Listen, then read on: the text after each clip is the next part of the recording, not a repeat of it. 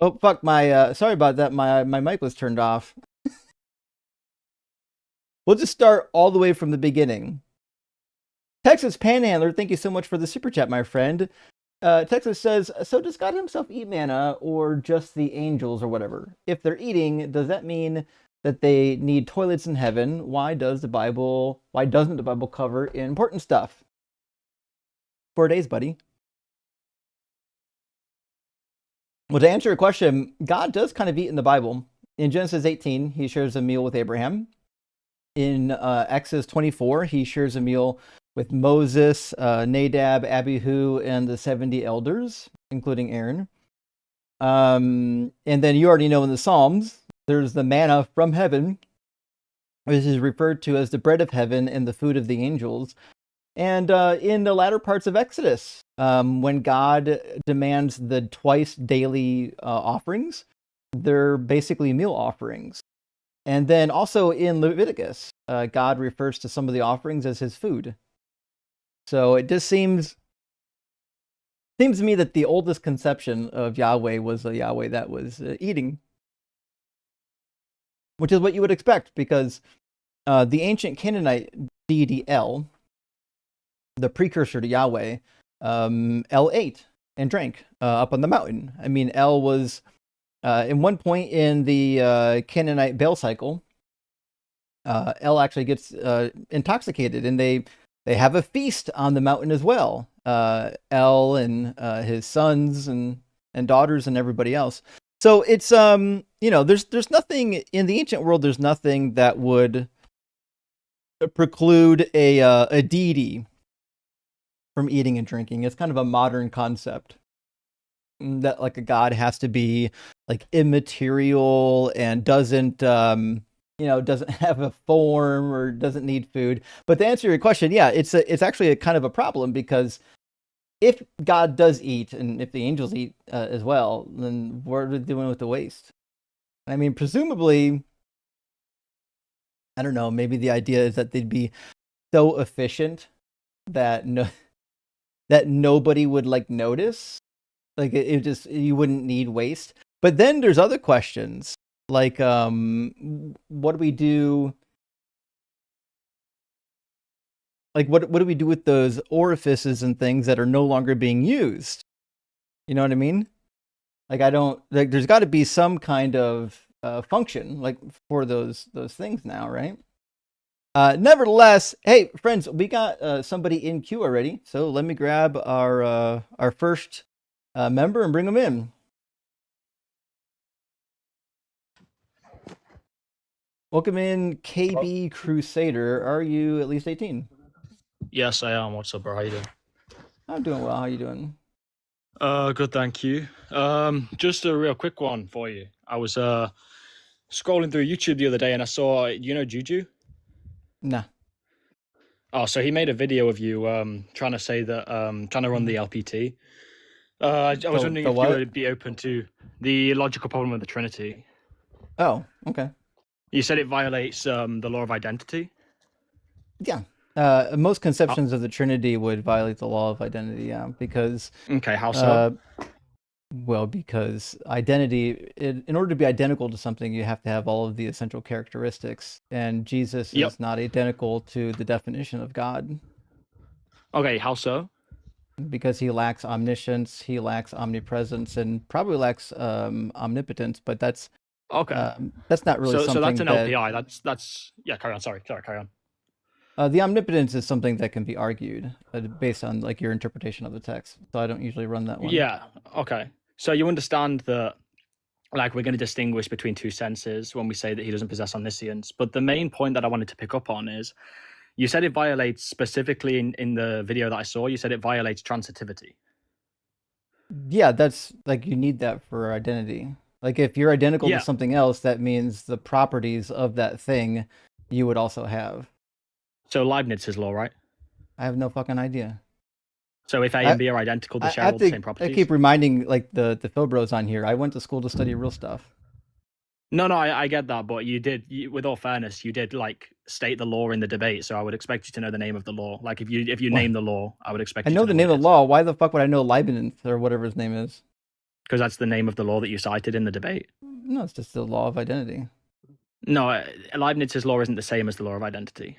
Oh, I didn't say Leibniz one bit, so Yeah, sounds but you like said that if A and B are sounds like identical, they you're share all the arguing same against properties, right? somebody else, not me. Okay, in the discussion that I watched with you with another Christian, you said if A and B are identical, then they share all of the same properties and vice versa, right? Yeah, obviously. Okay, and you're aware that like Leibniz himself says that this is only going to hold if and only if A and B are identical in reality and in concept. Yet that's what it means to be identical. Yeah, okay, To so be then, for identical example, right? in reality, yeah. Okay, so if we just said that like the Trinity is an opaque context, then transitivity wouldn't hold, or Leibniz's law wouldn't hold, right? That's a meaningless term. Opaque context. What the fuck does it even supposed to mean? Yeah, it's like where there's going to be like one thing like that's identical to itself in reality, but we're going to distinguish like aspects of that one thing. Can you be identical to something in reality and then have different aspects?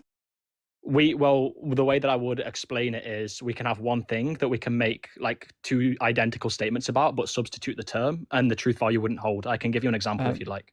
I'm not interested in the truth value. I'm asking if an object is identical to another object, would it not mean that all the properties are completely the same? The properties would be the same, but we wouldn't be able to make the exact same truth statements about them. And I can give you an example if you'd like. But it's irrelevant. If they're identical, then they're identical. That's all you need to know. They're identical in reality, but not in concept. That's the distinction that Leibniz makes. But concept has to match reality, or else you're not talking about the thing. Yes. You're talking about something other than the thing. Like if I said, well, the concept of my pen has different realities, but my pen in real life has the identical reality. Well, that's stupid. Now you're just playing games. Oh, no, I don't think that's not what I'm saying. I think there's been like a misalignment of like we're talking past each other. I can explain what I mean.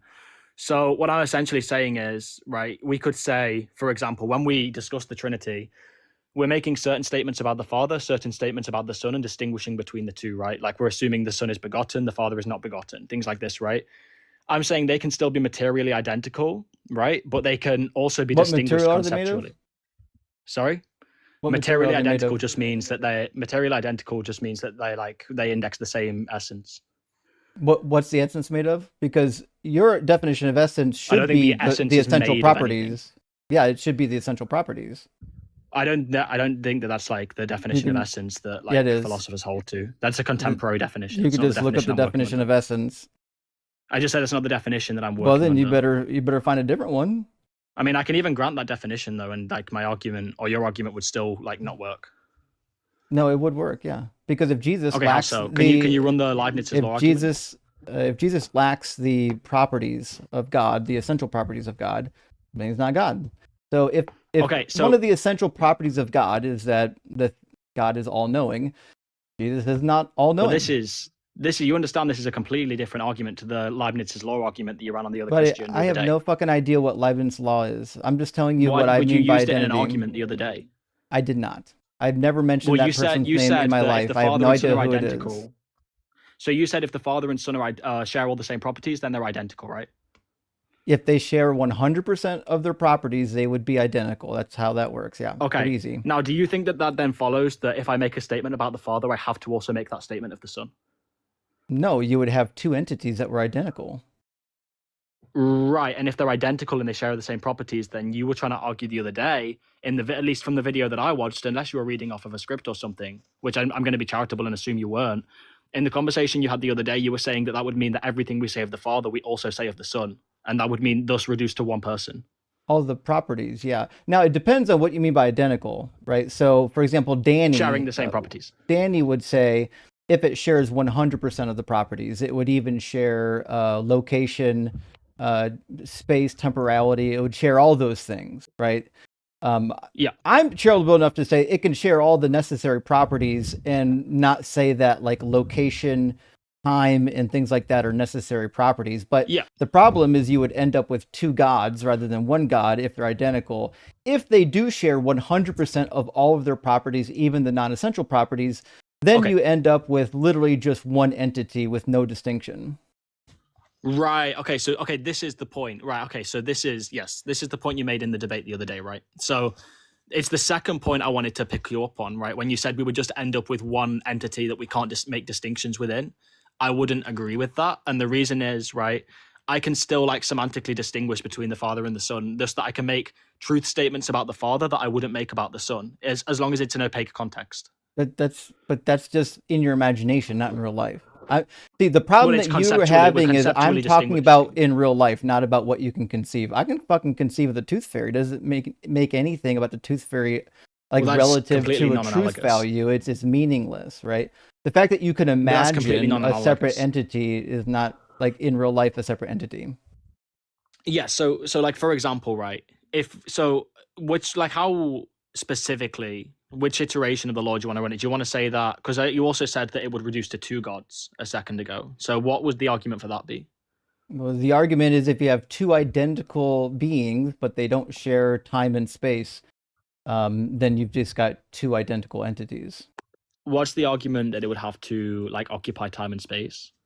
Because time and space is how we locate things and determine what is and what is not that thing. So if A is A and it's not B, there has to be something that distinguishes A from B. The most minimal Does it thing that you can use to distinguish A from B would be either spatial or temporal relationships. wait? So you're saying that the only way to distinguish two things is space and time? No, I said the most basic way you can distinguish two things would be the location Wait, and the so I time, could or the distinguish space the and the Father and the time. Son. So I could distinguish the Father If and the Son they're via some different method, right? if they're in different space and time. No, no, but you just said that I don't have to appeal to space and time. I don't have to apply space-time distinction to distinguish between two things, right? No, but that's my point. If they differ in the essential attributes, not just space time, well, then they're not identical anymore. Right, but wait, when did I posit that they differ in essential attribute?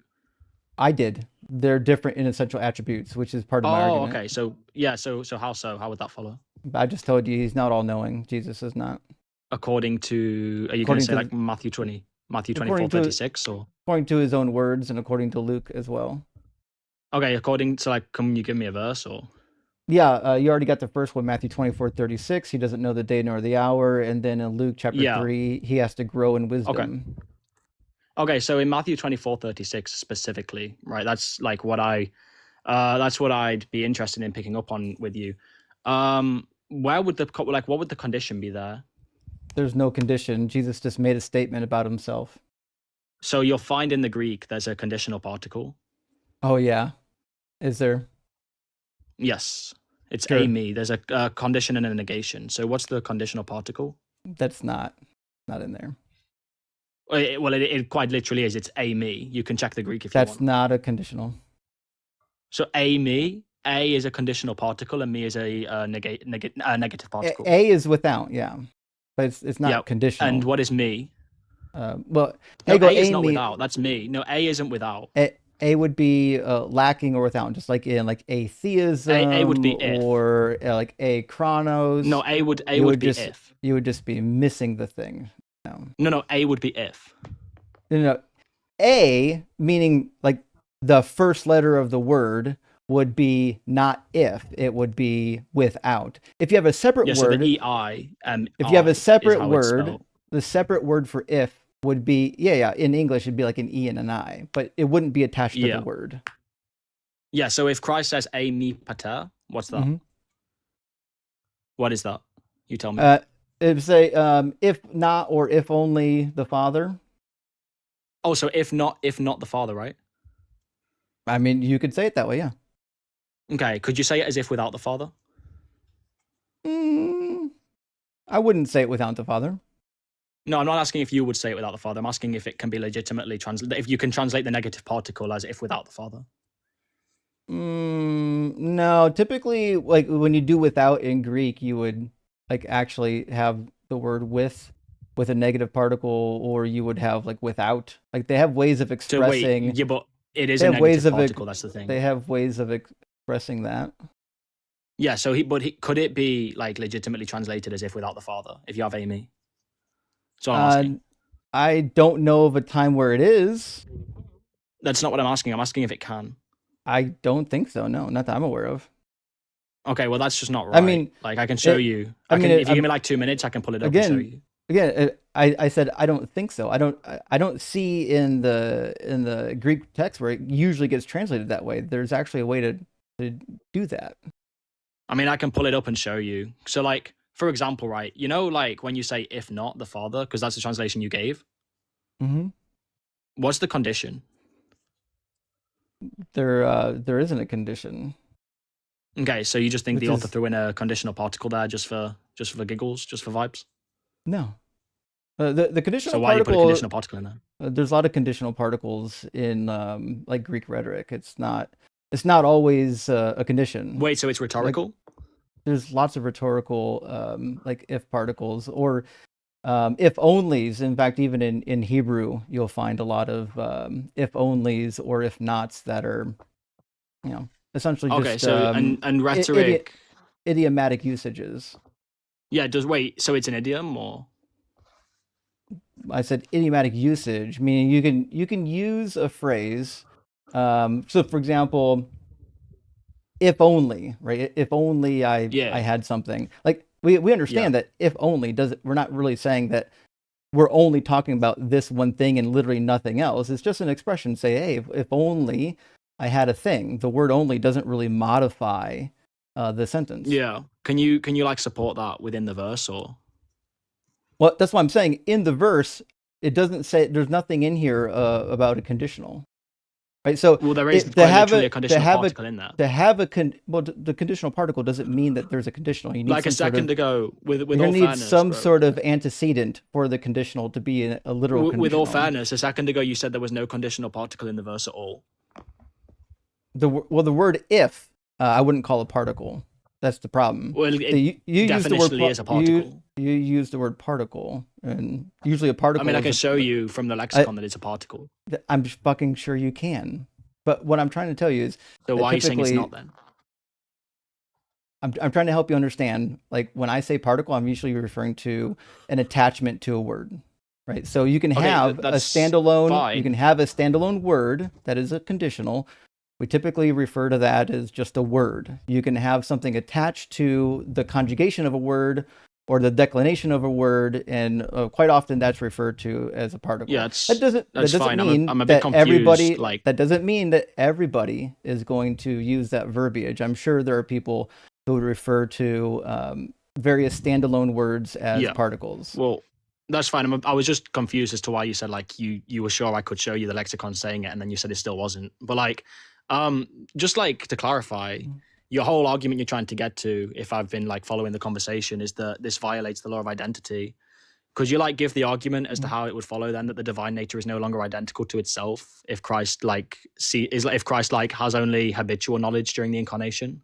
Yeah, because if Jesus does not know all things, then he just lacks omniscience. That's all it means.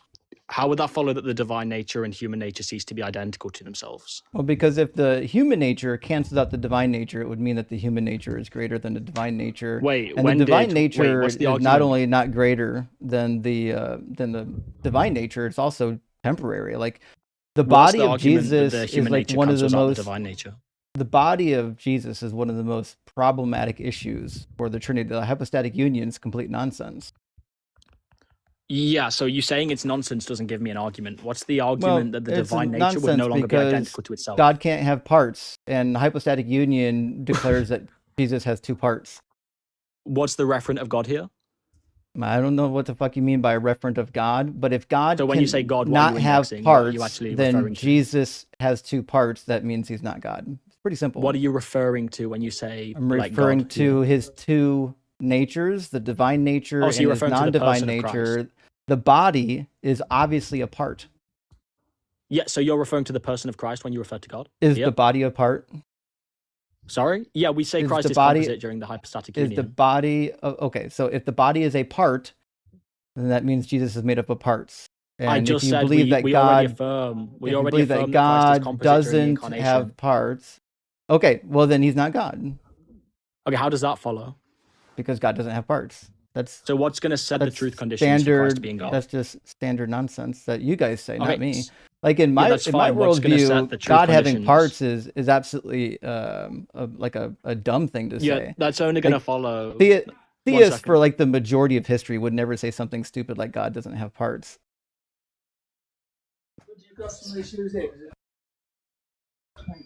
Yeah, so it's still not going to follow, because that's only going to like follow if we say that the human nature is essential to Christ being God. Like we don't say that he if has it's to not take on a human essential, nature. then God has parts that are both temporary and also parts. No, you're not following, because when we say that Christ is God, it's the divine nature that sets Is the truth Jesus conditions for God? that, right? Is Jesus Yes. God? Okay. Does Jesus have a Yes, I body? just said yes. Yes, during the incarnation. Okay, so then that means he had parts during the incarnation, so he wasn't God. So we say he's composite during the incarnation. Okay, can God be composite? During the incarnation, yes, he was composite. Okay, so God's never The allowed to person have of Christ parts was composite. except when he wants to have parts. If God so chooses to take on human flesh, like he can, you've still not given me an argument. Okay, as to why he so can't just to do be that. clear then, the idea that God doesn't or can't have parts isn't actually true, so you're not going to hold to the PSR? Or what the fuck do you call here, it? right, you're just going to be equivocating on God. No, I'm not. Okay, so what's the Again, referent of God here? this is your nonsense argument, right? If you believe I've not that given an God argument. You're the one that's does given an not argument. have parts, like what Aquinas would say, and Jesus has parts, it just means that he's not God. It's not hard. Yeah, Aquinas affirms that Christ was composite during the incarnation. Cool. Then you can't say that God doesn't Wait, did have you parts. say PSR? Wait, When did you say PSR? That's not what I was looking for. You said PSR, right? There's another word. There's another phrase meaning God doesn't have parts. You mean ADS? Perhaps. I think you mean ADS, but like, yeah, so when we say Christ is God, right, it's the divine nature that sets the truth conditions for that statement. So we wouldn't need to index the human nature when we say Christ is God. Okay, so then Christ has parts, but that part's not God. Did you listen to anything I just said? Yeah, so what you're saying is that God only refers to half of Jesus. Oh, no, so you're confused because that's not what I said. You didn't listen to what I said. I did, yeah. You said it only indexes to the divine part, which means Jesus only has half of I didn't identity. say divine part. No, you're confused. I didn't say it indexes the divine part. I said what sets the truth conditions when we say Christ is God? It's the divine nature that sets the truth conditions for that statement. The truth conditions are irrelevant. If Jesus is God and Jesus has parts, then he's not God. If you believe God can't have parts. This is Can you not give very the argument for difficult. that? Can you give the argument for that? Yeah, You haven't given an P1, argument. God doesn't have parts. P2, What's the Jesus has referent of parts. God? Conclusion, Can you disambiguate the Jesus referent of God? isn't God. It's pretty simple. Can you In fact, disambiguate the referent of God? I'll write it out for you. P1, God does not What's the have referent of parts. God here? What's the P2, referent of God? Jesus See how he's has equivocating parts. and he doesn't want to define terms? Conclusion, Jesus is not God. I'll put this on screen so you can keep track of it. But I don't think this one's very difficult. I'm just waiting for you to... What's the referent of God? God is Jesus if you think Jesus is God. Okay, so you need to change P1 to Jesus does not have parts then. Doesn't matter. And then if you're genuinely good faith and you say that God here is referring to Jesus. So hold on, let's just unpack, right? You're saying that God here is referencing Jesus, right?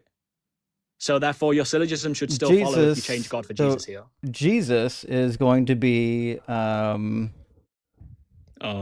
his nature and let's say his physical you mean his divine nature? Attributes. Whatever you mean his want to divine call and human nature. All of his natures. All of his natures are going to be included in as well as his physical attributes. Yeah, so you're just like pretty confused. So when you say P1 God has parts, and then you said that the referent of God is Jesus? So yeah, so when I asked you what the referent of God is, and you said Jesus, that should mean you should be able to change P1 to Jesus. I'm asking what is Jesus? Yeah, I just said that you should be able to change P1 to Jesus does not have parts if that's the referent. I'm in P2. What is Jesus? No, but in P1, I say your syllogism should still follow. When I say the word Jesus, what does it mean? What do you mean? What does it mean? Yeah. What do you think the word Jesus means? It's picking out the person. Oh, person. And what is a person? An individual substance of a rational nature. A substance of a rational nature? You think rational natures have substances? I just said an individual substance of a rational nature. What is a substance to you? Yeah, just in existence. But it is, how does it exist if it has no like actual temporal location or physicality? That's You why think something can't exist without? that's why I included his physical body, because You think something can't doesn't exist without have physical reality? Jesus doesn't have like Did you say something can't exist without physical reality? what I'm saying is all things that seem to exist are physical. Okay, so wait, do propositions exist? Propositions are abstracts. They don't have ontology. They're things that but they exist, right? they're Natures are things abstract too. they're in our head. They exist in our Yeah, head. natures are abstract too. Natures don't exist. Natures are Right. Okay. descriptions. So natures don't exist because they're abstract. You said. Natures are what we decide. Like we look at an object and we say, "Hey, this thing is different from that thing," and then we call it a nature. Like we would do a boundary around what we would call Okay, does the human attributes, nature and then we would exist? say, "Well, then the attribute." Um, uh, by nature, I would say no. The human nature doesn't exist. The human nature doesn't exist. The word nature is just what we're using to describe a human. Like the word itself doesn't exist. Platonic forms don't exist. So the human nature doesn't exist. The idea is just something that is in our brain.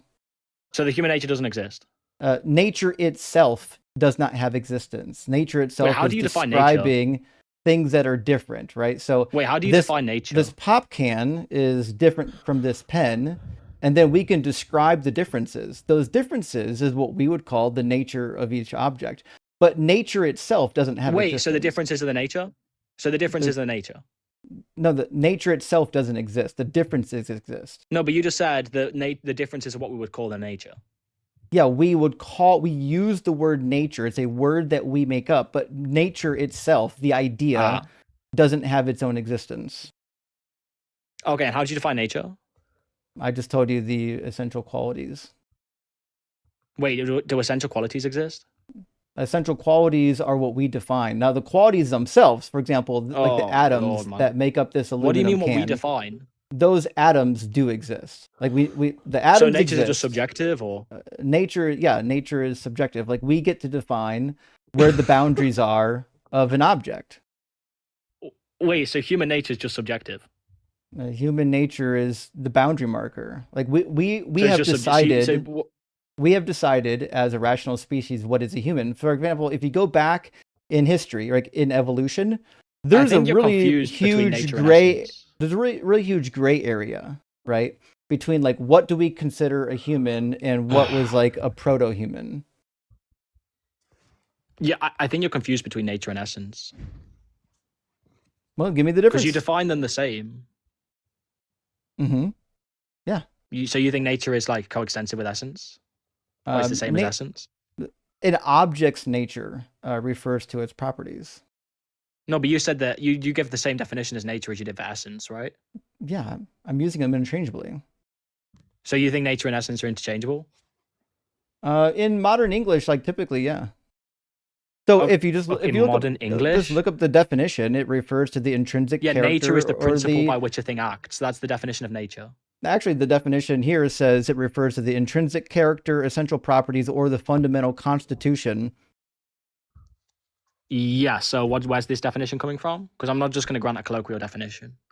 It's coming from a couple different places. So a couple different places. Reddit. Sorry, carry on. Wiki? I just coughed. Oh, Wikipedia? Yeah. We're just using Wikipedia definitions now, just for vibes? I'm sorry, does Wikipedia not allow to supply definitions for anything? No, I'm not going to grant a Wikipedia definition in a philosophical discussion. Oh, sure. Well, we can go to the dictionary. I mean, if you're critiquing my worldview, right, of the incarnation? No, I'm critiquing the definition of the word right now. Yeah, but like the wider conversation is you critiquing the incarnation, right? Well, obviously, but you have to understand, like, I'm going to use words. So if you're critiquing the incarnation, typically, then you're going to have to operate how the like, words are actually used. Yeah, but if you're critiquing my worldview, then you're not just going to be able to like force colloquial definitions onto my position. Well, then if you have a different definition of the word nature, you're allowed to use it. If you want to use it referring to a phenomenon, meaning how something behaves, you're welcome to do that. I'm just going to use the word behavior. Also, give me that definition of nature again. I just told you the essential characters, properties, and attributes. Okay, you think intrinsic means essential, or Intrinsic means like it's like naturally inherent to the well, it's naturally in the object. So, for example, when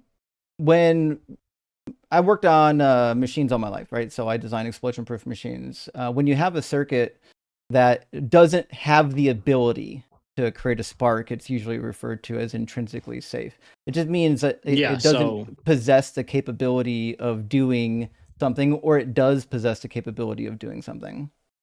So I'm just going to ask you again. Does intrinsic mean essential? No, I didn't say it did. I mean, I'm pretty sure you said that like 2 or 3 times. It's like you don't even listen to me. No. No, I mean, when you were critiquing the incarnation, you were talking about these essential properties being intrinsic, or like these intrinsic properties having to be essential. No, what I'm saying is like the nature of something would include multiple things: characteristics, properties, constitution. Yeah. Wait, just repeat that again. Sorry, just repeat that one more time. Characteristics, properties. You can even include behavior or constitution, like what's it made of. Right, and not all of these are essential, right? Well, no. Well, I mean, it depends. You get to decide what is essential, right? So that's the position of the theist. But you said the nature is the intrinsic The theist gets to decide what they think is essential to God. So, for example, if you go into classical theism, right? If you go back to like Canaanite religion or even Hebrew Bible religion, they have a different set of like essential properties that would make something a god. Now, in philosophy, in like whatever the stuff you went to school to learn, your definition of God is a little bit different than the ancient definition of God. It just happens to be that your definition is untenable. Yeah, so just to clarify, right? You think the nature is the intrinsic properties? That's how I'm using the word. You're welcome to use it whatever you want to. Okay, if you want it to mean properties, if you want it to mean the intrinsic phenomena, properties, do they exist? If you want it to mean phenomena or behavior, you're welcome to do that. Yes, well done. You're learning that terms are subjective, right? Now, these intrinsic properties, do they exist? The properties, like yes, platonically. That's not what I'm asking. You said that the nature is the intrinsic properties. Do the intrinsic properties of a thing exist? The thing does have what we would call differences. Those differences, what we describe as properties. Sorry, say that again. Properties. I don't believe properties exist. This whole conversation is going to come down to you trying to find some sort of like immaterial thing that exists, and I don't believe in any of those. That's not what I'm saying. You're saying properties don't exist. No, we define. No, I'm not asking what we define. I'm asking properties exist. So when we see that something is different from something else, we call that thing a property. But it's just a difference. My pedigree chum, do properties exist or not? I just told you no. So wait, not any kind of property? I just told you properties don't exist. Do physical properties exist? Physical properties don't exist either. I'll try to explain this one more time. This is not difficult. When something is different from another thing, meaning it's not identical, right? Or it's got constituent parts that are different, or the part itself is different. We call those differences, we would refer to as, you can refer to them as properties, you can refer to them as attributes. We're defining like how that word is used, and it's referring to the differences in something. Properties don't exist. Yeah, so now you've violated the law of non-contradiction. I can explain why. Mm-hmm. So initially, you said that you were using nature and essence coextensively. You were using them interchangeably, right? For the most part. Okay, and essence is a set of essential properties, right? Yeah, something's essence is the essential characteristics and properties and attributes of something. Okay, and when I asked you if the nature is the set of essential properties, you said no, it's the set of intrinsic properties, and the intrinsic properties aren't essential necessarily, right? Well, the difference is a nature doesn't include just the essential properties. Something can have a nature that might include some non-essential properties. So nature and essence aren't co-referential. They're nearly co-referential. You said earlier you were using them co-referentially. I said earlier I'm using interchangeably, but they're not identical terms. They're nearly identical. So they're not the same thing. Well, I said they're not identical. So You said to the me fact they were that the same thing. I said they're not the same thing. I said they're interchangeable for the most part. And the only real difference is that when we use the word essence, we're referring to the essential properties. When we talk about something's nature, something can be in the same classification and maybe have a slight difference. Okay, so they're not the same thing, right? They would be not identical. Okay, is your hand a physical property? Is what? Is your hand a physical property? Again, I don't believe in properties. No, so I you don't know don't why believe you you have a keep. hand? I don't know why you keep. No, I have a hand. I don't have properties. Does your hand exist? My hand exists. Properties don't. Wait, is your hand a physical property? No, Your hand isn't a physical property. no. Properties do not exist. These word games don't work on me. I'm just so like, is your hand intrinsic to you? My hand. I don't know if we would use the word intrinsic. Your hand's not intrinsic to you. Like you can be born without a hand. No, is it intrinsic to you as a person? No, I could lose it tomorrow. Oh my lord. Yeah, no worries. I think I have enough clips now. I can't lie. I just don't think that like this is gonna go. Yeah, because you think that properties exist. You believe in all kinds of weird, transcendental, immaterial things that exist, and I don't. Yeah, so if your hand like isn't a property, can we attribute your hand to you? What do you mean attribute it to me? You mean can you Like, use when we words reference your to hand, describe? like, Can you use words to describe my hand? Yeah, you can use words to describe Like, my hand. can I make the statement? Okay, the statement deconstruction zone has the property of having a hand. Is that a true statement? No, there's no properties. Like, so again, Okay, the statement. having a property, and this is the word games you're trying to say. You just want to use words to make it sound like properties exist, and then you're hoping I'll bite on something, and that I'm not dumb enough to do that. So the reality You're is, dumb enough to say that you I don't have have a a hand. hand. I have a hand. I don't have Oh, okay. properties in the way that you're referring to them. Properties are concepts. They're ideas that we use to describe things that are different from each other. So one atom over here is yeah. different from another atom over here. We can describe those differences. Those differences is what we would call properties. Okay, But properties can we- themselves all I need to don't know- actually have existence. All I need to know is, can we attribute your hand to you? Why would you use the word attribute? Well, how are you using that word? Like, we're just attributing it to you. I'm asking, how do you want to use the word attribute? Yeah, making the statement Justin has a hand. Yeah, you can make a statement that Justin has a hand. It's based on observation. Okay, so your hand's an attribute. No.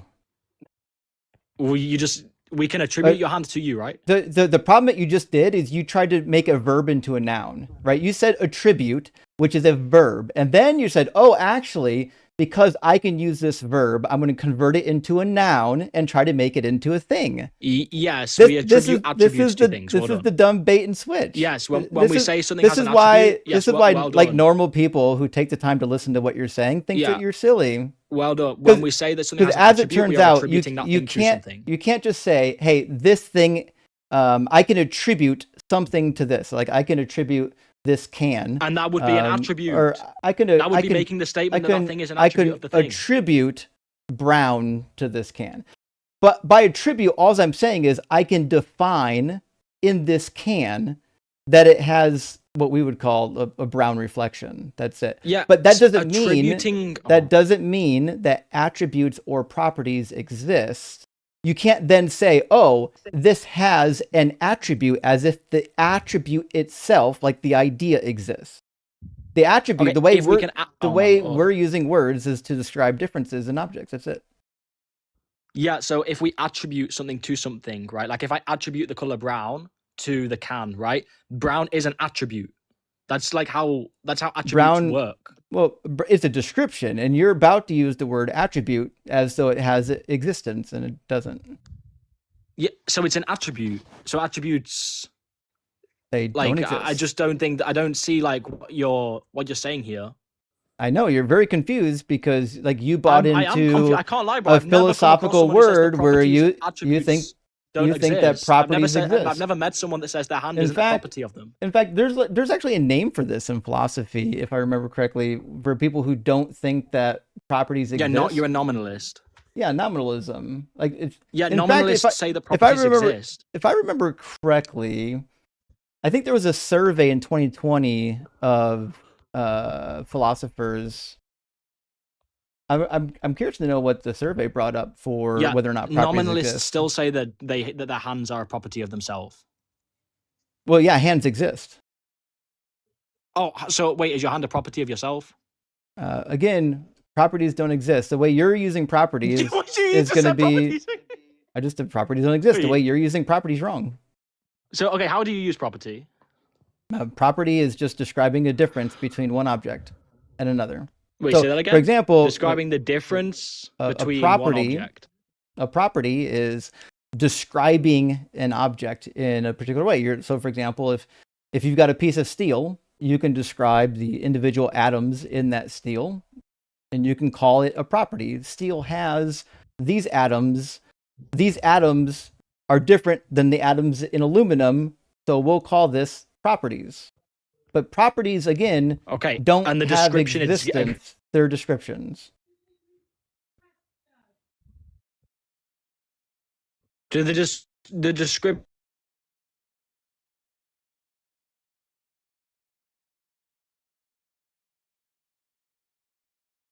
And now You his there? connection cut out. I've been here the I whole lagged time. out. Am Yep. I still here? Uh-huh. Am I still here? Uh-huh. Okay, yeah, I lagged out. I don't know, something about my Wi-Fi. Yeah, so do the descriptions exist? The descriptions are like brain firings, but again, you're trying. Do they You're exist? You're going to do the same trick. You're going to try to make them immaterial. They exist in our brain states. There's just a brain state. It's physical. Okay, so when I make the statement like brown exists, or like the can is brown, right? Is that a true statement?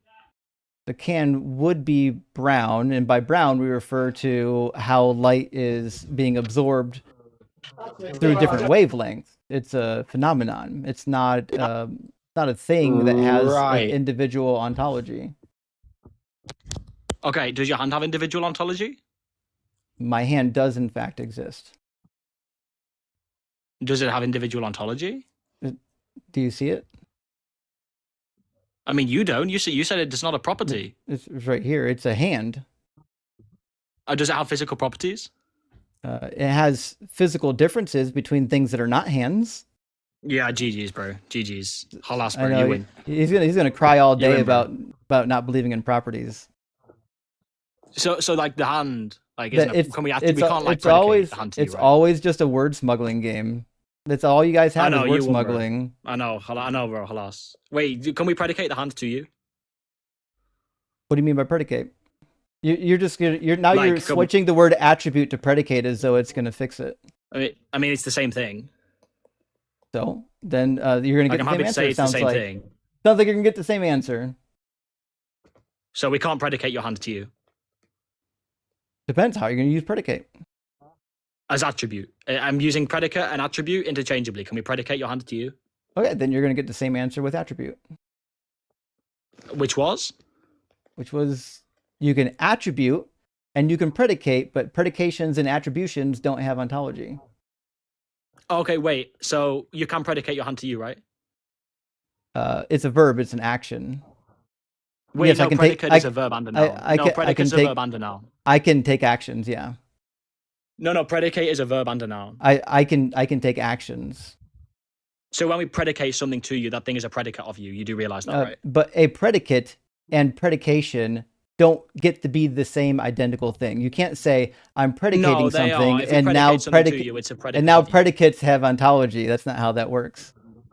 If we predicate something to you, then that thing is a predicate of you.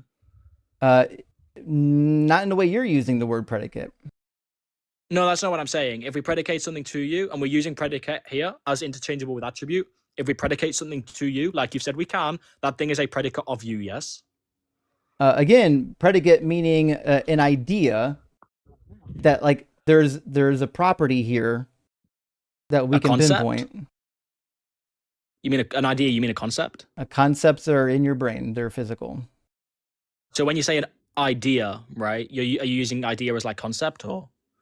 Ideas and concepts are good enough as interchangeable ideas in your head. Yeah. Okay, so your hand's a concept. Yeah, we invented the concept. You So could your call hand's a it. concept. You can call it a fucking Florberjorb if you want. Is Are your you hand not a aware that concept? you're not aware that we invented the word hand? So your hand's a concept. Everything's a concept when you're using a language. That's not what I'm asking. You know that's not what I'm asking. So you're trying to It, strawman me. Is your hand a you're concept? asking dumb questions. My hand is described. The existence of your hand, the ontology of your hand, is it a concept? Yes, my hand exists, but concepts don't That's not what exist I in my asked. I asked if your hand. hand's a Concepts concept. exist in our brains. Right. Okay, but you said that concepts are physical. Yeah, in your brain. They're brain states. Yep. So concepts are physical. Yeah, all thoughts are physical. That's why we can tap into them. Okay. We can monitor them. We can utilize them. We can even manipulate them. Okay. Yeah. That's so concepts are physical. Yeah, So that's how concepts Neuralink. exist. That's literally how Neuralink works. Okay. I'm So sorry. concepts are concrete. Do you not know that like we've been reading people's A concept thoughts for like a concept's I concrete. don't know, almost 3 decades now. In fact, we've been training monkeys. Concepts. I say we, I actually mean like scientists. Scientists have been training monkeys using chips like Neuralink for decades now to literally just play games using their brain only. They can literally just tap into the concepts. They can literally concrete? just tap into the brain. Are concepts concrete? They're physical. Are they concrete? I don't have any fucking clue why you're using the word concrete. You're just Sorry, say that again. You're just interchanging words, hoping I'm going to give you a different answer. This is embarrassing. I just want to know if concepts are concrete. Again, how are you using the word concrete? Yeah, physically instantiated in reality. So physical. That's what I said. They're physical. So you just changed the word physical for concrete, hoping you're gonna get a different answer. No, this is really bad. Confused. I said physically instantiated. In reality.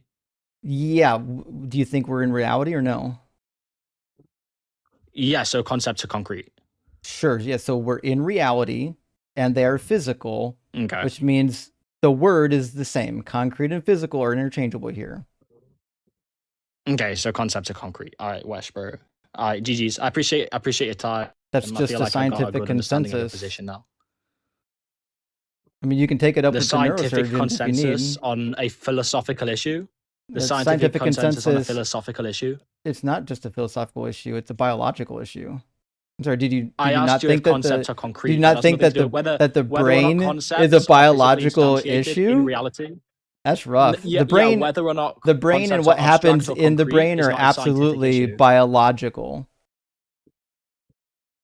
That's not what I said. I said whether or not like ideas and concepts are abstract or concrete isn't a biological argument. It's a philosophical argument. Abstract versus concrete is a different argument.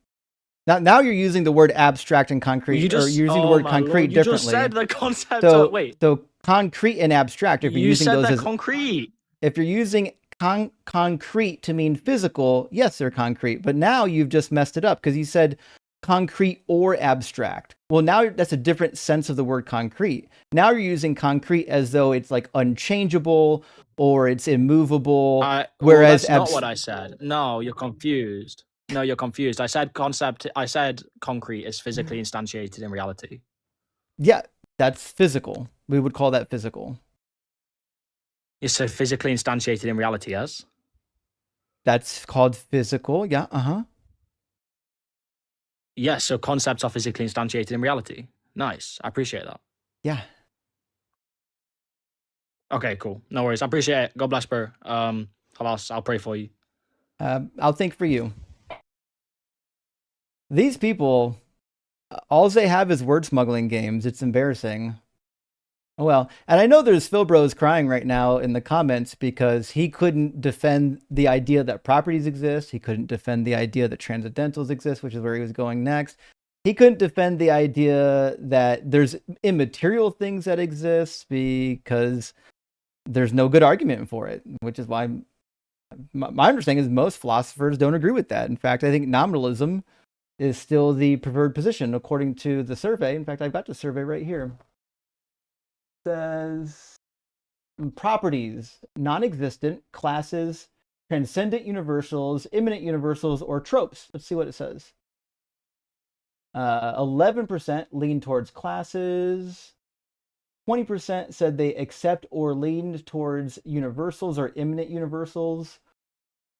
19% said they accept or lean towards transcendent universals. 15% said they lean towards tropes. And 8% said they lean towards non-existent. So between non-existent and tropes, I'd say it's, I don't know. There is no consensus, apparently. So I'm arguing that the philosophical position entails that properties have to be physical isn't really supported, at least not by the people in the survey that did the philosophy. Phil Bros, you can cry all night that you can't prove properties exist. It'll just make my stream boring, but maybe hilarious at the same time. Gretchen, thank you for the 311 super chat. It says this is precisely why Phil Bros are the worst. They are. It's just like a whole game of words don't mean words, word smuggling, concept smuggling within words, and they just hope that they can pull it over on people. Oh well. You should, if you like philosophy, you can go talk to Ian. He's your philosophy guy. Garlic Frog Diet, thank you for the super chat. Phil Bros are logically unnecessary in all possible worlds. Rock hard for Doug. It's simply what for Sharon. That is the case. They are logically unnecessary and silly. Jay Walsh, thank you for the super chat. Hey Justin, have you ever read The History of the Bible by John Barton? Is it any good? I just picked it up. Also, could you recommend a good study Bible? Finally decided to give it a read. Rock hard for Doug and gay for Justin.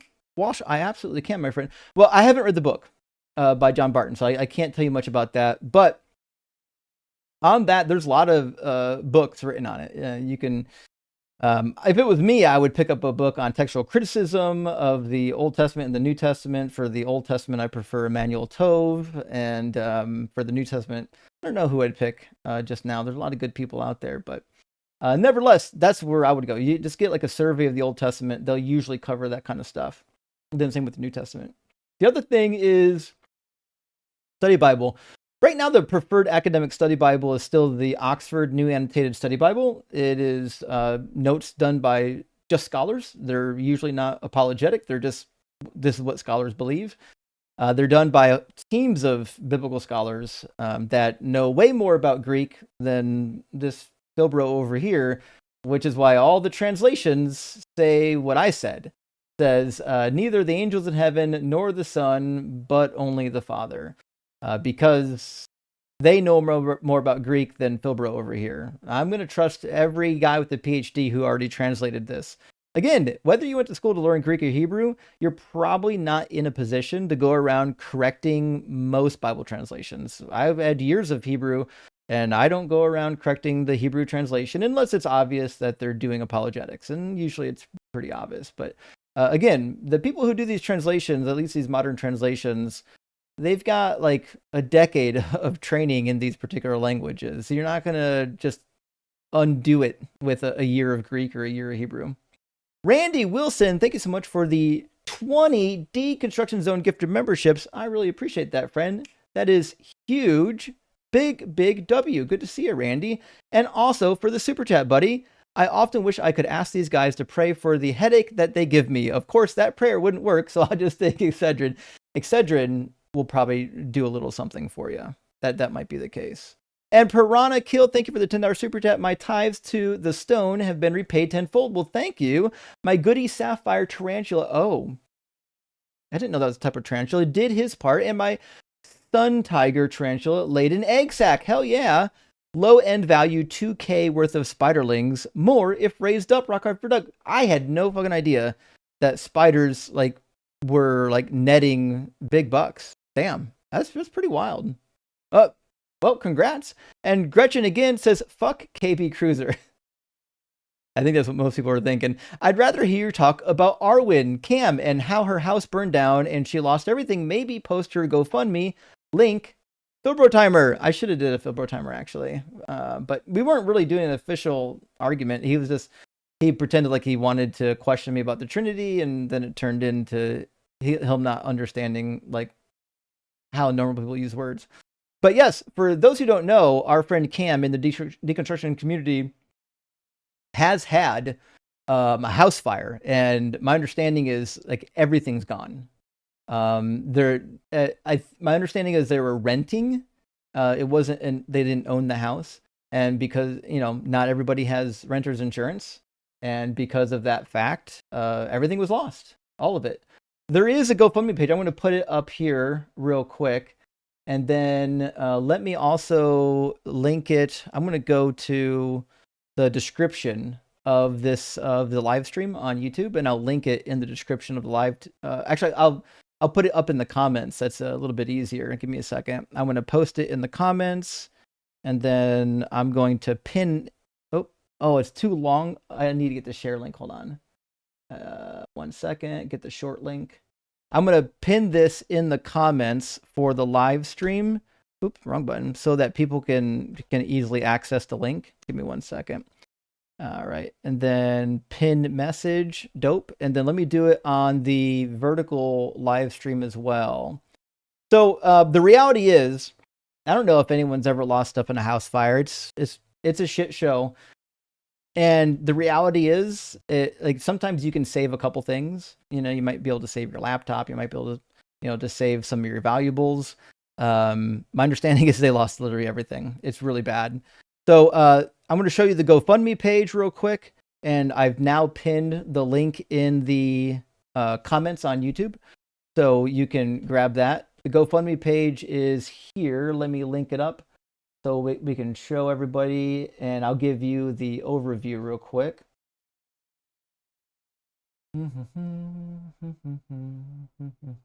All right. 1 second.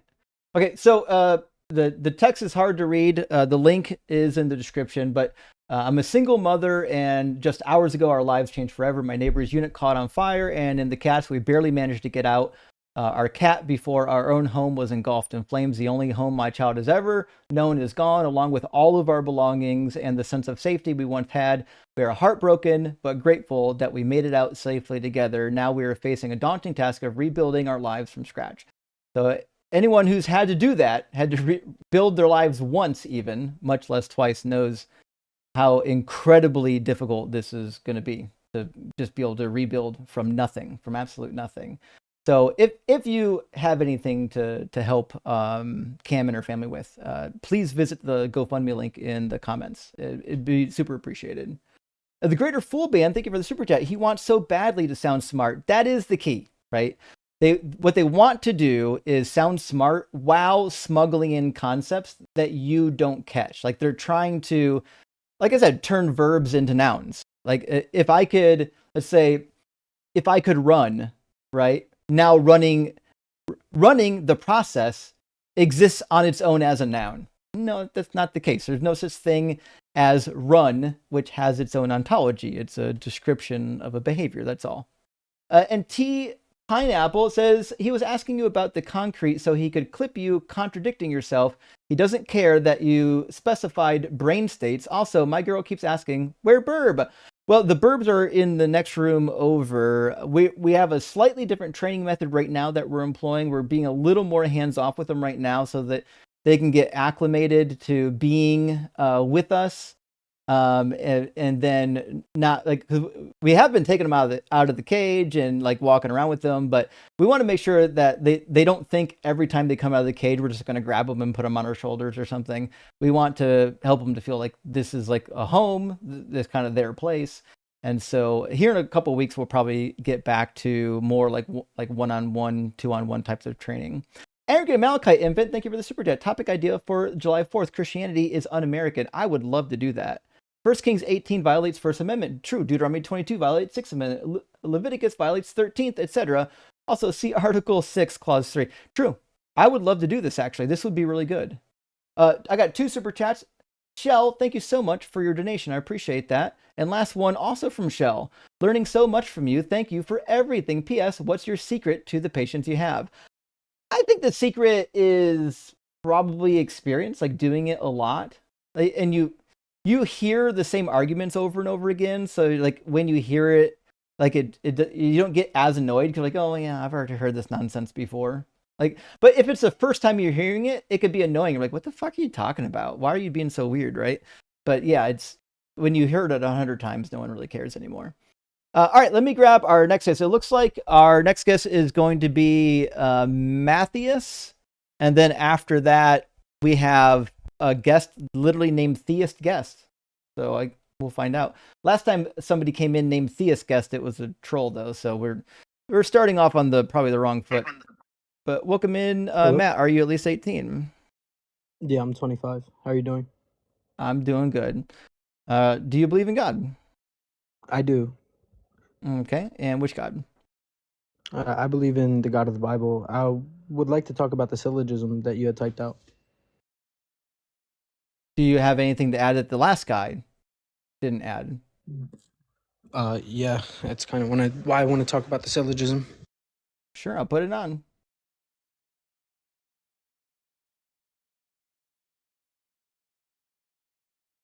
Sure. Here it is. Okay, awesome. In premise one, when we say God does not have parts, are we talking about God simpliciter? And by parts, are we talking about something that's a constituent? I'm talking about God, the identity.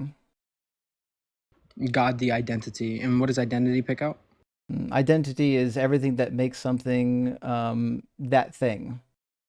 So if you're identical to something, it just means you possess 100% of the thing's characteristics. Okay, awesome. And then in premise two, when we say Jesus has parts, are we talking about constituency? I'm talking about parts. In the basic English word, what is part. A part? Part is something that's distinct from something else. Okay, a part is something distinct from something else? Yeah, you want me to give you the definition? Well, people would believe that God has parts if we're just taking it to be something distinct from oneself or distinct from another. So when we say God does not have parts, if we're just talking about parts as in it, you defined it, then we're just going to reject P1. Okay, so what do you mean when you say God doesn't have parts? I already told you that which has constituents. But what do you think the word constituents is doing for you? Yeah, I think a constituent is just that which is ontically prior. Again, here's the deal. 90% of the people here didn't take your dumb philosophy courses. You're going to have to use like real standard English words. You're just going to bore everybody here, and you're going to bog down the conversation. You're going to bog down the conversation because I'm going to make you explain a whole bunch of words that aren't usually used in normal discourse. And it's just going to be boring for everybody. So if you're not capable of like using like real people words, like everyday words that your grandmother would understand, you're just going to be boring for everybody. Yeah, so my grandma understands what a constituent is, but anyways, constituents of part. Are constituents part? Yeah, constituents constitute formal parts. Yes. Yeah, you got it. Yeah, that's why you could just. Yeah, that's why you can. That's why you could just say the word part. God doesn't have ontically prior aspects, so we reject P1. Again, does your grandmother know what what the fuck is that word? Yeah, what? She does. I doubt that. Yeah, she. Oh, why? Why do you doubt that? Because I've been around and I've never heard the word. And I'm pretty good with English. Satan statue tell you that? Anyway, so you it's agree not that Satan. It's follow, correct? It's Baphomet. Okay. Do you agree that? So you're not gonna give the definition of the word? Of what? What word? Whatever word you just said. I don't even know. Something prior? Yeah, ontically prior? Yeah, something existing before something. Yeah, ontologically. You could just say existing prior. See, this is what I'm talking about. Like normal people would just say prior existence. Can you just address my question? Normal people would just say prior existence because it doesn't bog down the conversation with needless definitions. So are you able to address my question or not? Well, now you're just gonna have to say it again. Okay, so given the definitions that we've established here in P1 and P2, you agree that the argument does not follow, given that P1 is rejected? No, I don't agree. Okay, so when we say God has parts, we're talking about the identity of God and a part being that which is distinct within God, correct? Yeah, and Jesus is God, which means he's got two distinct parts and can't be God. Rejecting P1, God does have distinctions. Okay, so God does have parts. If by part you just mean something distinct from another, yes. Okay, so easy enough then. So, cool. God has parts, easy enough. Okay, cool. What So then next? your argument does not follow, correct? Well, my argument doesn't follow, but now you're a heretic. I mean, Wait, let me no, I'm rephrase not. that. What? You're not a heretic according to like standard Christian theology. You're a heretic just in like your weird Filbro theology. That doesn't even make any sense. Are you presupposing that every like Because Christian like presumes until that you God is can absolutely divinely simple? until you can like again, when you say divinely simple, what are you referring to?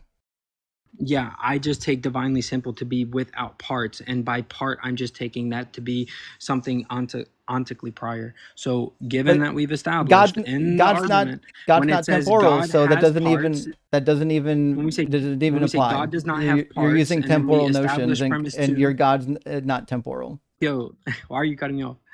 What? because What does you temporality have to used do with a this? phrase that entails time, and you think that your God is outside of time. Like you can't Wait, what have phrase did I some use that part. entails You time? can't have some part of God that is ontically prior because there is no prior with God. He doesn't have prior existence. Exactly.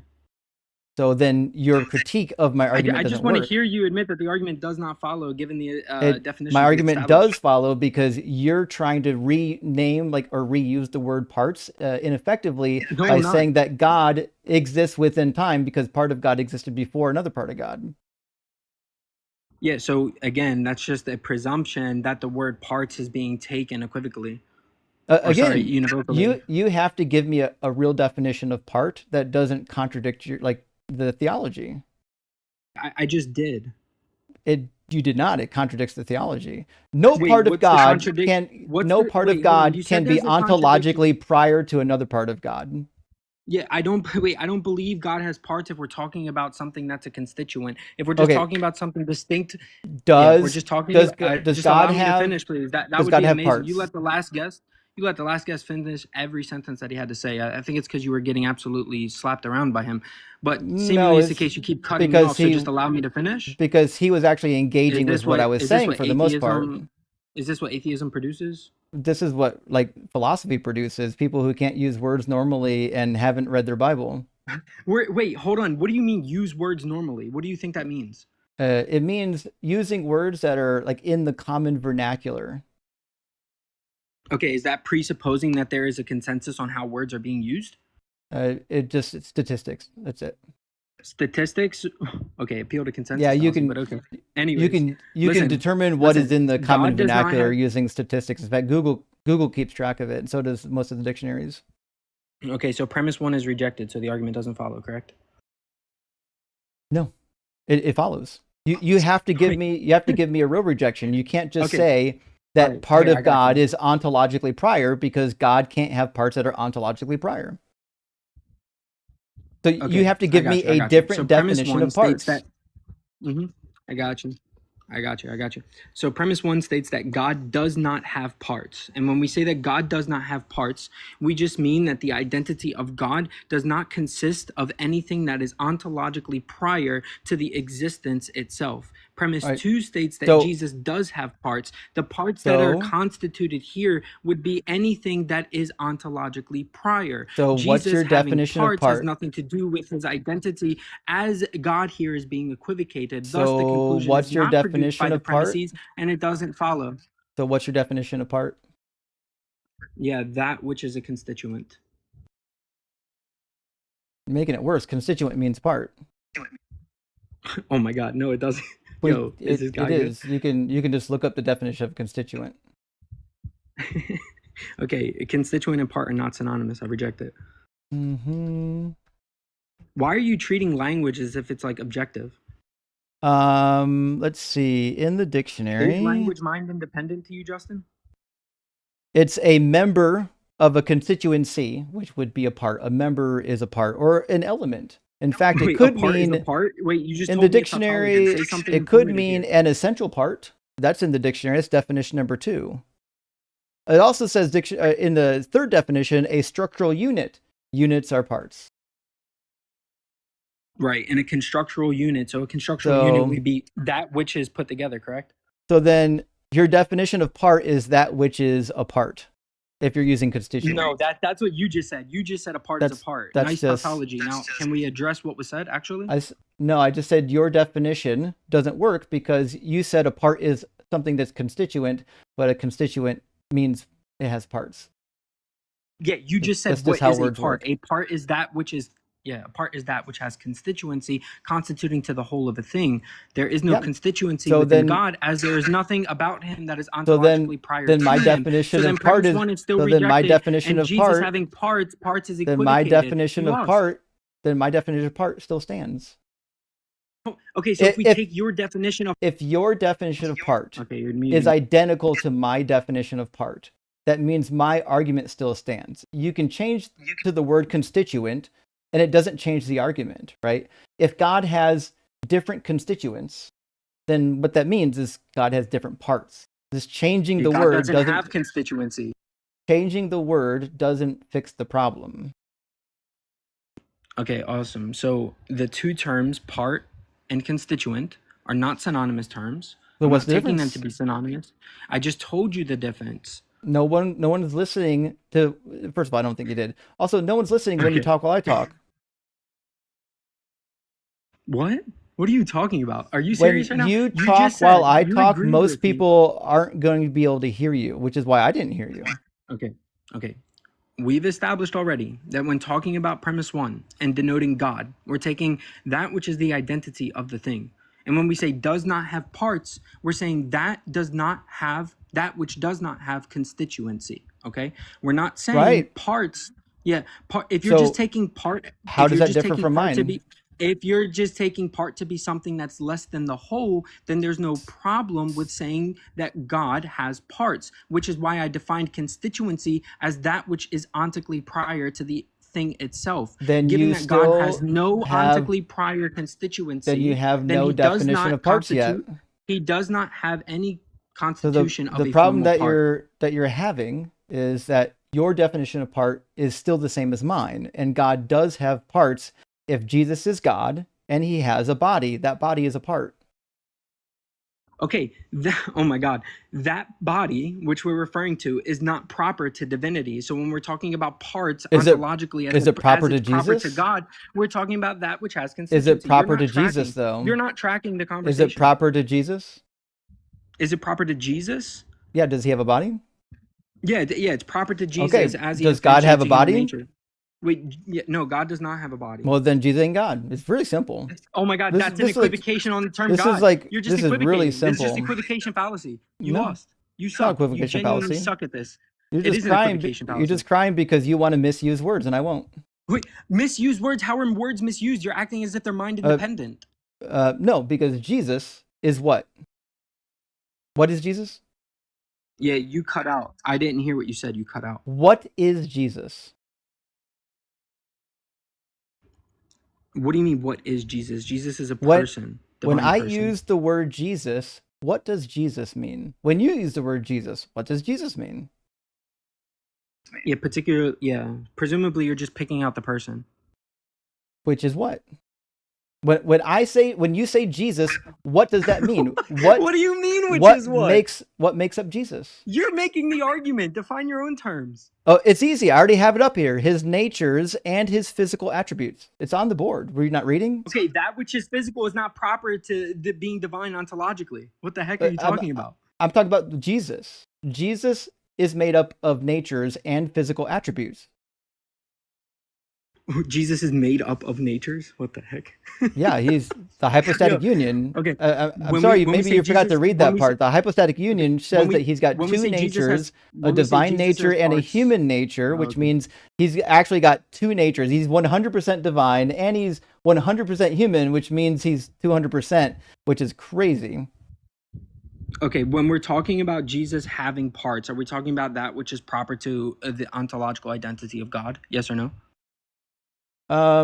That's why he's not God, is because if God exists without parts and Jesus does have parts, that just means that Jesus is not God, or he's not 100% God. You would have to say part of Jesus is a vessel for God, and then you'd have to get rid of the idea that Jesus is identical to God or that Jesus is 100% God. and you've got another problem.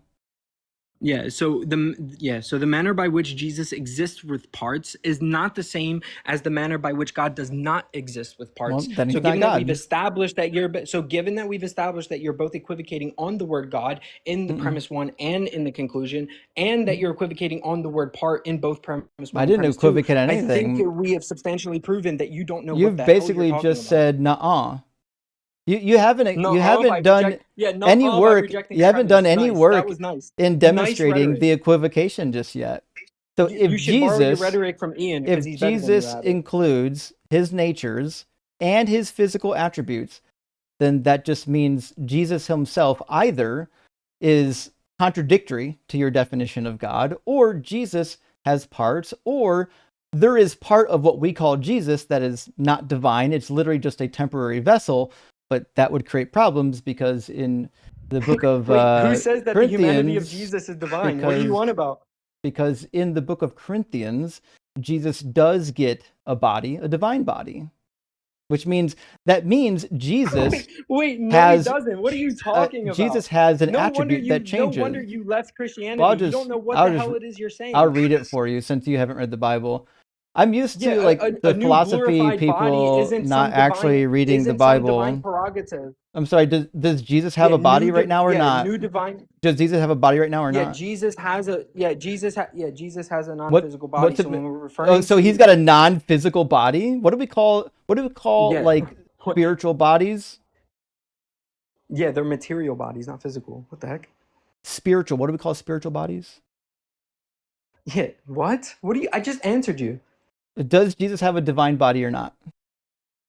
No, Jesus does not have a divine body. So Jesus has an invisible body floating around where?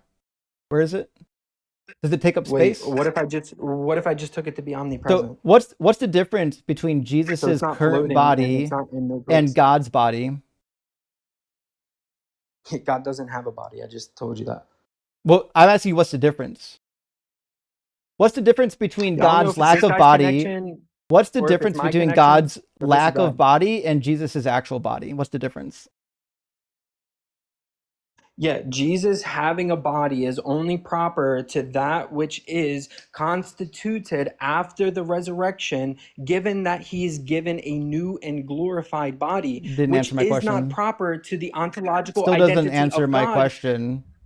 What? My question is, what is the Justin, actual describable difference between God not having a body and Jesus having a body? Oh, he couldn't answer it, so he ran.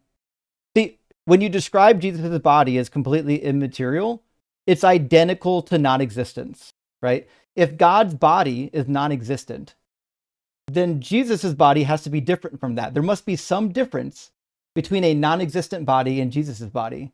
Your description of Jesus' body is identical to non-existent, which means he actually had a physical body that went up to heaven. In fact, the definition of a body entails that it's physical. I'll just do it. Definition of body. I don't know why Philbros have like such a disdain for words. It's so weird that they do this to themselves. It says the main part of a plant animal body, especially as distinguished from limbs or trunk. Oh, this is referring to like a physical, biological body. Or the main central principal part. See how easy that was? You could just use the dictionary. A body is something that is actually like a physical part of something. There's no immaterial bodies. To be a body, you have to have a boundary.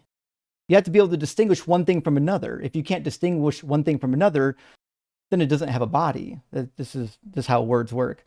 This is why no one takes these Philbros seriously.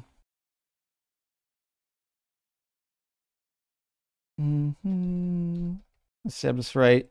Another Philbro wants to defend the Trinity again, ends up running because words are elusive. Okay. Listen, you're welcome. If you don't like talking to me, you're welcome to go like get fucked up by Ian. Like that's your prerogative. You can go debate anyone you want to. I didn't ask you guys to bring your nonsense here. That guy Fox says running Philbros are the best Philbros. True. They're at least more interesting. I don't know. I would say the running Philbro at least tells you a little bit about where they're at in the argument when they just leave. Right? They can pontificate all they want to about why they're leaving, but when you just leave in the middle of it because you can't fucking defend your position. VGV says, Holy Philbro Trinity. 1, speak fast in jargon. Correct. 2, ask for basic word definitions. Yep. 3, use Kermit voice to sound more manly. True, and talk really slowly. And Gretchen says, I got a boot for all of Matthias's parts. I think the witch behind you is cursing you with Philbros. She's leering at you. Burn the Phil witch. Actually, the witch behind me is actually a dead goat, believe it or not, that's dressed up. It's pretty fucking badass. It's pretty dope. Some of you can probably see it. I don't know if the vertical stream can see it, but it is pretty cool. And the Night Say says, effing Philbros, listen. The sock hidden under your mattress is getting lonely and probably needs cleaning. For fuck's sake, go talk to an actual girl. Yeah, go touch some grass. Learn a fucking hobby. Get a real education. I don't know. Learn computer programming or some shit. Tofu, thank you for the super chat. Onto what? Jeez, Christo Mary and the wee donkey. That guy was an arrogant, petulant child. It's true. They get really mad if you don't know their weird insider lingo. I bet wants praise for not pissing on the seat. What a champ. True. That is true, actually. They do love to hear themselves. And Dexter says, Philbros are annoying, but watching Justin own them so bad gives me the onticles. Rock hard for Doug. Ontologically moist for Sharon. Pebbles for the win. F you tube. I mean, true. Nevertheless, it was at least interesting to watch them crash out over basic words. Douglas says, honest question, why are these people so ill-mannered? Because they can't really defend their position, and they're used to giving these bad philosophical arguments and just having people accept it because they can't grasp the jargon, right? And the minute somebody actually pushes back and uses real word definitions, they fucking collapse. They can't handle it. They don't know what to do. They need to get acquainted with the dictionary. And 49 Perfect says, Philbros are insulting themselves from obvious truths. Insulating themselves from obvious truths with words they don't understand and are sure no one else does either. That's the key. When they hear these words, they don't bother to think, what do these words actually mean? Can we draw a distinction between a part and a constituent? Not a meaningful, in the real world, difference. So they end up going to weird differences that don't actually exist. Surf Murph says, hi, Justin. Hope you had a great weekend. I did. Thank you. Was the first year without my dad. Sorry to hear that. It's a little weird, but spent time with the wife's dad and family. Well, Surf, it is tough. The first Father's Day that rolls around without your father, it's a tough go. I certainly feel for you, but luckily you survived it and you're here. I got 2 more super chats. Jesus Crust, thank you for the super chat. It should be a rule to drop the Philbros. You just spent all the time on no mention on the topic at hand. Unbelievable. It's true, actually. Although, to be fair, the debate on the Trinity is related, I think, because it's one of the reasons why I don't think that the Christian God exists, is because the Trinity is this nonsense. Talio says, how do real philosophers get from deism to Christianity through argumentation? I've never seen one do it, to be honest. And why haven't any Philbros that call in tried those arguments? Because Christianity is undefendable. That's why.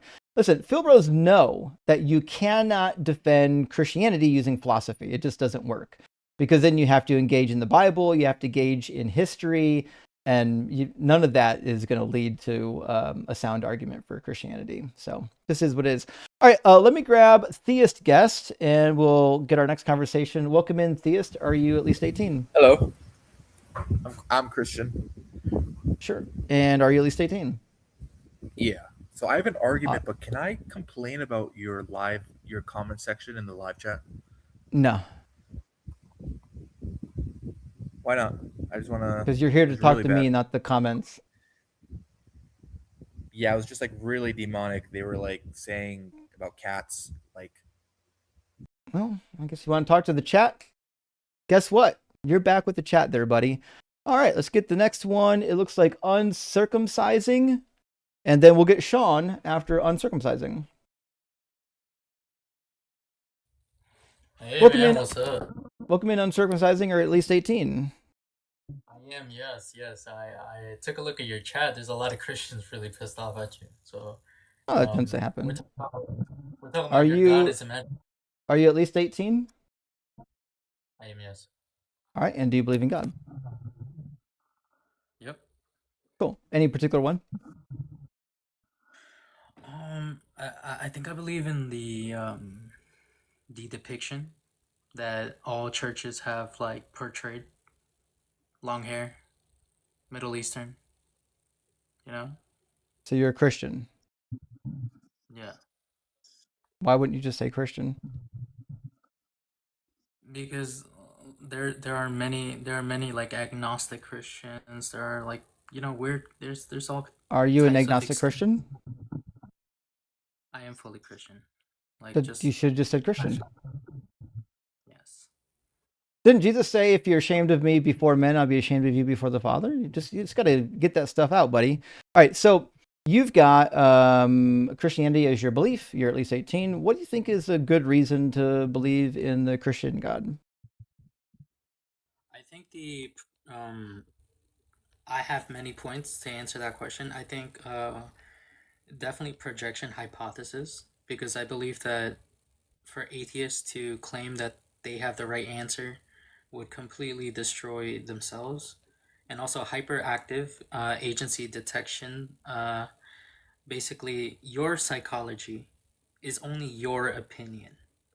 So I wouldn't claim you as the correct answer without giving sufficient evidence, Do right? you know what hyperactive agency detection is? It means, like, evolutionary psychology purposes, that early humans evolved a highly sensitive mechanism for detecting predators.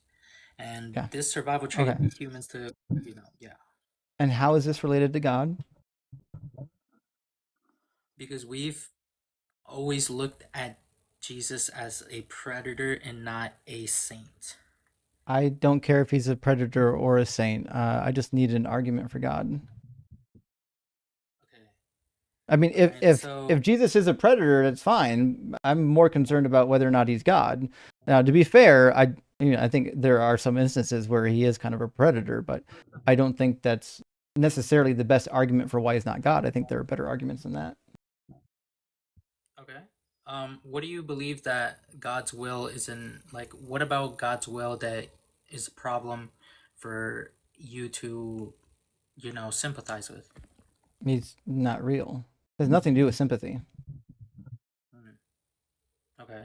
This has nothing to do with my desires or what I like or what my feelings say. This is about what we can demonstrate to be true. And until we have something that can demonstrate God to actually exist, there's really no good reason to believe in God. Now, the reason why I don't believe in the Christian God specifically is because the Bible is utter nonsense. Even if I was Jewish, I would still use the same arguments against Christianity because they're just demonstrably true. Jesus lies about his second coming. The Trinity is nonsense. He fulfilled 0 messianic prophecies. He thinks that, like, as far as we can tell, the New Testament claims that, like, the earth is flat, just like the Old Testament does. There are failed prophecies in Revelation. I don't think the resurrection happened. Like, these are all reasons why I wouldn't believe in Christianity. Why would one, like, evidentially want to believe in Christianity? Well, you can be an atheist and still be, like, you can still go to church as a Christian. So why not adapt Why, that view as to the respect of morality for this God? It's like you want to have a skeptical view of there is something greater than God, no, I don't Like think there's you're anything greater than God. I just don't think it exists. what if God wasn't God at all? What if it was just spirit? What if the Holy Well, Trinity was a complete lie? What if it was just well, spiritual, right? there's a difference between spirit and God. You can be a spirit and not be God. Okay. So give me a religious text that you know for a fact is God imposing negative energy upon every other belief system. I have no idea what you mean by negative energy, and I have no idea why that's the benchmark. But Jesus literally said, "He who is not with me is against me. He who doesn't sow with me scatters," which means If you're not with Jesus, you're done. You're done, son. That's why he says he's alone, the way, the truth, and the life. No one comes to the Father unless through Jesus. He says so. That would exclude every religion. So I want your opinion, not a response. I want your opinion as to Just what. gave it to you. Okay, so that's your opinion. Okay, great. So, knowing that you have that conception, you would see God as you wouldn't see him as a supernatural person, because anything supernatural you would believe as imaginary, right? What are you Wouldn't you talking say that about? you yourself are? The fact that supernatural things are supernatural isn't like the reason that I don't believe in the Christian God. I told you why I don't believe in the Christian God. So you just believe God is in an imagination, like a fallacy, like existent. It's a non-existing reality, Well, right? what I'm saying is that God exists in people's minds. Right? You can imagine that a God exists, but you can't demonstrate, give evidence, that good evidence for, or even logically, I guess, prove or give evidence. Like, there's not a good argument that entails God must exist. Certainly not the Christian God. Do you think that there was more sin while God was in this earth? I don't think sin exists, so the question's kind of irrelevant. So if sin doesn't exist, right, then you believe that everybody can make the decisions? Do you You believe all mean, decisions do I believe that morality? morals are subjective? Yeah. Why would I think that they're objective? Because even in the Christian worldview, they're not objective, they're subjective. They're just subject to God's mind. Well, yeah, that's why they make an exhausting book full of broken promises. It's to teach people that things only get worse, and there has been tribulation through those pages. There's no happy ending for most of these, people that are in the Bible. You understand I that, have right? You no get that? idea how any of this is relevant. What does this have to do with God existing, man? Revelation. I don't believe this is revelation from Revelation. God. Why would I believe this is revelation from God? Because we're giving ourselves a confirmation bias. We're throwing opinions at each other. We are Buddy, not right. Both I'm of us. asking you, why would I think that the Bible is revelation from God?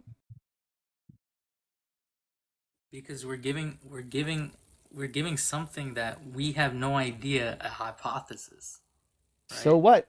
Hypotheses Like, exist. I can science hypothesize is. that the Quran was inspired by God. That wouldn't mean that it is. You have to do better than, well, this is our hypothesis. So what do you got? That may be true, that there is no being from a book, but who created that distraction to make it a book of a being, right? I mean, in your That's worldview, God made the distraction. He was in charge of authoring the book. Have you not read it? Yes, I've read it. Have you read it fully? Yeah, Okay. that's why I don't believe So, it. who made the Bible? A bunch of people. It was edited over many hundreds of years, about 800 years. Okay. How many authors are in the Bible? I mean, it could be as many as 100. Okay, you're wrong. There are 40 different human authors in No, that's not the true. Bible. Nope, not remotely true. In fact, Yeah. we know that's not true because we don't even know like when and where the earliest fragments came from. So the fragments that are part of the Elohist source are most likely the oldest memory, which is why they mostly reflect like the Canaanite life. We have no idea how many authors were involved in that, how many different versions existed that got stitched together. What we do know is that eventually the Judean kingdom stitched those things together into some sort of a story. We have no idea who wrote the original Elohist text. Okay. I mean, wouldn't it make more sense to say that 40 different people all wrote a single distinct book 66 times? Wouldn't that That's provide your basic? that's not a meaningful statement. They didn't write a book 66 times. But you said, I don't know, over 100. Authors, yeah. 100 authors, not books. Okay. Do you know over the span of how many years that they created this book that we read? Yeah, I already told you about 800 years. No, 1,500 years. Wrong So you're again. wrong again. Nope, you're wrong. You're wrong. I can prove it. So I'm gonna go ahead and do you know who I So am? I have I no debated idea.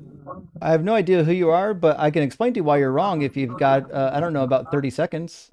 So the reason why you're wrong is because our oldest manuscripts, the Dead Sea Scrolls, are written in what we would call Biblical Hebrew. We've got a couple that are in Paleo Hebrew. It's pretty clear, though, that we don't have those original manuscripts. But if it was the case that Moses wrote, that's where you're getting the 1500 years, right? So Moses lived, according to 1 Kings chapter 6, in the middle of the 1400s. Jesus was born in the 1st century CE, which gets you about 1500 years. Now, that's going to be wrong because first of all, we have no evidence that Moses existed. And if he wrote any part of the Torah, it would have been at least some of it in the first person. None of it's in the first person. It would have been written in a language and a style that he would actually know, like, for example, Egyptian. And the language that the Bible was written in didn't exist yet. So we don't really have Hebrew as a language until about the 10th century. So Moses was 400 years too early to write anything in Hebrew. And there's certain parts of the Hebrew Bible that literally only work if it was originally written in Hebrew. Like the naming of man and woman only work because it's a Hebrew wordplay. If it's in a different language, it doesn't actually work. Okay, so all right. What is your proof that Moses didn't manuscript the Bible? I mean, right? Yeah. I got a bunch of that. So first of all, Right. first of all, if you say that Moses wrote the Torah, there's some burden that you need to assume to demonstrate that that is the case because there's no evidence for it. You can't just say that it's true. That being said, I've got lots of evidence that Moses didn't write the Torah because it's full of passages that could not have been written by Moses, like passages that are entirely impossible to have been written by Moses. Would you like to see some?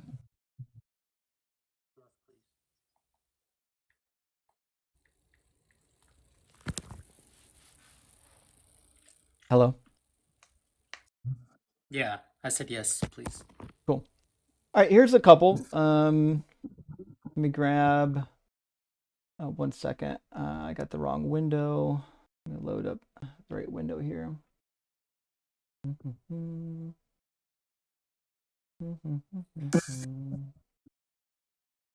right. Okay, so here's a couple. Terah took his son Abram and his grandson Lot, son of Haran, and his daughter-in-law Sarai, his son Abram's wife, and they went out together from Ur of the Chaldeans to go into the land of Canaan, but when they came to Haran, they settled there.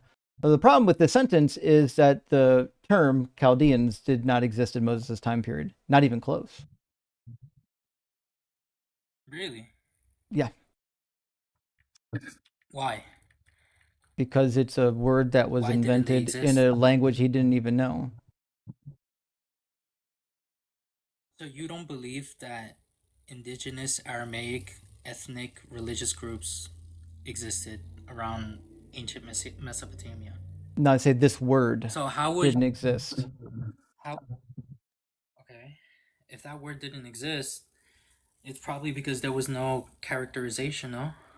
It's because it was given by the Greeks. This word was popularized during the period of the Greeks when the Greeks were in control of the land where the Hebrews lived.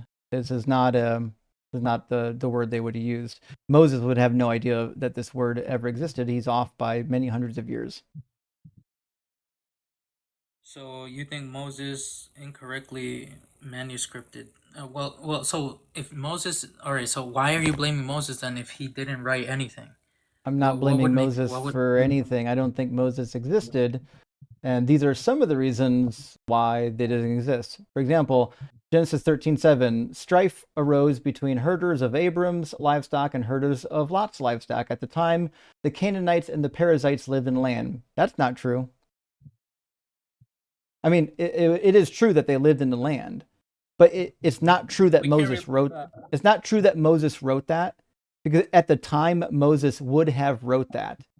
They would have been in the land, which means he couldn't say at that time the Canaanites were still in the land. It would imply that there was a time when they were not in the land, which Moses wouldn't know about. Moses has no idea that the Canaanites were not in the land at some point. So what's the name of that land? Canaan. No, you're wrong. It's called Egypt. You're just trying to Canaan. give a different characterization. Canaan is the land where the Canaanites lived. Did So you not know about this? yeah, Canaan, K-I-K-N-I, yeah, Canaan. It's not K9. spelled with a K, but Canaan is where the Canaanites lived. It's what we might call, at one point, Palestina or Israel or the Levant. Okay, so if it's Israel that we're speaking of, Egypt wouldn't have anything to do with Moses's manuscript. I didn't mention Egypt. My point is, if Moses wrote any part of the Torah, he would have wrote it in Egyptian. That was the language he grew up with. That's the language he would have known. The other language of correspondence in the ancient world would have been Akkadian, and we have no evidence that the Bible was ever written in Akkadian either. Okay. All right, so there is no there's no history and genealogy that is for modern Chaldean peoples, what you're trying to say for the nation of Israel No, as a I'm saying contemporary. Moses could not have used the word Chaldean. That word, not the people, the word did not exist in Moses' time. Okay. All right, so there's you believe that they didn't exist because there's comparisons, right? No, I said that word did not exist. The people obviously existed. Right. The word, right? You can't just call somebody something just because you believe that you can characterize them, right? That's true. But how else could you assess that situation in What that time situation? though? Like you really could. That situation where Moses could not have been around to call somebody a Chaldean, I characterize a Chaldean. told you my assessment. Whoever wrote this wrote at a time period when the word Chaldeans was in use, which means it wasn't Moses. Same with Genesis 14. It says, when Abram heard that his nephew had been taken captive, he led forth his trained men born in his house, 318 of them, and went in pursuit as far as Dan. The tribe of Dan, being in the northeast of Israel, didn't exist there yet in Moses' time period. It was another 300 years before the tribe of Dan would be up where Abraham supposedly chased these enemies, which means Moses couldn't have wrote down that they were chased as far as the tribe of Dan, because the tribe of Dan or the territory of Dan didn't exist yet. So nothing like the Gaza Strip or anything like that, Strait of Hormuz, all of that is just like nothing came like for that. Like there was no appropriate setting to allow that to happen. What are you like, talking about? We're talking about a tribal allotment to Dan. That tribal allotment happened 300 years after they entered the promised land. It's recorded in the latter chapters of the book of Judges. So if whoever wrote this can reference that tribe of Dan, they were writing at a point when that tribal allotment existed. Moses didn't exist at that time period, which means he could not have written this passage. You're right, because it's like corrupt, because like all the priests were like, they were all Levites, and like, there was bad leadership at that time. What else? There was like a lot of like, really disgusting, bad indifferences. Yeah. Yeah, so do you want to end it that there was like no land allocation at all? The cities and tithes were like completely corrupt, and you want to think that there was like the modern continuity of the lost tribes is the reason for why there is no existence of Moses? Those are certainly words, but that was not a coherent sentence or thought. Okay. So and your consensus here, because I gotta go, is God imaginary? Yeah. All right. Okay. Well, thanks for stopping by. Thank you, bro. What was I a cool You were fine. You're much better than the Phil Bros. You were at least, not being a prick. You need to get more acquainted with words, but you were fine. Not the Bible, Jason. Good to see your friends as theists. Please call our complaint line at 1-888-GRETCHEN. True. We do need a complaint line. And you know who I want on that fucking line is Gretchen. That's exactly who I want there. And Stumbleina, thank you for the super chat donated to Arwin and now paying my tithes to Doug. And you, well, thank you so much. Thanks for all you do. Rock hard for Doug. Simply what for Sharon. And straight for Justin. Well, thank you, Stumbleina. I really appreciate that. And for those who don't know, I have a link in the comments pinned to a GoFundMe. One of our friends in the community recently had their house burnt down, or rather their apartment burned down, and they lost everything, all of it. Everything's gone. Have to start over completely in life now. It's a real mess. So if you can give anything, please do. And Sid Yu says, I'm confused about Paul. Can you give me some arguments and evidence to prove that Paul is a false prophet? Well, yeah, sure. So for starters, he said that Jesus essentially is the Messiah. He's not. Also, I don't think you would classify Paul as a false prophet. Maybe just false, but I don't think he claimed to be a prophet. Nevertheless, he's just flat out wrong. He also misquotes the book of Numbers. In the book of Corinthians, he is quoting an incident after the Peor incident, where a plague, God sent a plague basically, and I think 2,400 men died, 24,000 maybe. And he misquoted that because he's not familiar with the Old Testament. He also says that the law was done away with, which is a huge heretic position. God in the Old Testament said over and over again that actually you have to follow this law forever. And Paul said, no, you don't. Ephesians chapter 2, 14, 15 said you don't have to follow it. 1 Corinthians 6, 9 said you don't have to follow it. Galatians 3:23 said you don't have to follow it. It is a heretic. And Godless and Engineer, good to see you, buddy. Power is out here, and I feel like time is slowing down. Buddy, I'm sorry to hear that. That stinks. And it sucks waiting for your power to come back on. But glad you're here, buddy. C Design says the word ontological does lots of heavy lifting for tiny minds attempting philosophy. It's so powerful. It can make ridiculous magical stories real. True. That's why when we talk about ontology, I always try to insist that I differentiate between what they are saying ontological means and what I mean. And when I say ontological, I mean it has real existence in like the world we know of, not that like a concept itself, like the thought of a rock existing outside of my head. That doesn't work. The thought of the rock exists in my head, right? It has ontological status because it's part of my physical brain, not because it exists independently of my brain. And Garlic Frog Diet says, why do Bros always go back to this is what atheism leads to? We're not atheists. We're Doug believers. Rock hard for Doug. True. It's because they don't have an argument for their God, right? Which is why the Trinitarian goofs come in here, and rather than giving an argument for why their God is real, they just want to argue the particulars of how they view the Trinity and how they misuse words. Sab Man, thank you so much for the super chat. It says these Phil Bros are insufferable. True. That's why a lot of people in the deconstruction community, they don't even take them up, and I don't blame them. God Sinner, also good to see you, friend. I refuse to partake in of the finer greens. I fear my brain's base state will cause problems, leading to me to become like the caller rather than just having a chill time. Love y'all. From Caracal. Well, thank you for the super chat. And yes, you have to be careful with the chemicals you put in your body. They affect everybody very differently. They do for me. And William Rogers, last super chat, thank you so much, friend, says, are there major differences between Samaritan Torah and the Jewish Torah? Yeah, so you're referring to the Samaritan Pentateuch, written primarily, almost exclusively in Paleo-Hebrew.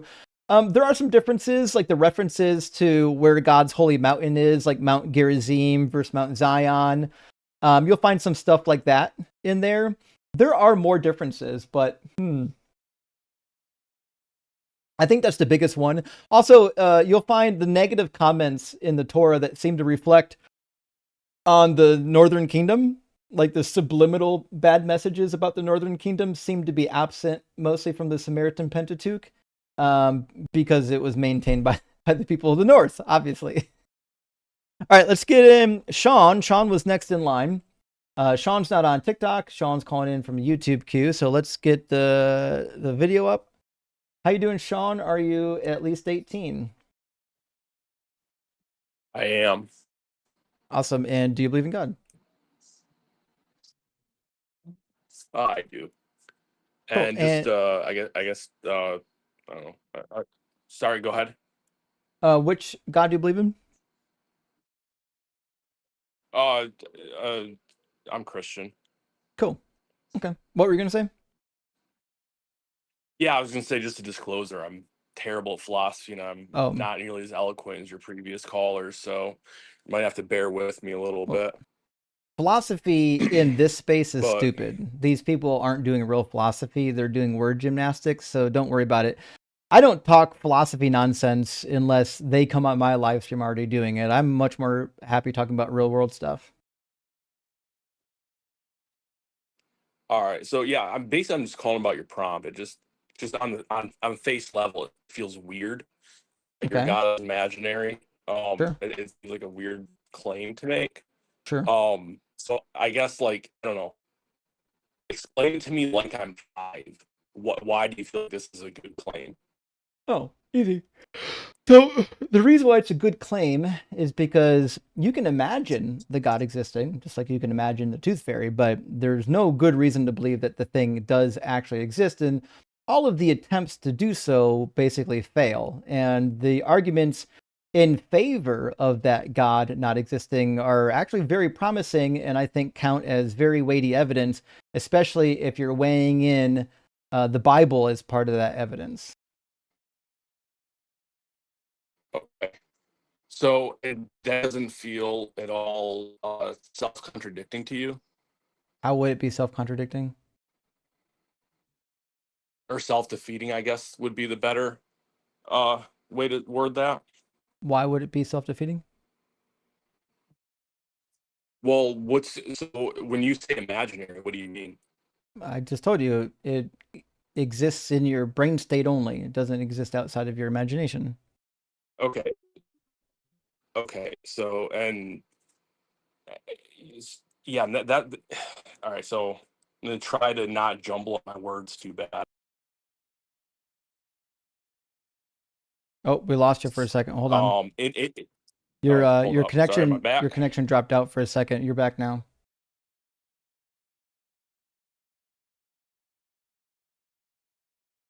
Oh, hold on. Hold on. Sorry, try it again. I didn't hear you. My back. Yeah, you're back. You just got Yeah, kind of sorry. a very shoddy let connection. yeah, Do you let have me step- Wi-Fi? I know. Let me step outside. No, I don't.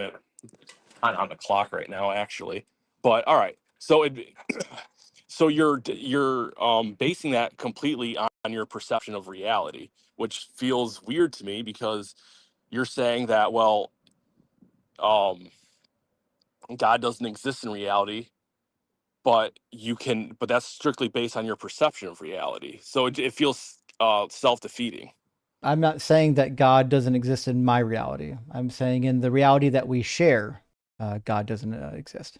How can you tell we share this reality? And this is what's Well, weird to me about an atheist claim, it's actually right? really It's easy. like It's actually really easy. I can just ask you, do you believe that the Earth exists? Yes. Sure. And do you believe that, I don't know, like outer space exists? Yes. Sure. And do you believe that the universe exists? Yes. Sure. I believe all those things exist as well. I just don't think that that includes your God. Right. So, and what I would say is, I believe those things exist because I have a basis to ground my understanding of those things, i.e., consciousness. As an Oh boy. atheist, I don't. It's like making the claim that, well, God does not exist. How can you possibly make that claim? Because now you're deluding yourself to nothing but matter in motion. It's a weird claim. So So every you thought you don't have, honestly go think ahead. that like a precept argument's going to work here? Oh, come Is this the on. presupposition? I don't know if this is that what you Yeah. call this presup? Yeah, you're going to do a presupposition, which is basically you can't have knowledge, you can't have truth, you can't have transcendental anything because you have to ground it in something transcendental, and that just happens to be God. This is a nonsensical argument. Well, okay. Let me ask you, how do you account for the um fuck's the word how do you account for the non-material? There's a word for that. Uh, Whatever. But it seems like a pretty obvious problem. Like, I all right, don't if know what every you're. thought you have is nothing Uh, but yeah, I don't know okay, what the problem is yet. um, Maybe you can explain it. okay, all right, yeah. So you to make the claim that there is no God, you are you're reducing Well, yourself to simply matter in to motion, which be means to be every thought. sure, my Go ahead. claim is that your God doesn't exist. Okay, fine, but um, to say my God doesn't exist, well, I mean, I would base my God on first, you have to make the claim that there is a God, and then from there, you can kind of deduce as to what that Well, God looks like. I could even admit that there was a God and your God still wouldn't exist, but it just happens to be that I don't believe in a God, so there's no point in doing that. Okay. Your So, connection's starting to get shoddy again. I don't know so if you you're should be walking around. You keep moving around and then we lose you.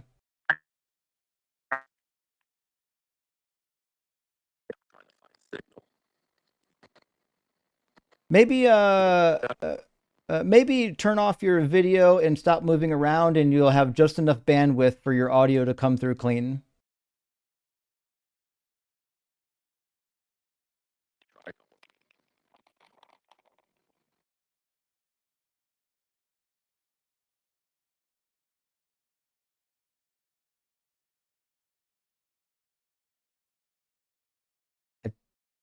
I think his connection went out again.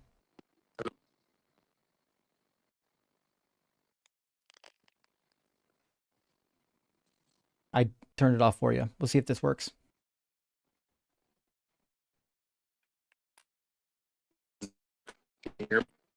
Your audio is not really working. It's really freezing.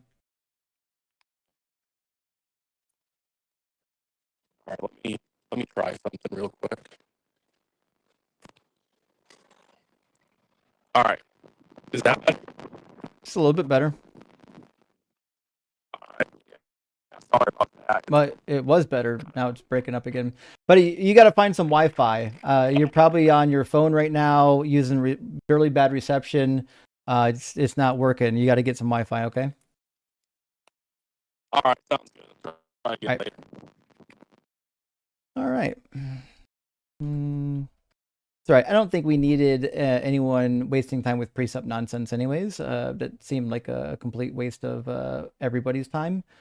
So, and Gretchen, obviously Justin still hates us. This is torture for fuck's sake.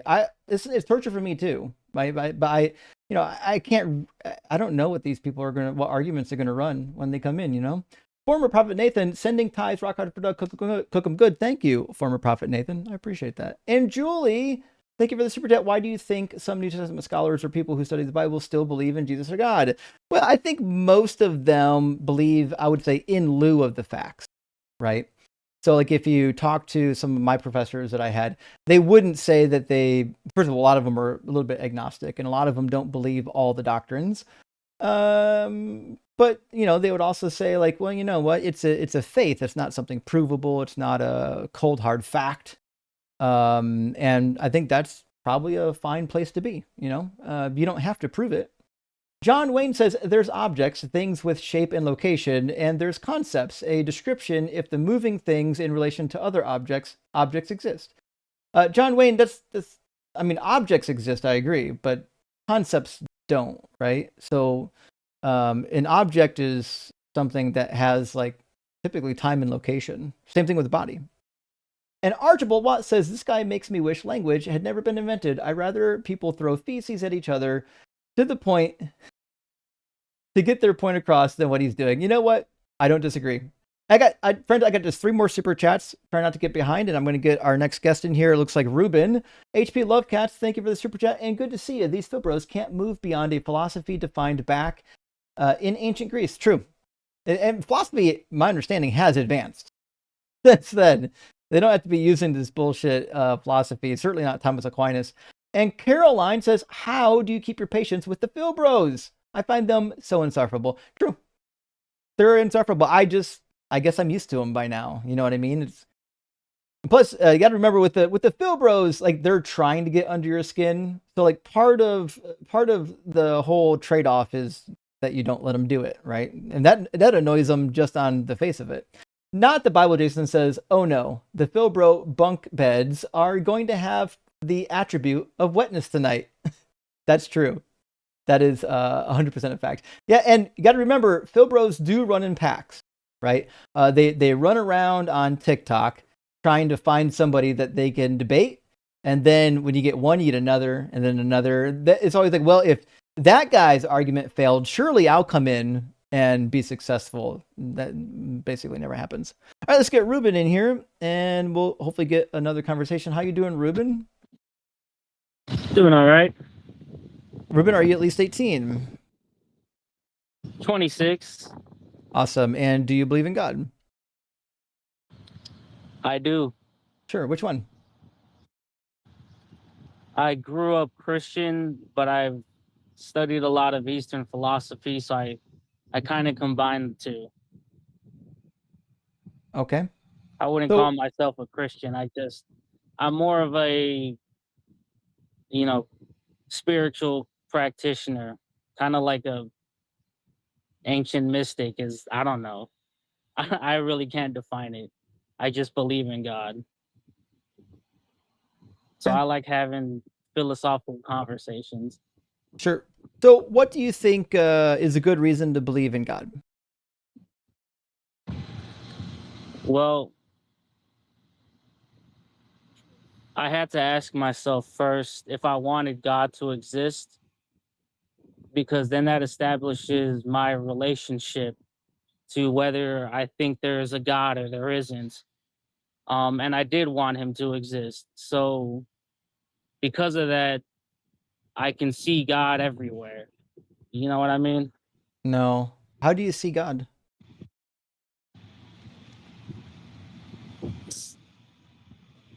They describe God as omnipresent, omnipotent, all knowing, and that he's in everything, that he's in us, in the grass, in the wind. And so like Eastern philosophy, they kind of view it the same way that the Brahmin, like the Hindu God, that he is everything, thoughts, dreams, physical reality, the spiritual, all of Sure. that.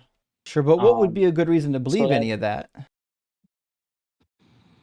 it makes sense to me, really. Um, But what if I said it makes sense to me that God doesn't exist? Now where do we go?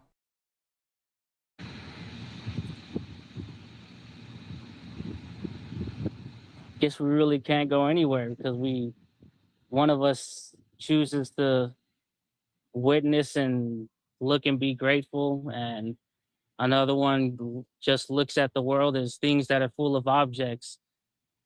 I mean, You if I know, had a reason to look at it with a God, I would look at it with a God. What's the reason for that?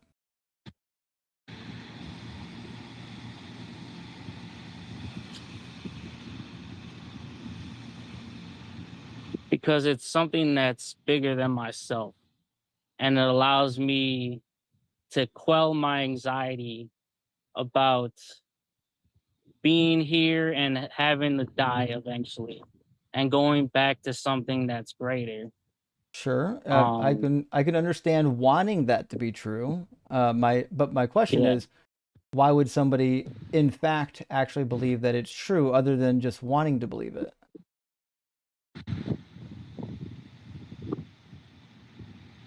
Can you say that again? Yeah, why would somebody actually believe this for real rather than just wanting to believe it? I guess it's because it helps them look at life differently. That you feel connected instead of separated. Because a lot of the stuff that we go through and experience, we tend to separate ourselves from the mechanisms and the going ons of the world. We don't see ourselves as a part of it. We see ourselves as different from it. Okay, buddy. My question is not like describing the thing.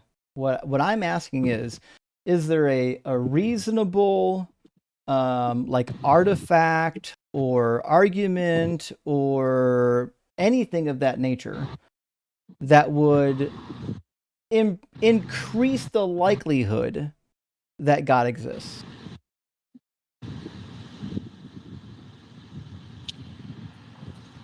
The only thing that I could think of, and I could be wrong about this, but the fact that you are aware right now, I feel like is holds enough credence to believe that there's a God. Why? Why does being aware have anything to do with God? Because I feel like if God created people, that his only real mission was to allow us to witness life, because Mm, that's the only thing that he can't do yes, but is is basically live life as we that's are. the big if. If God exists, what I'm saying Yeah. is that I don't think there's a reason to believe that God exists. Yeah, that's cool, man. But that's what I'm saying. This is where we split. So this is this is how we view things differently. And I'm okay with you having that opinion or believing that and living that way. I just feel like there's people who choose to walk with God, as they say in the Bible, like Noah walked with God. And then there's people who reject that idea. But I feel like we're all swimming in the same water, anyways. And some of us realize that we're in Lake Michigan, and some of us don't know, that we're in a lake at all. But why You would know somebody believe that they're in a lake? Where's the water?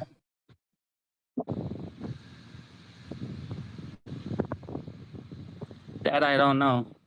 It's just Well, that's it's just why something that I people feel. Yeah. don't believe, right? You need Yeah. No. actual Of course. Yeah.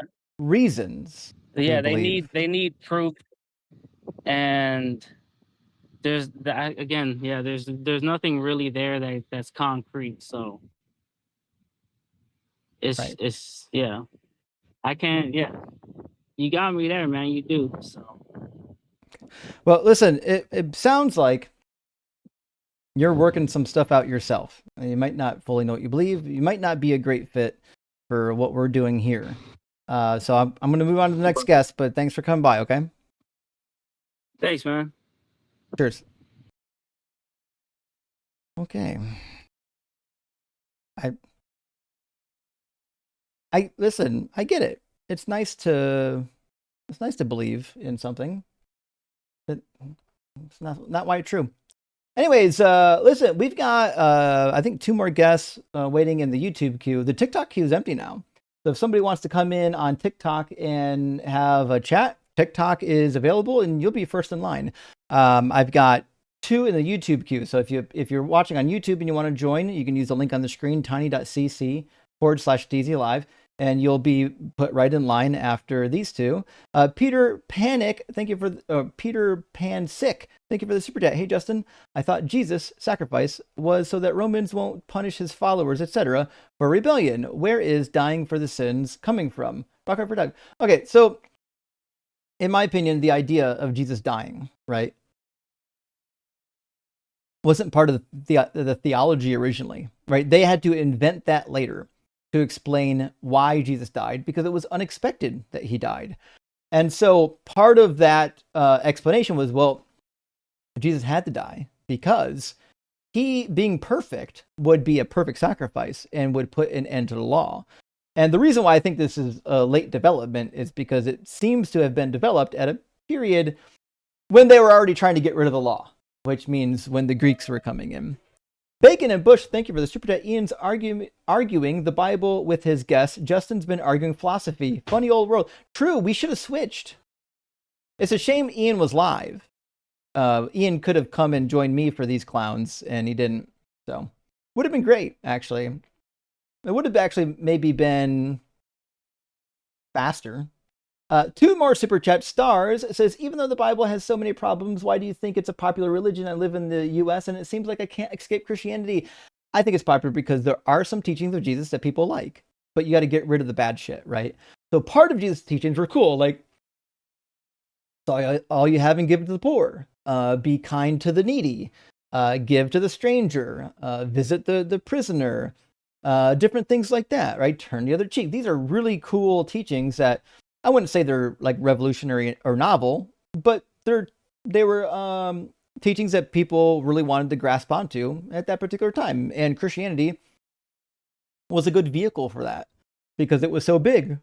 But the reason why in the U.S. why it's so big is honestly just because a lot of people who came over were Christians, and a lot of them were Protestants. They were escaping the persecution in Europe. So just before people came over to the Americas, the Catholic Church was just out there murdering Protestants, especially the Anabaptists.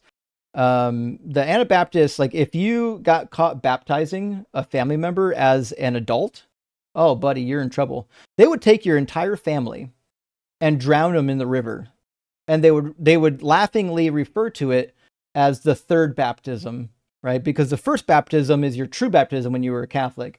Your second baptism as an adult, when you became an adult, was your second. And then your third is when we drown you to death. That's the type of shit that the Catholics were up to, which led people to come to the States.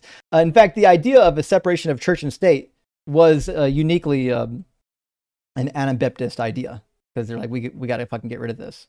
And last super chat from States Lord says, speaking of the U.S. Constitution, the no religious test clause is effing crazy. They had incredible foresight nearly 250 years ago. True. Really good foresight to understand that eventually religious fundamentalists are going to say some bullshit and going to cause problems. And I mean, here we are now, putting up with religious zealots, Christo-fascists, people of that nature. All right, let's get Sean Luke, probably not the one in the Epstein files, but how you doing, Sean Luke? Hello, can you hear me? Yeah, I can hear you. How you doing? Oh, okay, nice. Hi. Woo. So first off, you had that point with the um, if God, this first prompt. I'm from Germany, so for me, my English is good, I think, but sometimes it's hard to formulate everything the way I want it. But Mm-hmm. um, I would, I think I would like to argue with you about um, your God is imaginary, because I was thinking a lot about That's the that goal. while I was listening, and I think for me it's probably the best right now. So okay, so why I believe in God, I'm Christian, is Mm-hmm. because it's through the Bible, and also I think as well as outcome. So for me, one of the biggest outcomes, I would say it's also a part of an intrinsic faith, of course, is that what I see and what I receive, I attributed that to God. So I would say what makes up the belief of God is attributing the creation of the world to Him and all those things. But why believe in a God? Because I believe that not just that he is the creator, but also that it's also an um, intrinsic uh, not thing. I want to use a better word here, and it's something intrinsic as well. So it can be connecting as well, and I believe that God has created the whole universe. I'm sure you believe that. I'm trying to figure out why. Right? If I Yes. said my God exists because of blank, what do you fill the blank in with? My is can you repeat that again? Sorry. Yeah, if I say my God exists because of blank, what are you filling the blank in with? Because my God believes exists because of blank. I think it's because I believe it's through the Bible. So, for Okay, so example, you think that the Bible is the proof that your God exists. yes, and also in, just to add as well as I believe that through human action you can see God's work. For example, I believe that true believers, their action will represent as well the will of God. So it's also a part of that you will see God's work through human action. Mm-hmm. So, again, I think my question, as far as I recall, is what about the Bible would lead someone to believe that this God is real? For example, I believe that when we look at the 12 apostles, that they carried the belief on Jesus'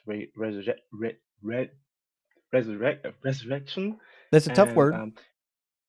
yes, and that they died for it, and also that how Christianity in itself, as a movement, was created at first through like not just through peacefulness, and then brought through um, to the whole world, and also how, in my opinion, for example, because I also live in Germany, um, we our I believe also that the objective morality that is based in our institution is based on biblical principles, and I believe all those things together create the why I believe and why you should Which believe in God. which Christian principles specifically Um, are used to in- create laws and foundations? which Christian principle? Yeah. I believe, for example, that the Ten Commandments. So the Ten Commandments are, for me, um, the first rules to set up a law, in if I can explain it that way. Mm-hmm. Well, they're not that old, right? So they were preceded by the laws of Hammurabi and preceded by the Sumerian laws and the laws of Lapit Ishtar and the laws of Eshnuna and even some of the Middle Assyrian law codes. And we know that because they copied directly from the Akkadian in some spots of Exodus. So it's certainly not an original law code. And it's not unique either. A lot of those laws existed in the other law codes or even in like the wisdom literature that you would find in Egypt. hmm But yes, this is a point that I think it's a really, really good point to mention that. And but I would say that when we look at those, for example, those Arcadian records, um, I believe, for example, that I don't know exactly the word, the verse. I believe that all writings can be inspired or even be put up by God. It's just that I believe when the Torah was created, those laws, because were put together as the right ones. For example, even though if I think also the Torah states that never states that there were never other people that believe in other gods or even things that are similar. For example, I think it's the first So, time engaging with you. Sean, you're You using a lot of words and you're covering a lot of ground. So we're going to want okay? to hone it in and be very specific, right? Okay, let's So do it. I'm trying my best. I'm sorry. I So Okay, let's continue. start with a very simple topic. Is the Bible Hmm. 100% true?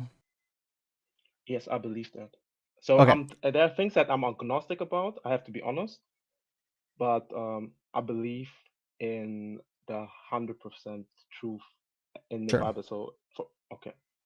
Now, what would it mean for you personally if you Hmm. discovered that the Bible sometimes says things that are not true? Um, it's research, right? I think so. If somebody presents me something that they say, okay, this is not true, first I have to research it and try to understand it. I think the Bible is complex, and but I believe that, for example, that's why I'm here to have the conversation as well. It's not just to Right, try but to. my question Hmm. assumes that you did find something, right? So in my Ah, question, I'm okay, I saying see. if you did find something in the Bible that was wrong, what would that mean for you personally? If I found something that is 100%ly wrong, I, I, it would make my. I don't. It's a hard question, because I don't see at the moment nothing that is 100% wrong in the Bible. Right, but I'm not asking you if you do know anything wrong. I'm asking if you did find something wrong, what would that mean for you? Okay. Um, if I found something wrong, um, I don't know yet. I didn't never think about that. If now, and I really never thought about that, to be honest. So it's an important thing, right? Because if the Bible says one thing wrong, that means it could say two things that are wrong, right? It could, but I And if think it as says two oh things that are wrong, it could say three things that are wrong, correct? yes, I could. It, Sure. And so what I'm it saying leads is into that idea, it yes. yeah, it opens the door to the idea that the Bible could say a bunch of things that are wrong, and you have to look through all of it to find out whether or not it's worth actually paying attention to, right? So when I read the Bible, I find so many things that are wrong, like so many things that are wrong that I can't find it to be compelling that it came from God. So, for example, we'll do a couple stories between Chronicles and Samuel. Chronicles tells a lot of the same stories as Samuel, but what they did is they kind of renovated. They gave they gave David or some other people in the story kind of a facelift to make them look better, and sometimes they just they got numbers wrong, right? So, for example, in the Hebrew text, you'll find that there are just straight up contradictions. I'll show you one right here that is in relation to King David. So, and I don't know if this is one we talk about too often, but it's an interesting one for sure. So, inside of this war chronicle in Samuel, it says the Arameans fled before Israel, and David killed of the Arameans 700 chariot teams and 40,000 horsemen, and wounded Shabach, the commander of their army, so that he died there. Easy enough, right? David killed 700 chariot teams or charioteers, right? Hmm. Right. And then in the other passage, it says the Arameans fled before Israel, and David killed 7,000 Aramean charioteers. So Okay. this is the book of Chronicles revising the book of Samuel, like Hmm. on purpose, which Okay. means it's intentionally saying things that are untrue now. Yes. So I understand that argument. I would say you brought up before for example, this argument with the Chaldeans, that this word wasn't in couldn't have been used by Moses. I'm not trying to switch the topic. I'm just trying to put to use it. And for example, I'm I'm learning right now. I'm not there yet to I'm not on a level that I can argue about anything directly, Mhm. but what I understand is that most of the things, for example, I can say that things that were originally were also added. So there's definitely the Bible was edited through time, and also that okay, I have to say, so just to that point, I think that the Bible was edited, but yeah, I don't know how to explain it. I'm sorry, Okay. but So we've got a couple problems, right? In the Mosaic authorship, there's a lot of passages that would demand Moses could not have written the book, mhm. and that's fine. Some people believe that Moses wrote the core of the book, and then it was updated later. The most Okay, prominent so you of took these beliefs is that the scribe Ezra updated it. Now, I don't think there's a good argument for that because it still does not establish how one could ever demonstrate that Moses wrote any of it, right? Because the language that it shows up in is not a language that Moses would have been able to write in. That language didn't exist yet.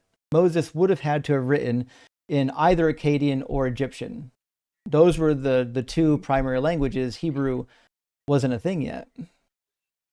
okay, but okay, so since I'm unfamiliar with because I think first of all I have to say it's good that you already understand the argument that that I used, but I would I have to be honest, I'm unfamiliar yet with that because you're using the idea of that the language didn't exist yet. So I'm unfamiliar with that. Needed to look that up if because I don't know if because Paleo Hebrew should have been there already, right? It's a question. No, It's I mean they had Proto-Sinaitic, which was yeah. would have been a branch of the Egyptian scribal system, but we don't have anything like in the Bible that would lead us to believe that it was written in Proto-Sinaitic. So just to understand your argument, so your argument is that we haven't had now what is missing is that the the the script okay the scriptures are written in those Proto-Sinaitic, right? It was not. So can we prove to 100% that it wasn't, Yeah. and Yeah. why? So what I'm saying is that, and Actually, not why, how? That's probably the better question. okay, so the reason why we know this to be the case is because there are a myriad of Hebrew word plays in the text. So I'll give you one Hmm. example. We would find in Genesis, I use this one a lot. It says that woman was called woman because she came from man, but in Hebrew it says she was called Isha because she came from Ish. That's a Hebrew feminine construction of the same word. It's really interesting. English has the same thing. But Hmm. that wouldn't have been the same in Akkadian, and it wouldn't have been the same in Egyptian. That wordplay only works in the Hebrew grammar that we actually know biblical Hebrew from. Okay. Okay. Yeah. Then I I would need to look that up and have more understanding about that because I am unfamiliar at the moment with that topic. So I say if I would argue now, it would be dishonest if I said that I know about that. But Well, it's not expected that you know everything. You know what I mean? One of the reasons why I do these live streams is for educational purposes. I don't expect that the people who come up here are gonna, know everything that I learned when I was in school, right? But the reality is, these are really critical things to know, right? Because if it turns out that Moses didn't write any of the Torah, that's really problematic. Jesus understood the Torah as coming from Moses, technically from God through Moses, right?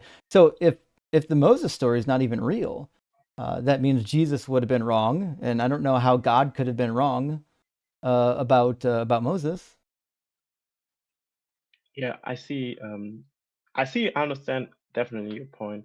The problem is just that this is something that again, if when you don't know yet something that you have to look up and also um, do the research for it. For example, if I because I believe there should be an argument for that.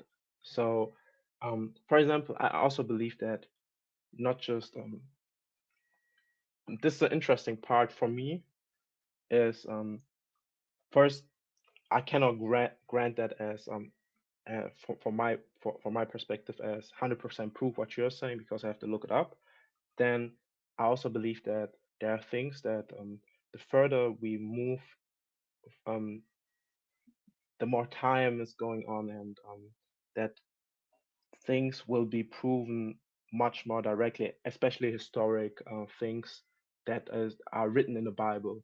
Do you understand what I'm saying? I'm sorry if Well, I'm I think sometimes. what you're trying to say is that in the future, we'll discover more archaeological artifacts that would demonstrate that the Bible is true. But I think the problem with that idea is that we already have archaeological artifacts that prove that the Bible is not true. I, okay. The problem is that we have with that argument we have a lot of so you have different archaeologists dump word. So uh, I think it's much more a debate between two faculties, right? So um, some claim yes, some claim no. But I would ask you what from what you have read, which artifacts would be, from your perspective, proof for certain things not happening. I think there's quite a few of them. One of my favorites are the, I would say, Amarna tablets. There's about 315 tablets that were discovered at El Amarna, which was between the at least two different Egyptian pharaohs and all of the petty kings in the land of Canaan during, I believe, the 14th and 13th century, right before the Bronze Age collapse. And what we discover is that there's no Hebrew people out there, there's no Israelite people out there attacking these towns. The idea that a huge horde of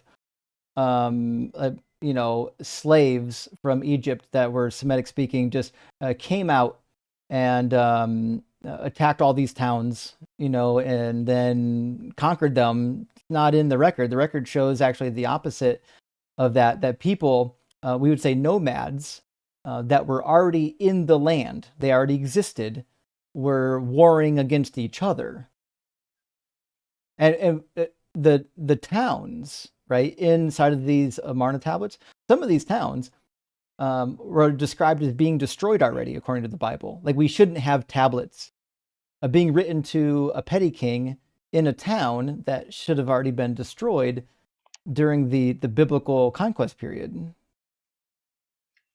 Okay. So you said mono tablets, right? The Amarna tablets, yeah. Amarno tablets. Okay. Yeah, yeah. So I just want to note that just for research later, because again, um, because I believe also as well that, for example, this conversation for me as a believer is also the further you go, the more you have to also look into critical stuff, because I don't believe in 100%. I don't believe. I think confirmation bias is also always the the the end of all things. But I think that in a sense, this you have to look things up that can be critical to you, but I think that's something that you have to do by your own and to understand it better. But okay, so I would So like. to be Okay, continue. sure, the studying that you're referring to is what I did. I went to school purposely to study this Bible professionally so I could understand it, utilize it, make the most of it. And that's what I'm sharing with you now, right? So what I learned in school from Bible, almost Bible believing Christians, most professors don't believe 100% of the Bible, is what we're talking about right now. Yes, but the thing is, even though you learn it, I think you are not, for me, the authority of those things. For example, when we talk, I can, there are probably topics that, for example, I study social work, right? So there are probably topics that we have learned completely different. Doesn't mean that I'm now in complete authority of that, because in how I understand it, especially with also the Bible, and when we look into understanding things, sometimes there can be paradoxes that we cannot 100% sometimes understand, and also sometimes paradoxes can exist um, in two forms. So you can hold up. I wish. So yeah, this is what I'm trying to say. So yeah. Well, I don't know what you mean by paradoxes, but if the biblical God entails contradictions, well, it seems like we just wouldn't believe in that God. I don't believe contradictions exist, right? Do you I also believe believe that there is a married contradictions exist. bachelor out there that exists? A married bachelor, somebody, a married bachelor. So he's so you refer as bachelor somebody who's not married, right? Right. Yeah, a bachelor is somebody Uh, who's not married. And so is there such a thing as a married bachelor? so if we look into the word married and we take it seriously, then no, I don't think so. Right. Because they're contradictory, Would right? Yeah, it depends. Yes, yes, but some might see that as a concept or something. I don't know. So Right. But my point is contradictions just can't exist. They're yeah, impossible, right? So if we find in the religion or in the properties of God or what have you, if we find that there are in fact contradictions, one, we have to change the theology, or two, we have to abandon the idea that this thing is true. Understand? uh, I I definitely understand your point, and but so the point is that everything, even like, for example, when we argue, you can say, okay, this is a definite contradiction, but we have to look deeper into that. And this is what I have realized. Um, Everything in the Bible it is really complex as well. When we look at historic things, we have to understand it, and also try to not replicate, but to I don't know if to conceptualize it. If that I don't know if that's the right word for this, but I so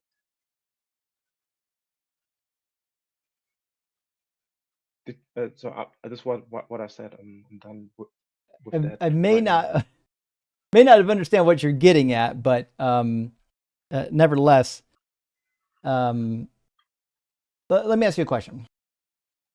Ask me. All right, because there's a lot of things we could talk about, and I'd like to Hmm. talk about something that is meaningful to both of us, right? So Let's I go. think that Christianity is completely untenable, and the reason why I think Christianity is completely untenable, not just because the Can God of the you? book Sorry, is hard. sorry. I just I didn't want. I did cut you off just because I. What is inattainable? What does it mean? The word. Untenable means like it's not possible to sustain, Okay. So not sustainable. right? Yeah. Okay, Um, thank you. so my point is because the core doctrines of Christianity don't appear to be true, right? Core doctrine number one: Jesus is the Messiah predicted in the Old Testament. Well, it's just not true. Hmm. If you read the Hebrew I Bible, believe that. but if you read the Hebrew Bible, he didn't do anything the Messiah was supposed to do, not a single thing.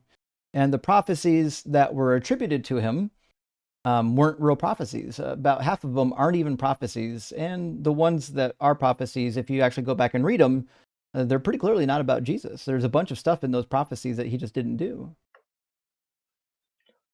Oh yes. So you're talking about Isaiah, right? The book of Isaiah. Well, I would say all of them.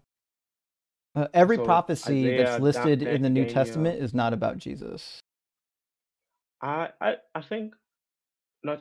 I believe that it's not true. I think some prophecies are attributed to Jesus that in the text is shown that it's not. But I would say, for example, some argue that in the book of Isaiah it's about the king Hezekiah, and but I would say when we look at it and go step by step, I believe that most, or at least most of them are actually about Christ.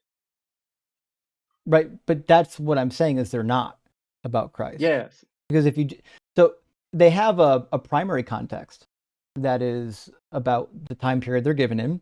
And then Christians will say, oh, there's a secondary meaning, and the secondary meaning is about Jesus. But I don't have a reason to accept that. That's the same trick that the Mormons did. They applied third layer meanings to prophecies and then said they were about Joseph Smith. I could do the same thing. I could put a fourth layer of meaning on it and say it's about me, right?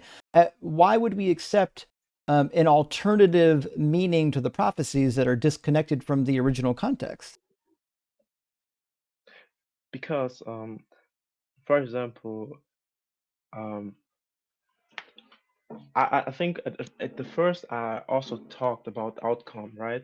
So I believe that the outcome of Christianity proves to me that those verses are about Christ, because um, one thing in particular, I read your description. So you're an ex-pastor, right? Mm-hmm.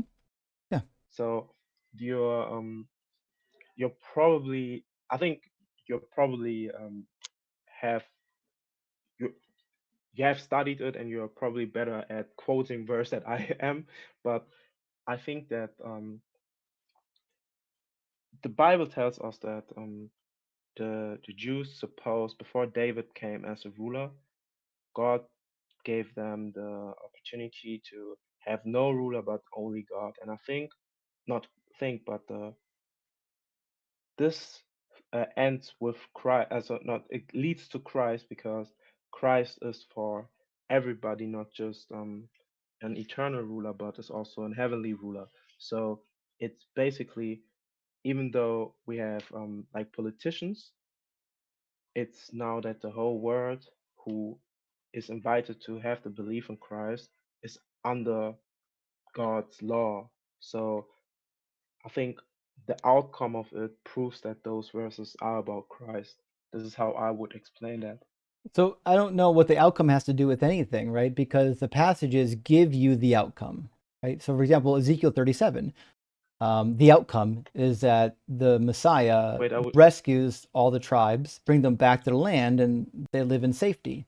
Same thing with Jeremiah 33, so on and so forth, right? So that's the outcome that they were expecting. The outcome that they got is that the Jews got annihilated by the Romans. Oh wait, the only thing that I didn't hear is the last time with the Romans. What did you say again? Right. The prophecies, right, Uh-huh. give you the outcome they're looking for. That outcome is the salvation, like physical military salvation of the Israelites, a return back to the land, world peace, and a king always on the throne. Those were the outcomes that would verify the Messiah came. What Jesus did had nothing to do with messianic expectations, and not even unique. So okay, I think here what you're doing and saying is that the that Christ's arrival has nothing to do with the prophecies, but I would say that he states specifically that first he came for the house of Israel. So um, the point of that is that he's trying to unify them, but the second coming is actually the the second coming is what will bring that peace. So also the But resurrection of if okay. if the second coming is when the peace happens and all the rest of the stuff happens, but nothing happened at the first coming, well, he didn't do anything. Like I could do that too. I could say, listen, I didn't fulfill these prophecies, but when I come back, I'll do it. Right. So that's the problem with Christianity is they push the can down the road saying all these prophecies Jesus didn't do, he'll get to them. You just wait. But until he gets to them, he's not the Messiah. Yes. Yes, the point is that, but the resurrection, not the resurrection, yes, the death and resurrection of Christ entails that through the the the sacrifice of him, the the border between Gentile and Jews is basically broken. So what it But entails that but actually what's that got to do with the messianic expectation? exactly I'm getting there.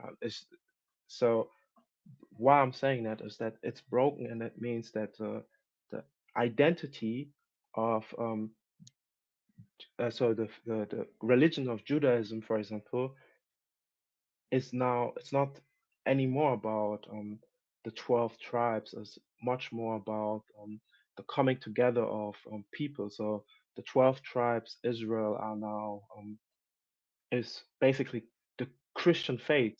So we as Christian are called to be Israelite spiritually. So it's not about genealogy anymore. It's about faith in Christ. So it is just that I believe that this, what Christ did, represents that it is actually just the choice. So yes, it represents that from my understanding. Right, but that's not what the promise says. The promise isn't a vague spiritual interpretation. The promise is a physical location, right? It says, my servant David shall be king over them, and they shall have one shepherd. They shall follow my ordinances and be careful to observe my statutes. They shall live in the land that I gave to my servant Jacob, in which your ancestors lived. They and their children's children shall live there forever, and my servant David shall be their prince forever. The idea here is that they're going to be restored to the physical land, which is why Ezekiel spends about 25% of his prophetic book describing how the land is going to be reapportioned, how the temple is going to be rebuilt, what's the measurements of it, what kind of animals will be sacrificed, who's in charge of the sacrifices. This was the expectation. It's not, you can't spiritualize it. They literally tell you that it's not spiritual. It's about the land. Okay. Um, so, okay. The thing is, I see what you're saying, but Christ states, for example, he will rebuild the temple in 3 days. According to our understanding, this is his body. So his body is rebuilt in 3 days. That means what he's saying that the idea that is written in those texts that he is actually the prophesied Messiah, and what he is doing is already bringing the people back to it. So But sacrifice, he's the final one. Do But you there's understand? no prophecy about anyone dying and rising. No Messiah is prophesied to die and rise. The fact that he said, "My body will be rebuilt," in reference to the temple, is meaningless. It doesn't matter. It's not in the Hebrew Bible. So it is. For example, Mm. sorry, I'm not. I'm trying. I will look some certain things up, but I'm trying my best to, without looking it up, also to see, because I think right now, from my personal opinion, I think it's a good discussion right now. I believe that when um, Christ um, came, not just that. Wait, I forgot I've lost train of thought. I'm sorry. What was the question again? I thought we were talking about how there's nothing in the Hebrew Bible about a Ah, dying and yes. rising Messiah. That's just not in there. So the I don't know in which verse exactly, but it's in Isaiah that he will be beaten and he will be called Eternal Father, and we have that Well, um that you've Israel you've mixed two chapters together, right? You've mixed chapter 9 and chapter 53 together. Chapter 9 is clearly an enthronement prophecy for King Hezekiah. If you do the exegesis on the chapter, and Isaiah 53 is pretty clearly about the nation of Israel, specifically the righteous remnant of Israel. The author of that section of Isaiah tells you 9 different times that Israel is the servant. So when I get Yes. to chapter 52 and 53, I have no reason to believe that now, randomly, the entire book is about something happening in the 6th century, well, 7th and 6th century, except for this one passage. This one passage is randomly about something happening, 600 years later. It seems silly to me. So the point is, I would say apologists argue about that. This passage is, since Christ is also an Israelite, so that he, in fact, and this is how what I believe, it's not just what apologists say, that Christ is the one who is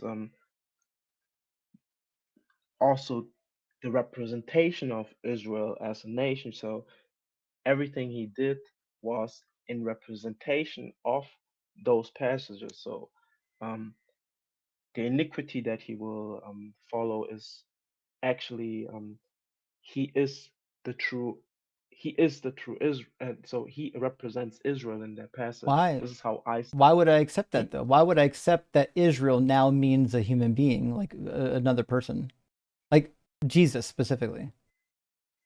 Because those passages reflect what happened to Jesus. So I don't. because I don't think also so. the Messiah. Hmm? I don't Yeah, think this they're is about what you. Jesus. It says that they're going to have offspring and divide the spoil with the strong. Jesus didn't do that. So it's. I think Jesus actually parallels that by saying that the wheat and the or the wheat and the The I don't know the tares. word in English. Yeah, are getting separated. I You think can say the he chaff as well. Yeah. yeah, I think he parallels that, um and that's why he I think he's pretty not just familiar, but he represents everything that is written there. So so for me this leads me to believe also so it leads me to believe that Christ is God, and also that Christ is the true Messiah But that is again, taught just because in there. Jesus said a thing is meaningless.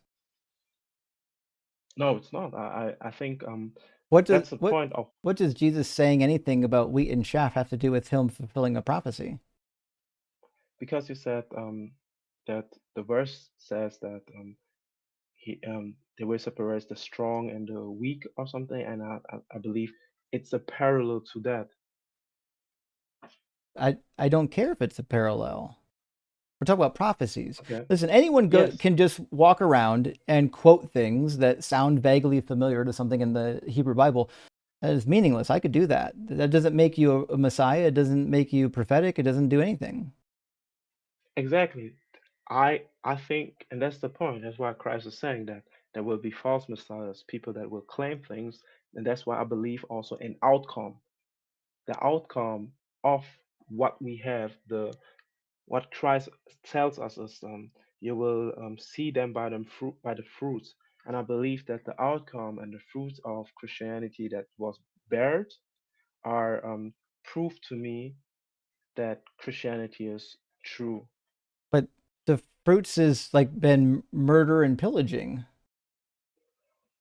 The so this is when what I would say is, let's just say that um if those fruits, for example, this is one aspect of things that happened historically, but I believe those things are not what Jesus thought to do, because I believe But that they're the fruits.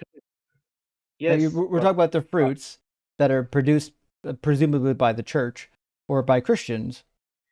If the fruit is the evidence, I think the fruit's rotten. The churches over the course of history have killed millions and millions of people. so I'm I'm not I don't believe in the Catholic tradition, but So I would say that's the that fruit. The fruit was the Catholic Church. They were the only game in town for 1,000 years. yes, I think yes, but before, so if we look, the beginning of Christianity.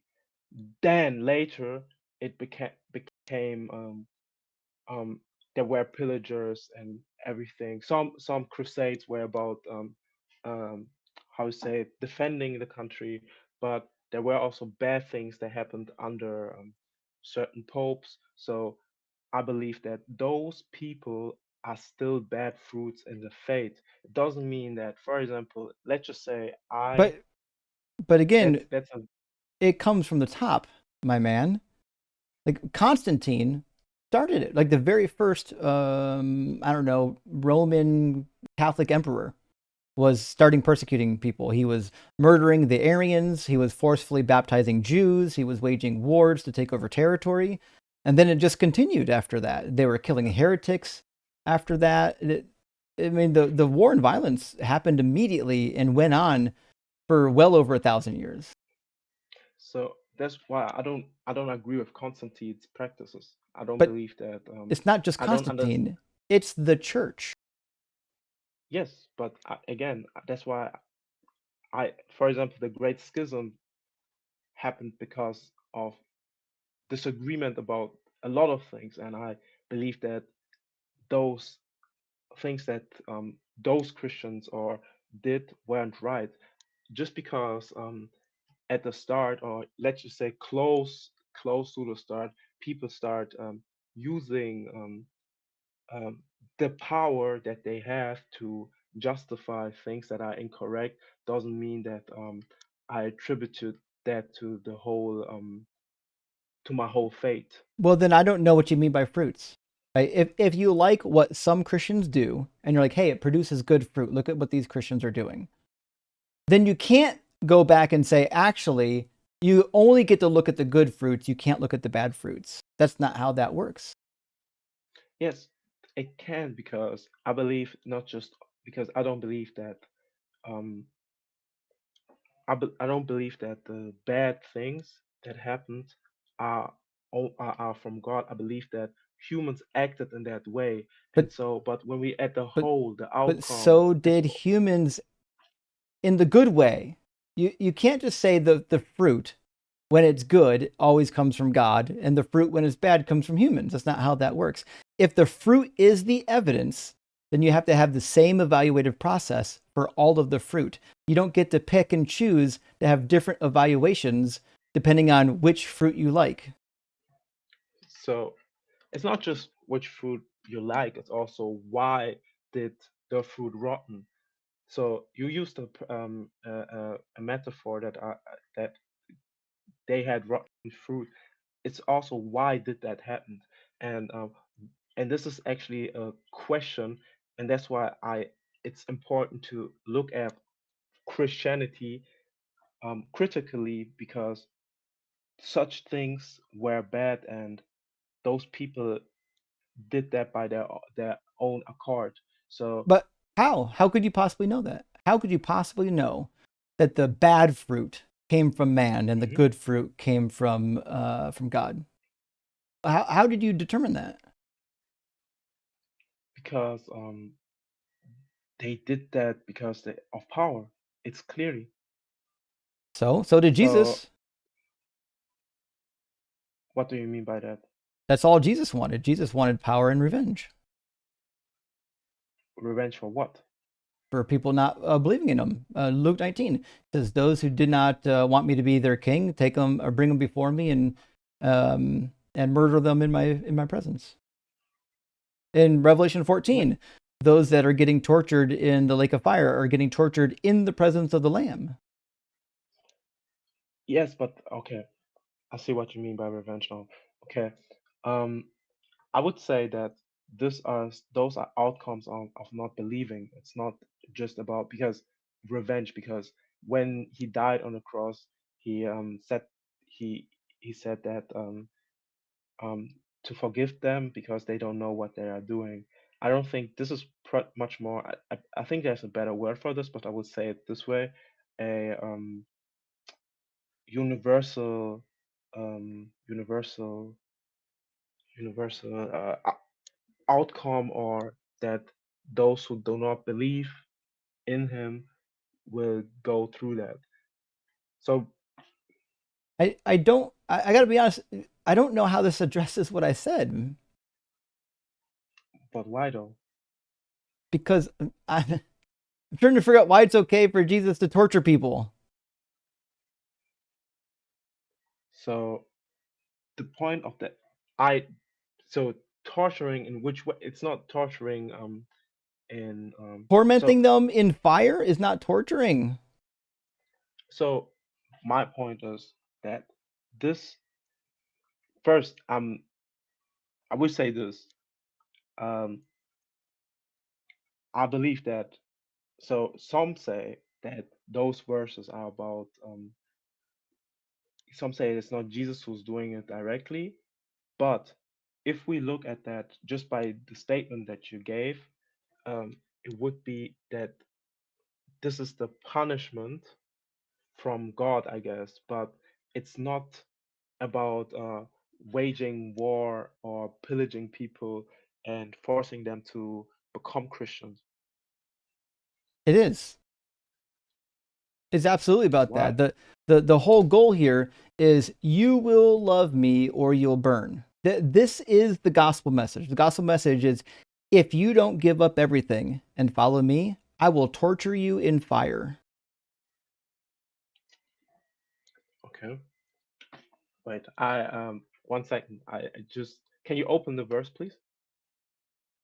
Yeah, Luke 14 says you're not worthy of being my disciple unless you take up your cross and follow me. You have to be an actual disciple. You actually have to believe. In fact, Romans 10:9 and 10, he says, if you confess with your mouth and believe in your heart that Jesus Christ is Lord, he died for your sins, rose from the dead, so on and so forth, you'll be saved. Jesus says, only those born in the Gospel of John, that only those born of the water and spirit will enter the kingdom. So the idea of Jesus is that if you aren't part of my group, you will be going to hell. That's where you end up.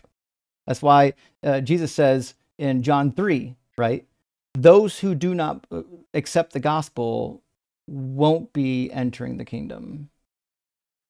So everyone remembers John 3:16, right? Go two more verses later, right? Go to John 3:18. So John 3:16, everyone knows that God so loved the world that he gave his only son so that everyone who believes in him may not perish but have eternal life. Great. If you believe in him, indeed, God did not send the Son into the world to condemn the world, but in order that the world might be saved through him. Those who believe in him are not condemned, but those who do not believe are condemned already because they have not believed in the name of the only Son of God. So if you don't believe in Jesus, you are condemned. And Paul tells you in 2 Thessalonians chapter 1, that means Jesus is going to come down with revenge and torment you with fire. It's the very first chapter of 2 Thessalonians. So the point of that, okay. Um, so I think Matthew 10:28, um, fear God who can destroy both soul and body in hell, is that they will be destroyed, and also it's for the wicked. So the thing is, this is something I don't believe that when somebody dies. So I'm also said that about some certain things I'm agnostic at the moment about that. Right, but But it doesn't matter how long you're there, right? If you believe in yes, annihilationism, that's fine. That doesn't mean anything to me, right? It's not about how long you're there. okay. It's the fact that you're there at all. Nobody should Yeah, ever okay. enter the lake of fire, which is what Jesus says, Matthew 25. He says, those on his left enter the lake of fire that was prepared beforehand for the angel or for the devil and his angels. That's going to be a torment. That's what the Bible says. You're going to be tormented there day and night. Okay. Um, so the point is, I believe that here, even though this is an eternal condemnation, right? So either a nihilism, a destroyed, completely destroyed, or being put there. So it's completely destroyed and being put there. The question is there no justification for somebody going through this? No, there's not. Nope. There's no So justification ever for lighting somebody on fire for even 1 second. okay, the point is this is spiritually. It's not that you will be burned. But in It so literally says on, that. Lazarus but in Luke 16 spiritually. said, not Lazarus, the rich man in Luke 16 says, I'm in agony in these flames. That's why he wants just a single drop of water for his tongue. There's flames Exactly. there, and it sucks. Yeah, but spiritually, it's not the point of that is What's a spiritual there is flame? a spiritual flame is something that is metaphysical. What does that even mean? What's it mean to experience a metaphysical flame? So I think you said so. I hope I'll use the right term. So let's just say you you feel something intrinsically like a burning inside you.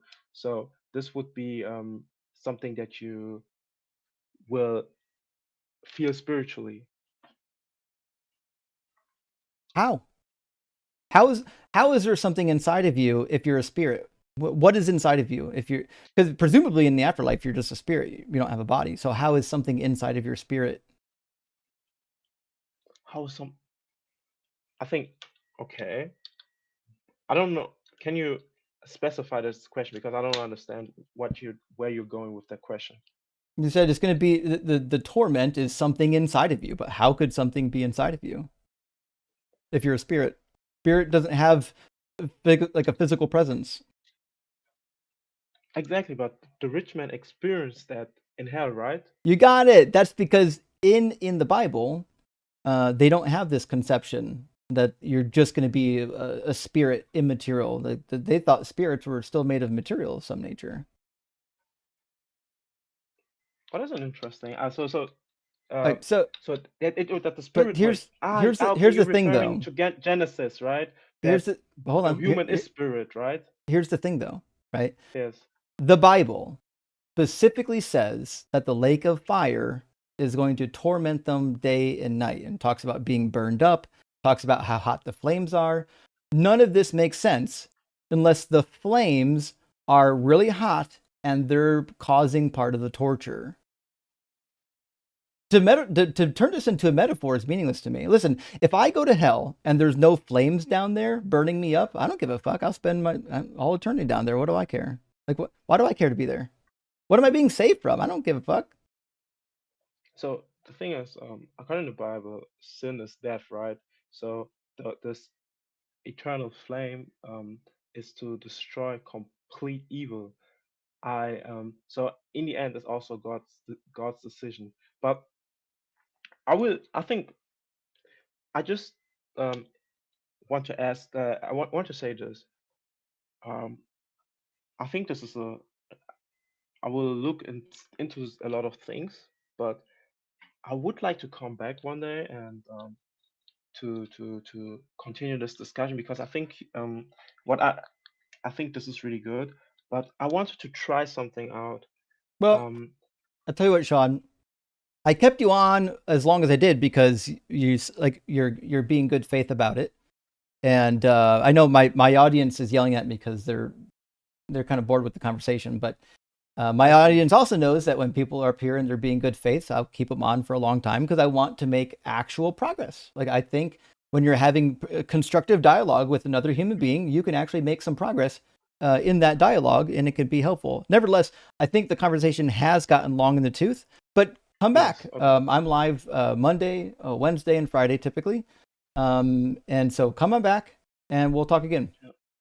Yes, but I would also compliment you because I think that you are using at least I feel like you're also not in bad faith. It's just that we disagree on things, and I can see that you are not trying to because some try to use only gotchas to discussion, and I think I didn't it didn't got into this way. So I thank you for having me, and we might see again. God bless. All right. Cheers, friend. Yeah, gotchas. By the way, save the gotchas for Phil Bros. Don't you don't need those in real life. In real life, you can use good arguments in real life. Friends, I'm gonna read a couple super chats here, and then we're gonna grab our next guest from the queue. I've got, if I'm looking correctly, I think I've got like 8 super chats to read in here. Cling and Peel, thank you for the super chat. I don't know that fancy philosophy stuff. 10 minutes later, you're not running presup, are you? Is this what they call presupposition? You know what? The presup was coming. It was like already locked and loaded, and they had it ready. Shirt brother, thank you for the super chat. Sean couldn't even formulate a coherent thought. Well, yeah. Such hubris to call in thinking he was going to argue any points, especially while on shift at the doofus factory. You know what? To be fair, if he had better reception, it would have been a fun conversation. And Gretchen says, on this episode of Stoned Musings with Ruben, indeed, we've had a lot of weird rabbit trailing conversations. It's been a tough one. Misha says, watch out, Justin. Sneaky Ruben's trying to make you look at the trees. You'll accidentally become a believer if you're not careful. True. That's why when I go to do my camping, I specifically bring Anton LaVey's works, because if I happen to be in the woods and I get the urge to convert, I just need to read some better material, and we can move beyond it. Yoda St. Cloud, my friend, great to see you. Jesus didn't die on the cross. He and Judas found a gullible body double, and Jesus went into hiding for the rest of his life with his lover Judas. The Pope of Whores has spoken. Rock hard for Doug and gay for Justin. Yoda, I like this hypothesis. I think it's a good one. I think it's a really good one. Good to see you, buddy. And also, Skeptic and Scoundrels with us tonight. Good to see you. Look at the trees as such a poor argument. Jesus hated trees. He cursed one. Then he was executed on another. Trees always get the last laugh. And that's wild. I knew his relationship with wood was bad. I forgot that it's really bad. He cursed a tree that was doing what it was supposed to do. He literally said that it was not the season for figs, and then he was mad that there were no figs. Hey, Bethos, my friend, good to see you. Also, I've got all the mugs packaged and ready to mail out. I'll be addressing them and printing the labels out tomorrow and sending them out. Yours all the way to Germany. It says Christianity is almost as boring as the Anglican UK. True. Went to a German Christian school because it was best in town. I mean, yeah. They're pretty good. Later, when I got my FH degree, bought my Bibles, being open, never convinced. I don't know what FH means. Someone probably here knows that. But yeah, listen, you got to read the Bible. I know there's some boring stuff in there, but honestly, reading the Bible is the thing that's going to free y'all out of this thing. You read the nonsense, and you're just like, what's happening? This is ridiculous. And Jeebus Goatee, amazing name. Goatee equals fish. Yeah, when Goatee Hook was a popular Christian label, that pronunciation was pretty popular in Christian circles.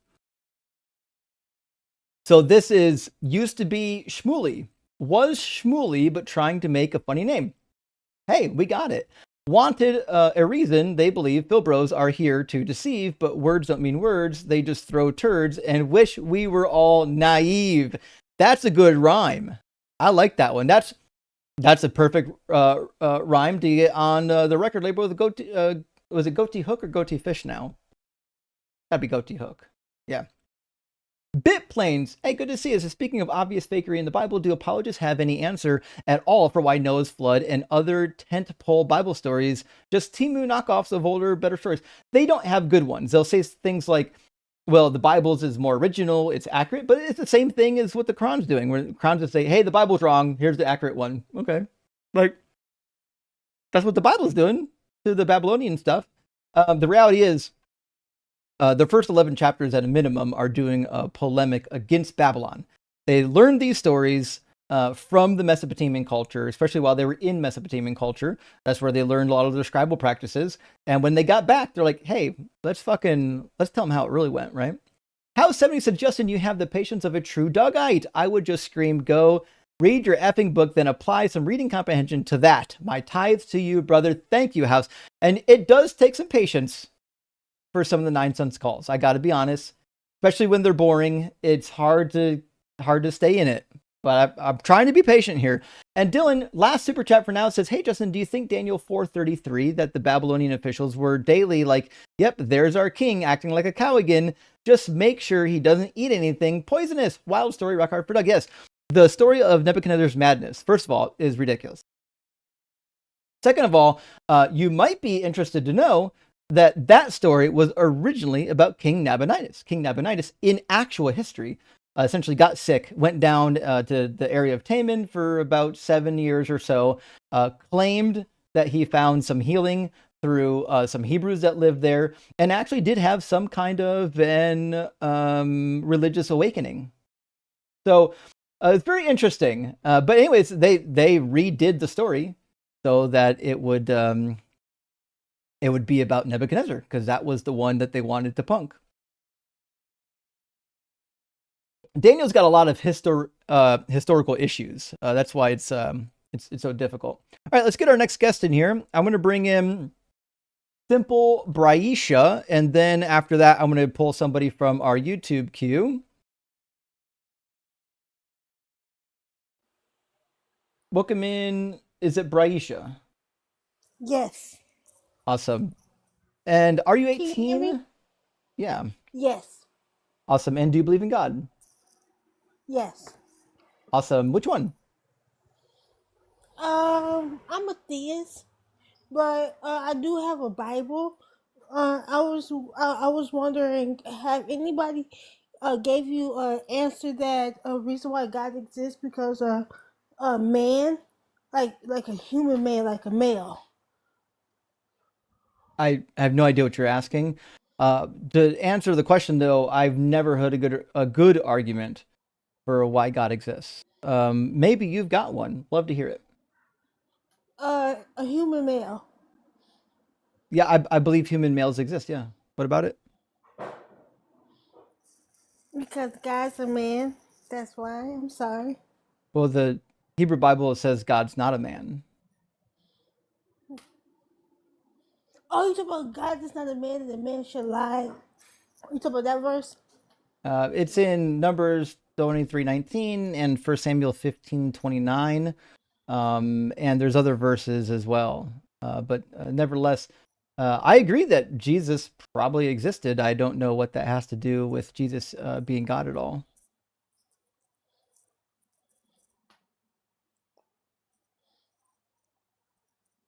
I don't know how to convince you. Well, a good argument would be a start.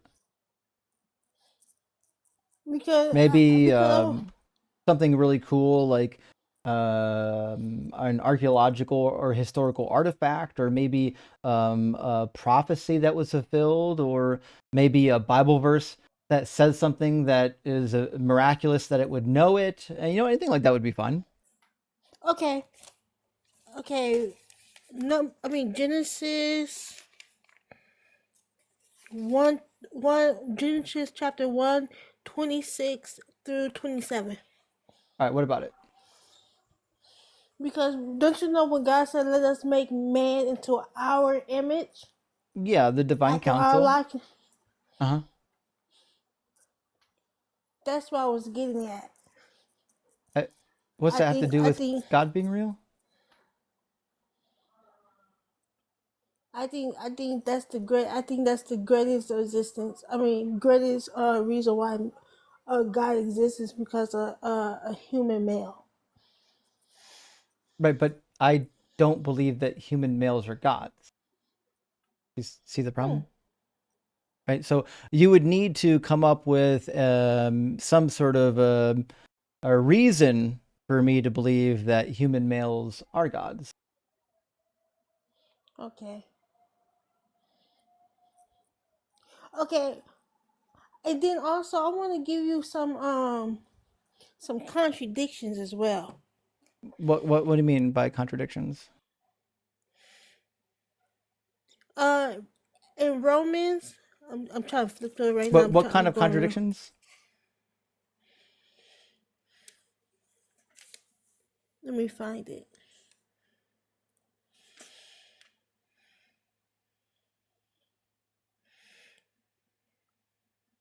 I think. Okay, don't you know how Christians say that the law of God is done away with, and Paul But preached that the law. my Yes, friend, I already know this contradiction. Don't worry about it. is it Romans chapter 2 verses 13? There's a bunch of them. Matthew 5:17 through 19 contradicts Ephesians chapter 2, Romans in a handful of places. Also, Galatians chapter 3. There's a bunch of places that it contradicts. Yeah, we know that Paul and Jesus contradict each other. I'm not too worried about that. Because Paul was saying that the doers of the law shall be justified. I'm sure, yeah.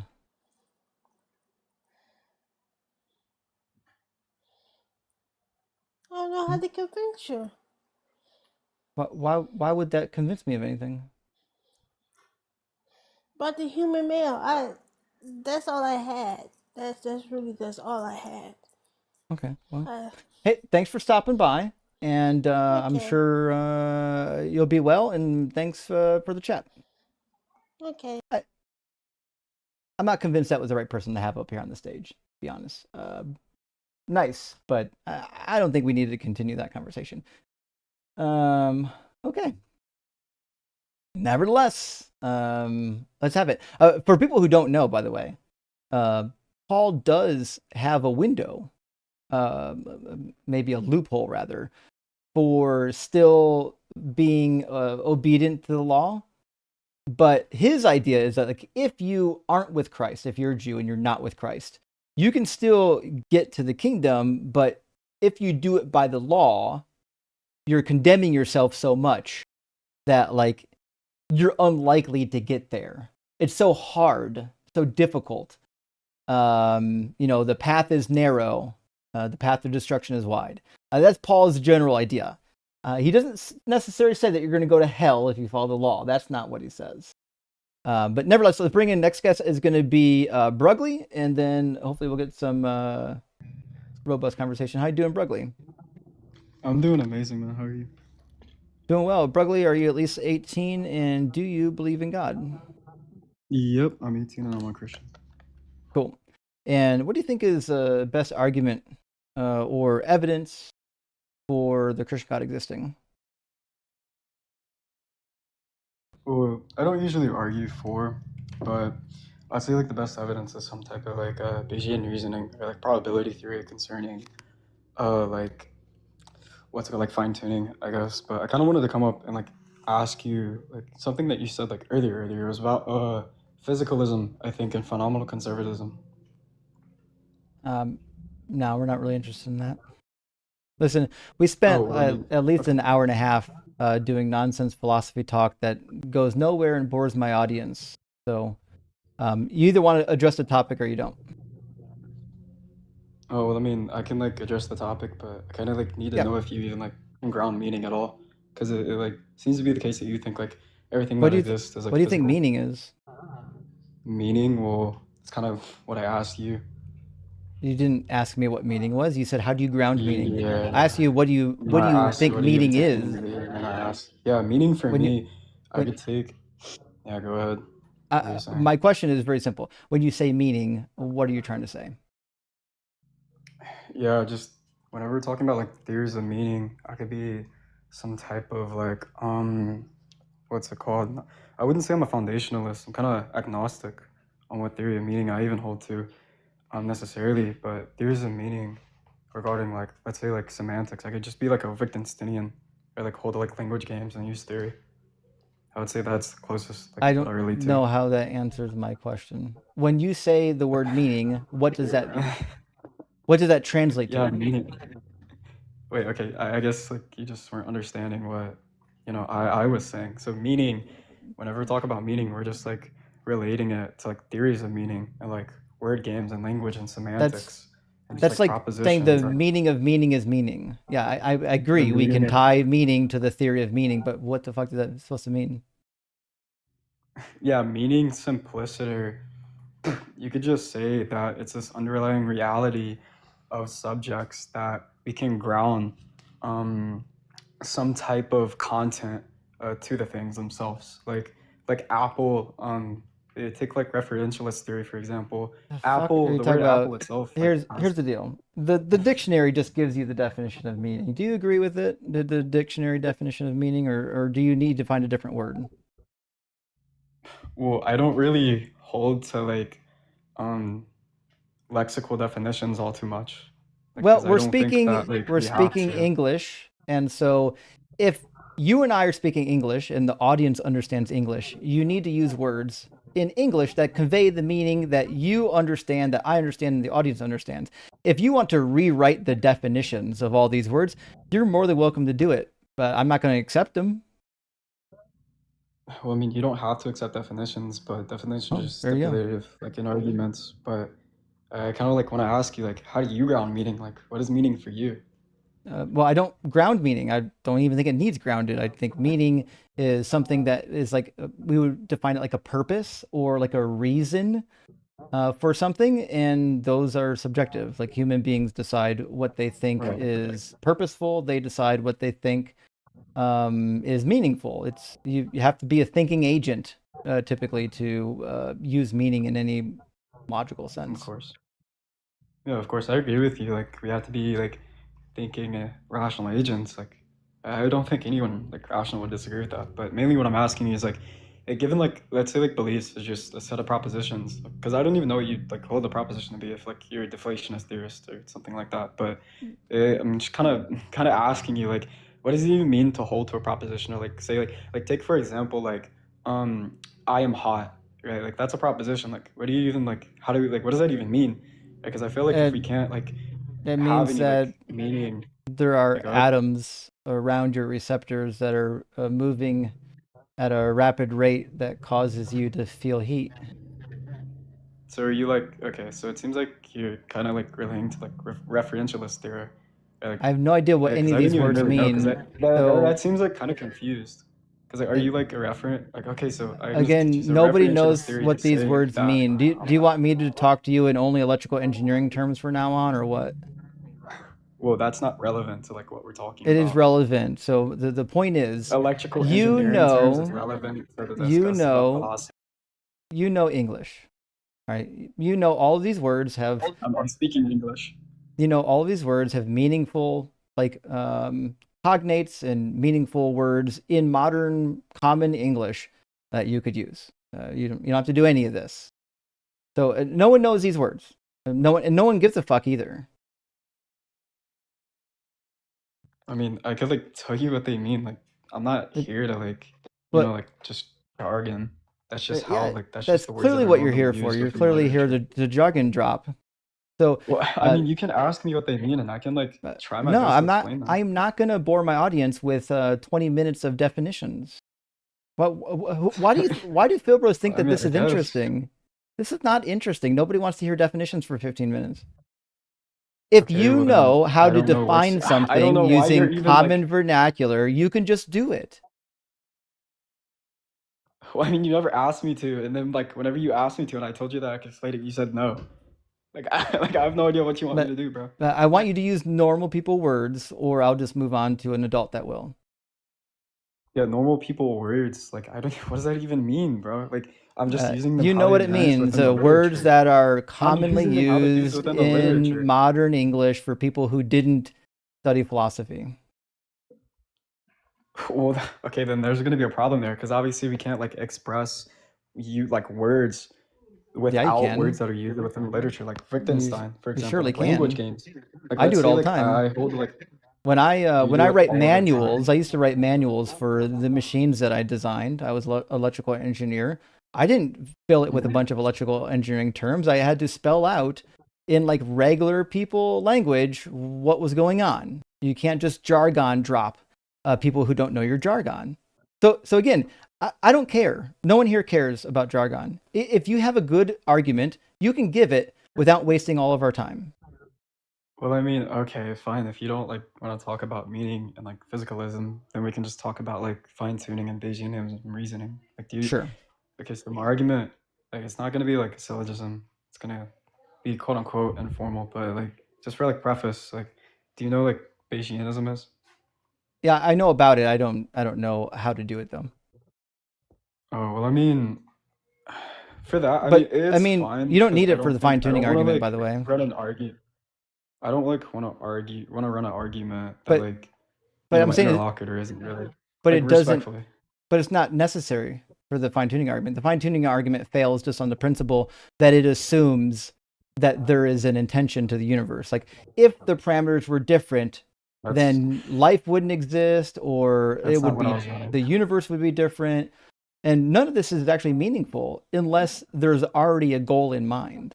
That's usually how the fine Okay, tuning argument that's runs. okay. Well, no, that's not what the argument that I was like running. I was running some type of like, um, probability theory saying that, well, it's more probable that we're gonna have, or more probable that like form and function, rather than like just random Charble within the universe, is gonna come from like rational things. Like we form Why?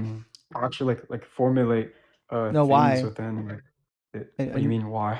why would we expect that the reality around us has to come from a rational mind? Yeah, I was just getting to that because like by abduction and induction, we can just say that like, or like we can expect that since we are like rational thinking humans, right? I don't know what you take rational to be, but we can like get on that topic. Do you want to like talk about rationality so that we can Um, like just get away from that? I mean, most of the audience here has a definition for rational. Okay, yeah. So So okay, yeah. So that's does your definition, you think, match the common vernacular? well by like rationality within humans. I'm just gonna take that like we are gonna be able to like abstract things and like deduce things like induction, abduction, etc. Like just reasoning. Yeah, it's the ability Just to for the case reason. of the argument. Typically, the Mhm. ability to reason in a logical manner. Yeah. Okay.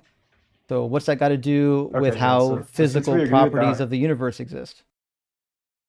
yeah. So since we agree with that, we can just say that rational beings, more than if not, are more probable to create things. Like let's say like they create an AI. It has a form, rather than it's just random. So like since the universe has form, rather than it's just like random, as we see with things that are non-rational produce random outcomes, What do we you can think just say random that it's more means? probable. I don't Random, think yeah, there's random, no form. like pure randomness, probably doesn't exist. Why would I think that the Yeah, there's universe no is just form. random? Like, for example, the way a snowflake forms, it's not random. That's not what I'm arguing. Those What? molecules can literally only bond in a particular way. Yeah, you're helping my argument. I don't think I'm I don't. helping your argument. That's just how it No, works. because you're not. That's what's No, you're not. expected under physicalism. No, okay, so you Mhm. think that physicalism accounts for like induction and abduction, but that's I not didn't like what say I'm arguing abduction for. or I'm not arguing. induction. I'm not I saying said like that what this would is be more probable. I'm expected saying it's more is with probable under any type theism than it of is physical naturalism. system, there's going to be things that like make bonds with each other. That's how you end up with physical systems. And it makes sense that the things, like if you have an atom of something, that an atom of something can only bond with a particular other atom. So, for example, if you've got the wrong number of valence electrons, that particular atom can bond with another atom to even out the number of valence No, of electrons, course. whereas it couldn't if it had 8 valence electrons. It might not be able to bond with another atom. This is perfectly expected in a physical universe. There's no mind that is necessary Wait, for that. what? Wait, okay, well, given Bayesianism, I don't see the argument that this is going to be more expected under naturalism than it will be like theism. I Because didn't say as more I just gave expected. you, I like, said it is expected. wait, yeah, something can be like expected under X and then be more expected under Y, but we're still like obligated to hold to like Y because it's more expected under Y. That's just how Bayesianism works. Bayesianism, if you're trying to apply it to God, is silly because what you're trying to do is say, well, it's more probable that like a thinking agent created a thing because thinking agents tend to create things and those things tend to have some sort of logical form. And then you're going to say, oh, now that we have a universe, it must come from a thinking thing. And that's just not, it's not logical. It's silly. Well, what? Okay, you were on track, and then you were like, then it must come from a logical. No, I'm just saying that we're ought to hold that it does come from like a rational agent. Why? It's more probable. That's Why would we because that's how think that there's Bayesianism works. a rational You're mind skipping to the last floating point around about in the theory. universe that's like completely immaterial? The part that you're missing is you're applying the Bayesian probability to human minds, and you haven't equated the improbability of the God mind. right?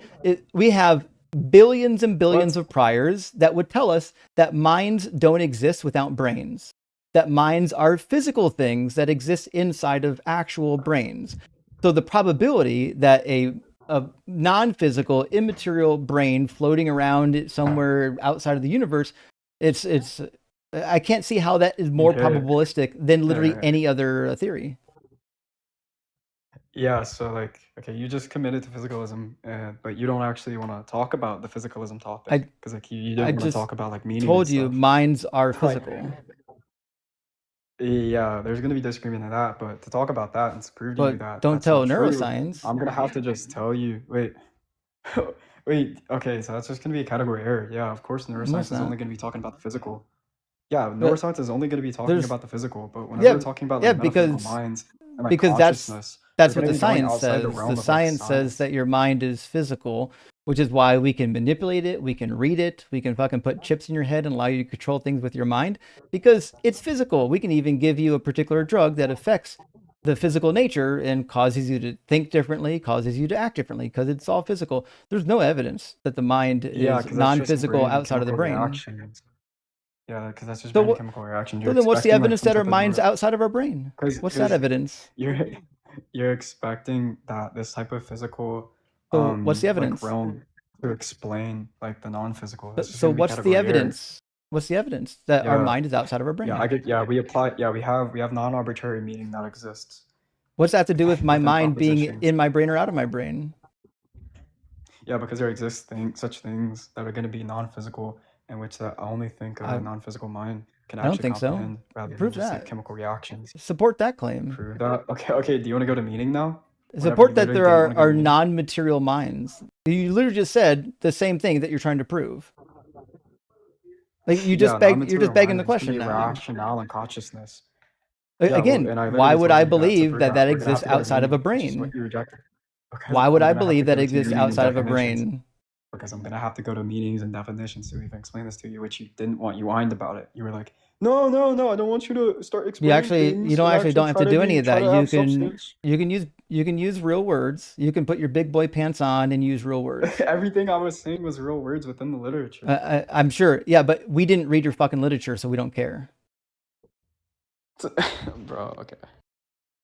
So again, if you can use real words, that's what you're going to do. If you can't, I'll move on to an adult that will. So why would I believe that our minds exist outside of our brains?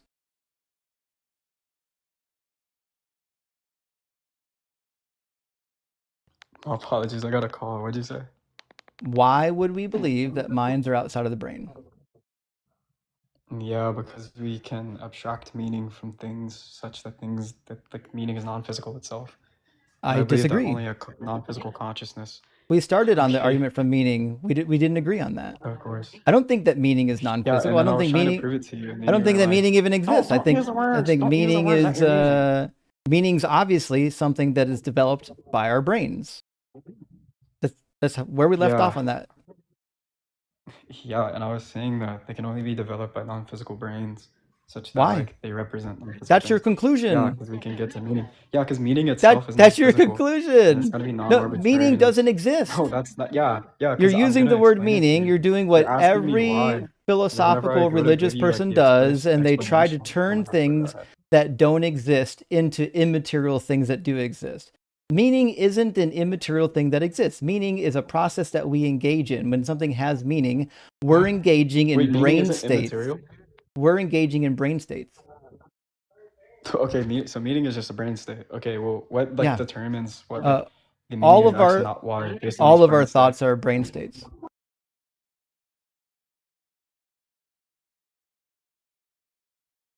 All right, bro. Like, I keep getting a call and I have to take it, but like, me and you can talk some other time about meaning, because like, I feel like you don't track and you don't want me to explain it to I do you. track. You don't And track like, what I'm saying because you only I've been talk tracking to it. people who think that immaterial things exist like meaning, and I don't. And you don't know how to address it because you're used to people just agreeing with you. I don't agree with you. You have to demonstrate that there's some What? sort of Yeah, because I'm transcendental trying to. meaning or platonic forms, and you'll never be able to do it because the science disagrees with you.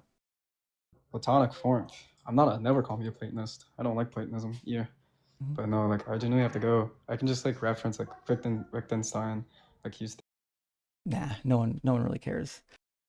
Tell you what, Philbro hour tonight. Well, actually, Philbro 3 hours tonight is painful as shit. These people are unfucking bearable. I'll never understand, never, why they demand that you use their definitions and then allow them to smuggle in concepts. I don't agree. Meaning is a brain state. It's created by brain states. It's something that exists only in our brain. It's a physical concept. You can't put meaning in a bucket. You can't weigh it. You can't measure it. It doesn't fucking exist. So sorry. Surf Murph, thank you for the super chat. I really can live a full life without hearing any more Philbros. So sick of this. Save me, Doug. I tried. I didn't keep him on that long. I was hoping, well, he had got a phone call anyways. I was hoping we'd be able to conclude after the dumb wraparound to meaning, but looks like it took care of itself. Game Master Flash says he doesn't hold to lexical definitions. Fine. Define every word in every sentence you speak. Oh, wait, you can't because you don't believe in them. Why do we have a Philbro timer? You know what? I apologize. On that last one, I could have used the Philbro timer. He was giving a formal argument, and I actually just forgot about it. That's on me. I apologize. When people do give formal arguments, or at least, quasi-formal arguments, I should be using the Philbro timer.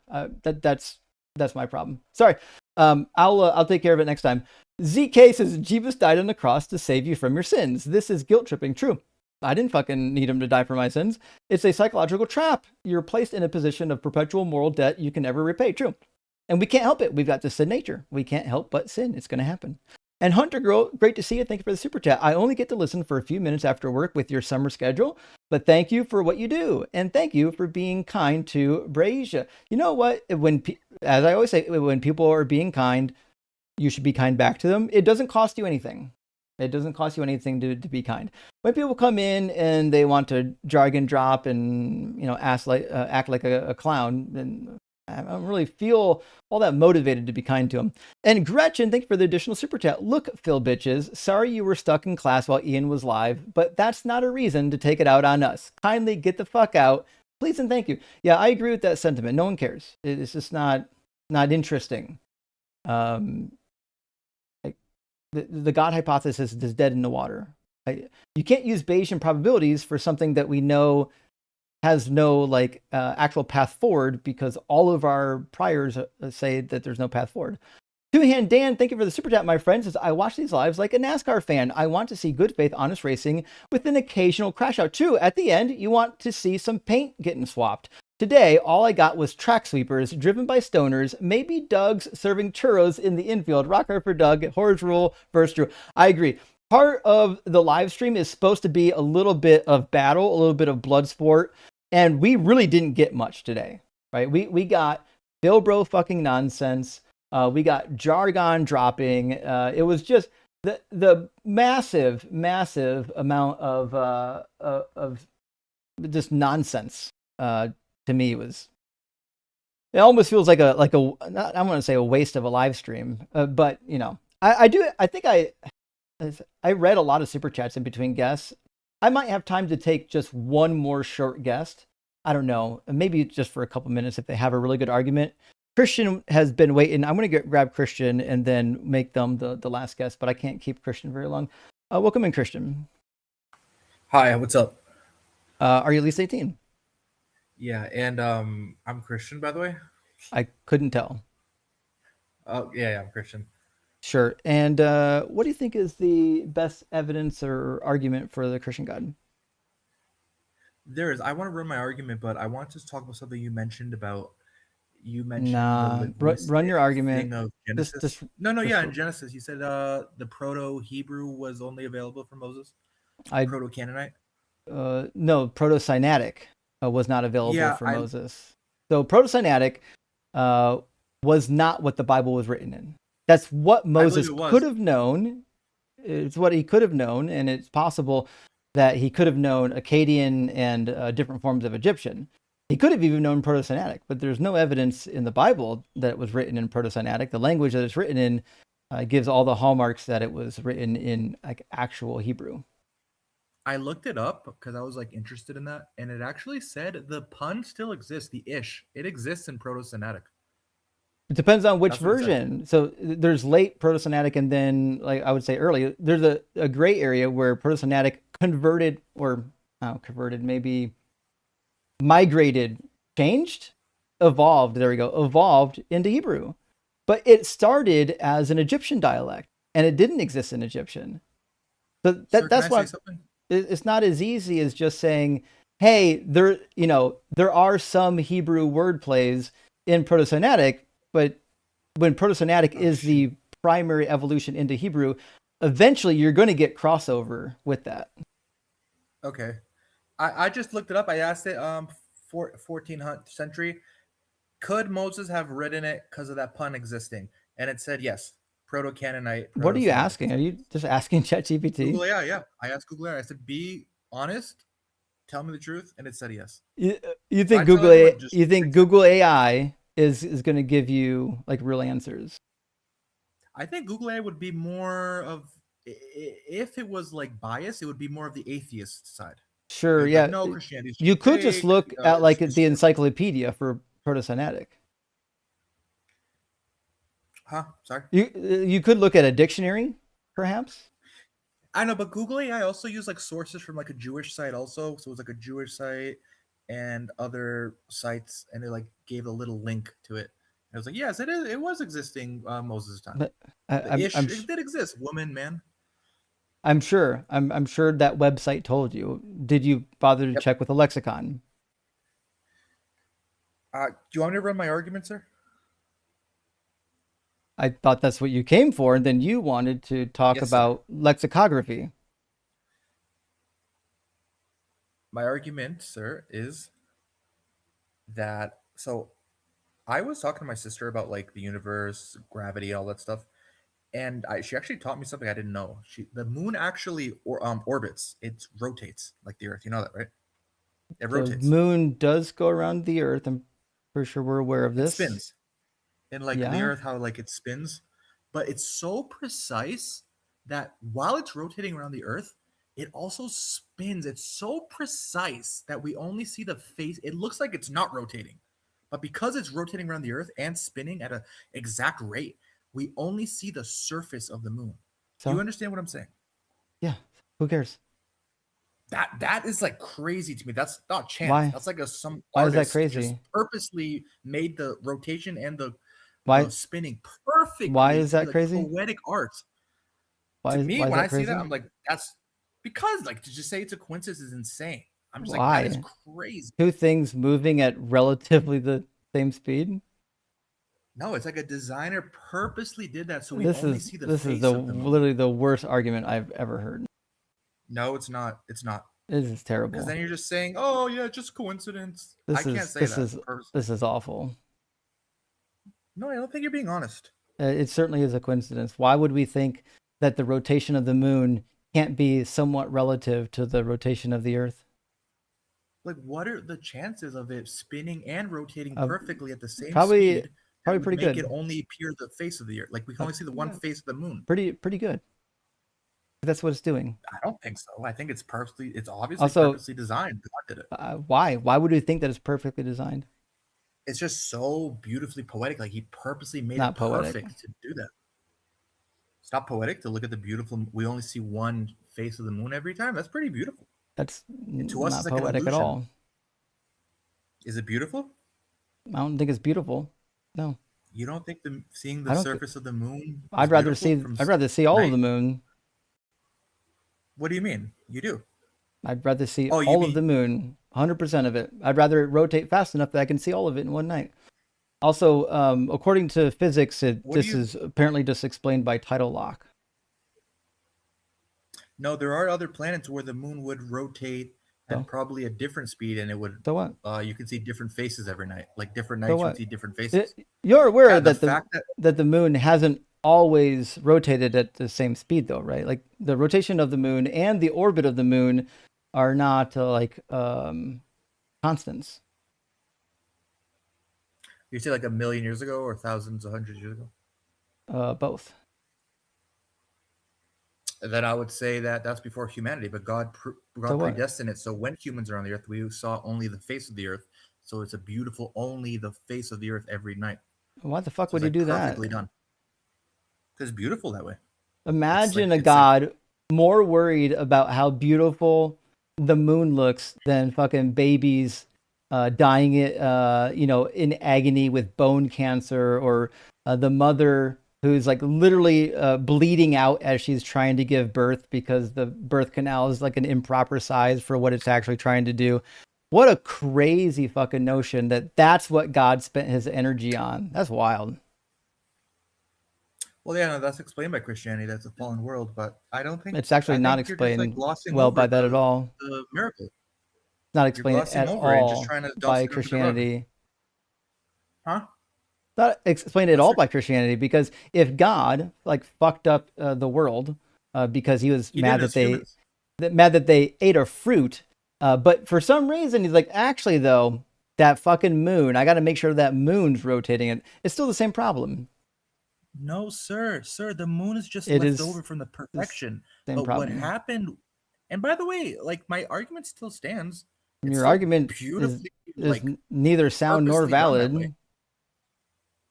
So you're just gonna say it's coincidence. Like I don't buy that. I can't. It's Well, just too perfect. it's up to you to provide the actual argument for why it is something other than coincidence. You can't just say, I think it is. Why It's would just anyone like believe that it was done by God rather than just that's how it formed because of tidal lock? I don't know. I'm saying like if it was just I, random, like you I said, know oh, you I don't don't believe in know. random. But if it was just no, I'm saying if I was in your shoes, I would just say, well, you would expect it just to spin and be imperfect, but the fact that it's always the face of the moon every night because it's It so perfectly it is rotating. imperfect. Sorry, sir. It's It is imperfect. imperfect. It's not always going to do that, and it didn't always do that in the past. It's not always going to do that, sir. Is that what Yeah. you said? Yeah. Is that proven by science? Did they say that? Yeah. They say that. Let me look it up. And by the way, Yeah, the rotation of the Earth is not going to be the same speed either. The rotation of the Earth is changing. The rotation of the moon's changing, and the time of the day is getting longer. In fact, during what was it, like 200 to 300 million years ago, the time of day was only about was it 22 hours rather than 24 hours? all right, I have an answer for that. Is it a coincidence that in our time as humanity, it's perfect? No, Just that actually makes it more. That actually makes it more my point. no, it God doesn't. purposely did it where humans pop into existence. It's perfect.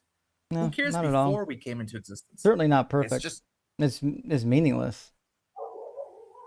Do you see what I mean though? Like you don't appreciate the beautiful art of this, like how precise it is. You I, just don't care. Like I feel like you're you just just don't. a troll wasting people's time. This can't be a real argument from an adult. No, I'm not. You're the one doing that. That can't be a full grown adult. I refuse to believe there's a full grown adult trying to run the argument from the moon. That's got to be worse than look at the trees. Am I wrong here? I want to write this in my notes. Worse than look at the trees. Fuck, I think the trees are more interesting than the moon. At least the trees are like metabolizing shit. They're bringing nutrients out of the ground, and they're like doing photosynthesis. Oh, it's really fucking cool. The moon is fucking a rock that's rotating at a particular speed. What a nonsensical take. That's ridiculous. Okay. Well, nevertheless, hey friends, I've got to read some super chats and then end the live stream before it gets too late. Thank you so much for being here, friends. Skeptics and Scoundrels, good to see you, my friend. Says, this dumb caller is talking about tidal lock. Agreed. This is a natural thing that happens when celestial bodies over time. Mercury is tidal locked with the sun, Charon with Pluto, and our moon with us. Yeah. I mean, listen, he could have just Googled it. Like, I'm not a physicist, right? But I know that there was an easy answer for this one. This wasn't a difficult problem, but that guy was not intelligent. But it is true though that the latter stages of Proto-Sinaitic is got a lot of crossover with Hebrew. But there are older versions. Hold on. There's an Egyptian inscription that will kind of show my point.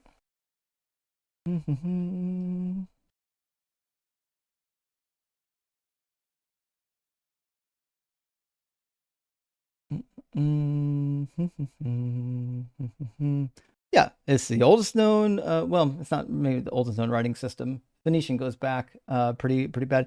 Acting as the evolutionary bridge between Egyptian scripts, hieroglyphs, and the Phoenician alphabet, which the Phoenician alphabet is fed into Hebrew, obviously, and Moabite. It was developed by Semitic workers in ancient Egypt, which is what I was saying, right? So they use this to remake the Egyptian language, which eventually moved into the Levant, which is why eventually it crossed over with Moabite and Phoenician and ended up being Hebrew. But when it first started, it was, during Moses' time period. You wouldn't have expected that. Nevertheless, it is what it is. Also, the Bible doesn't show many signs of being written in Proto-Sinaitic, even if there are some crossover words. I could do a lexical comparison with a lot of the common words in Hebrew, but there should be some crossover. Just don't know how much. And nevertheless, there are people who have done databases of these particular crossovers. Like, who was it? There's a database between all the Canaanite words that show up in Hebrew. I forget who did that one, but nevertheless, there should be a database for Proto-Sinaitic with the crossover from Egyptian and crossover from Hebrew. House 70, thank you for the super chat. Tidal locking is a common occurrence in the observable universe. Dude just discovered that it applied to our satellite and is mesmerized by it like a 5-year-old. Damn, you know what? Here's what I'm thinking. I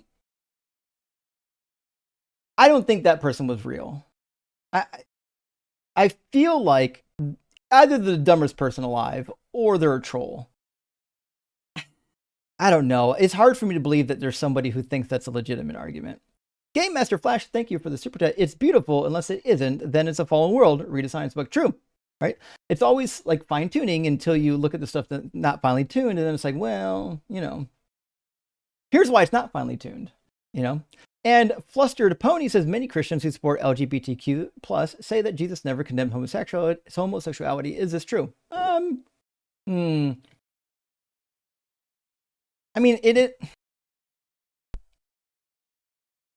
No, it's not true. Jesus said to follow the law of Moses. Matthew 5:17 through 19 reinforces it. Matthew 15, Mark 7. Jesus said to follow the law. The law condemned homosexuality, which means by extension, Jesus would be condemning homosexuality. Now, there's some argument as to what exactly was being condemned in Leviticus, but the reality is, whatever it was, Jesus was for it. So, anyways, that's what I would say about that. Also, from Gentleman Viking, Mercury is also totally locked to the sun. Fucking A, see?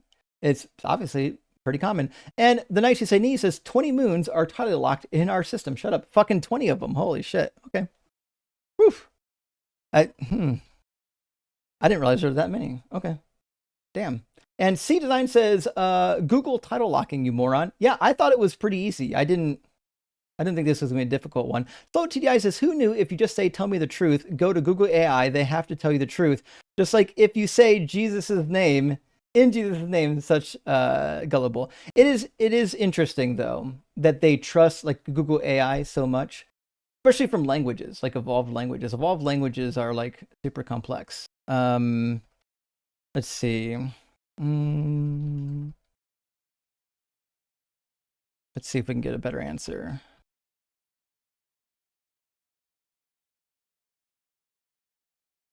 Nevertheless, languages are, you got to be careful with ChatGPT.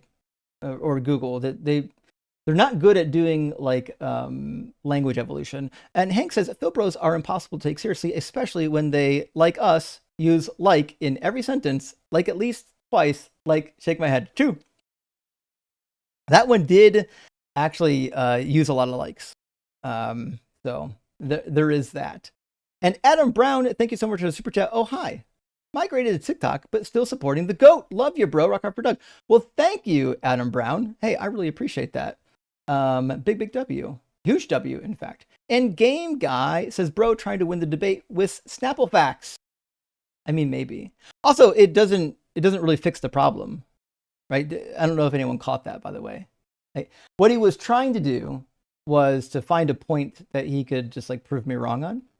And maybe there's some gray area there about when Proto-Sinaitic started to take on more Hebrew elements and less Egyptian elements.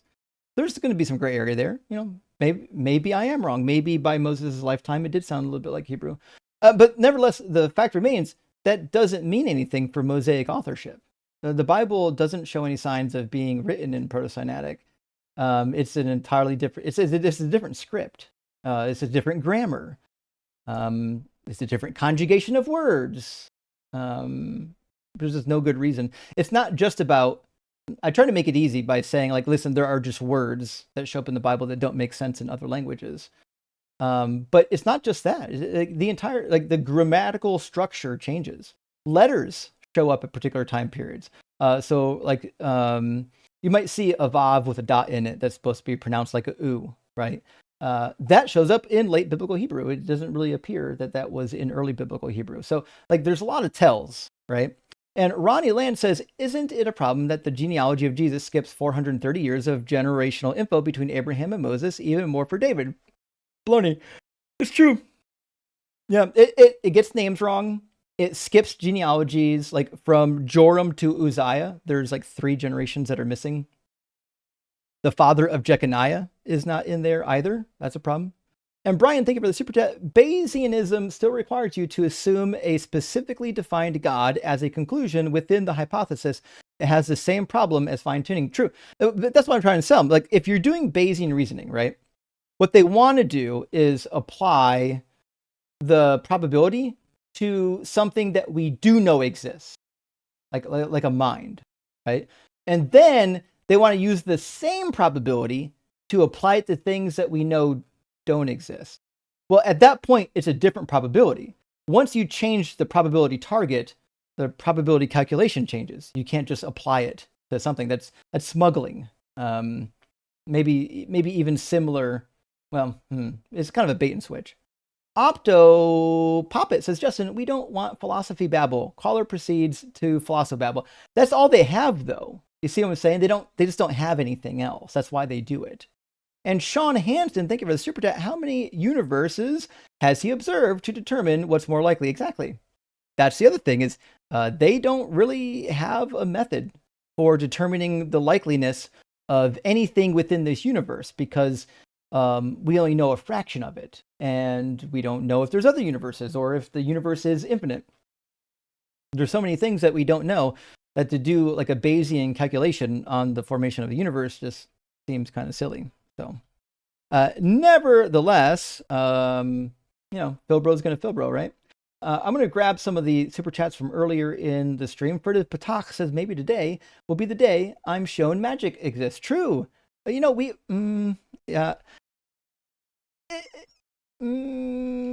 don't think it's going to happen, to be fair. But you know what? They're going to try. And this Nights You Say Knee says, taking 500 miles per hour and interrupting right, rock hard for Doug, choking on Ian's hog. Oh, talking 500 miles per hour, interrupting. Well, that's the key, right? If they want to jargon drop and confuse people, they have to talk really fast. That way they can use rhetoric when you slow them down and be like, oh, you don't understand, you're not tracking. Like, no, you're using jargon that normal people don't use, and it's it's just slowing everything down. What are you gonna do? Let's see, we got more in here. And from Nights You Say Knee also says, no way this dude has ever had sex with a human. That's true. I don't, most of these Flossobabble Philbros, I am not convinced that they have touched grass or a woman or ever got proper nutrition as a child. Like, there's a lot of questions that I've got for these people. Nevertheless, what are you gonna do? They're free content. And Furtive Patak again, summer hours equal catching Philbros leaving daycare. True. That's the problem with summer hours, actually. Yeah, you're gonna get a slightly different flavor. You know what I mean? Now listen to this. I did find an actual real source for the history of the Proto-Sinaitic language. So this is where it gets fun. So the caller might have actually made an interesting point, but it's hard to tell. So the gray area, it says the language originated around the 19th to 18th century. Fair enough. The Hebrews, though, would have went into Egypt prior to this. They would have went about 400 years prior to this. Actually, about the same time. So I'm curious if it made its way into the Levant. Anyways, whatever language they were speaking when they went into Egypt obviously would have been different when they left Egypt. So what language were they speaking when they left Egypt? It could have actually been a little bit like Proto-Sinaitic, a little bit like Hebrew. It says early miners adapted Egyptian hieroglyphs to represent the consonants of their own language, which means they should have imported some words from what they were speaking when they were in the Levant, right? I think the question is, what were they speaking? And I think that's going to be the hardest part to figure out. But it looks like by the 12th century, so 200 years after Moses, by the 12th century, the transition into Paleo-Hebrew / Phoenician had begun, right? So it sounds like there's a gray area like between the 18th century and the 12th century, or the 16th century and the 12th century of when that transition kind of took place. And I don't know if we have enough inscriptions in Proto-Sinaitic to say that that particular wordplay in Genesis wouldn't have been in there. It actually possibly could have been in there. Maybe I'll have to pick a different wordplay. There's quite a few different wordplays that we could work on. But I'll have to think on that one. Nevertheless, there's no good evidence that the Proto-Sinaitic script ever showed up in a biblical text or its grammar. Miss Megs, good to see you. Says, Doug and Medusa, save us from Philbros. I know. I'm sorry. It's bad. It is bad, actually. Here we are. Vicious says, please stop pronouncing jargon like that. Is it jargon or jargon? It actually is one of those words where it's like, how do you pronounce that? We can Google that, though. Hold on. How to pronounce jargon. Jargon. It's pronounced jargon, even though it has an I. Okay, fantastic. Nevertheless, there we go. All right. Thank you for the correction. And Lorenzo says, all hail DCZ. Chat are just humans. I don't know what you mean by D. I think you mean DZ. And you're right. The chat are humans. Yeah. And Roger, thank you for the additional super chat. Hey, Justin, sending you a hug from Rio de Janeiro, Brazil. Roger, former Rogerio. Hey, thank you. I really appreciate that. Big W all the way to Brazil. Glad you're able to stop in. And Bethos, thank you for the super chat. How else can you is not an argument. Thanks, Justin. I mean, it seems to be the case that incredulity is not really an argument. Nevertheless, what are you going to do? Eric, thank you for the $5 super chat. Moses writing about Chaldeans would be like Shakespeare writing about Wyoming. True. Right? It wouldn't make sense. That's why Chaldeans is such a good anachronism, because we have a pretty good archaeological record of when that word showed up. And the tribe of Dan. Peter says, hey, Justin, I thought Jesus let himself die so that Romans won't punish his followers. Where does dying for sins come from? Oh, this is the duplicate. We had this earlier, but yeah, it was an afterthought trying to rationalize Jesus' death. Async, also Gretchen, says, Dead Goat Witch is harshing your gig. It might be the case. Dead Goat Witch got to go. Listen, I don't know. I think it's pretty dope, and Carnage really likes it. So, Pretty Unperfect says, this guy is out of his mind. High calling it. Yeah, I'm sorry. Definitely out of his mind, and we kept them on way too long. So it just is what it is. And Where is Waldo says, the fact that you want to believe in a God should provoke you to apply extra skepticism. It means you're biased towards believing, even if it isn't true. Yeah, exactly. If you're believing something that you know you want to believe, you should be extra skeptical to double check everything. And Basic Share, great to see you, friends. Says, why does it feel like half the guests are high? Because when you get one Philbro, they come in packs, and they can't, they don't know how to communicate. Belko says, that German caller is German indeed. I recognize all the false friends in his English, like formulate. You know what? I've known quite a few German speakers. I would say I think their English is better than our German. I'll say that. I am always impressed with foreigners who learn our language really well. Learning multiple languages is definitely it's a task. And I think it's impressive that so many people can do it. And 800 Drago says, belated happy Father's Day. Well, thank you. Best dad joke ever. Can't wait. When does a joke become a dad joke? When it becomes apparent. Ah, that's a classic. That is a classic. I really enjoy that. Actually, I had that on a card that somebody gave me when my son was born. That was a good one. And God Sinner says, the honest calls kind of hurt to listen to compared to the trolls. Yeah, because like you feel sorry for them because they're like trapped in the nonsense. The bone cracking pretzels twist break my heart from Caracal. Yeah, Cara, like listen, like legitimate people are falling into the trap of these religions, and you know a lot of them don't know how to get out. So.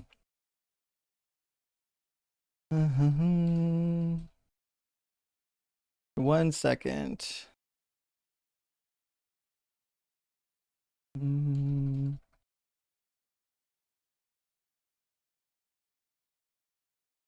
All right. Bethos with another super chat. Thank you, friend. If Jesus is God and God is the creator, everything is Jesus directly. Huh.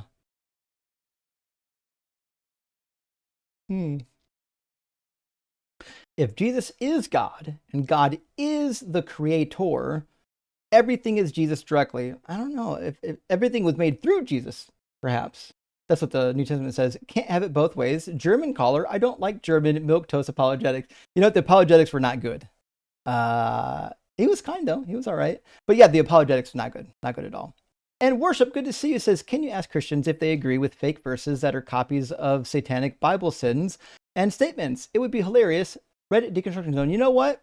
Everyone join r/Deconstruction Zone on Reddit. But yeah, that's actually a good idea. I've done that before a long time ago. And I haven't done it for a while. So nevertheless, yeah, maybe we'll get it. I have a collection of them in my Google Drive just for this occasion. And Riot says, I loved Tooth and Nail as a kid. Yeah, Tooth and Nail Records was dope. Still listen to Strong Arm. Oh, of course, yeah. And Orange County Supertones and maybe a few others. Thought I was never Christian. Oh, though I was never Christian. Yeah, listen, in that time period, there was definitely some decent Christian music. Reliant K. I still love Reliant K. Booget says, saw a thing from YouTuber regarding Job. If Job questioning God was why the bad happened, why was it okay for Jesus to ask, why have you forsaken me? True. Although, to be fair, the bad things didn't happen to Job because he asked, right? That happened after the bad things happened. So it would be like super counterproductive.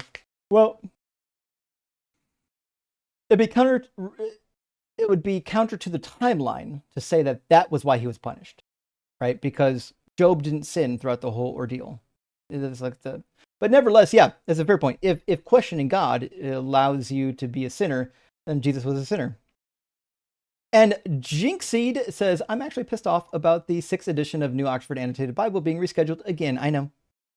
Now it's what, like December? What would a good academic study Bible to get until its release? Well, I love a couple of them. My next favorite is the Catholic Study Bible 3rd edition, but the one that you really want, don't get the generic one. It's okay. The pages are too thin. You can't write in them. Get a Bible called the Catholic Note-Taking Bible. Let me find it for you. It's on Amazon.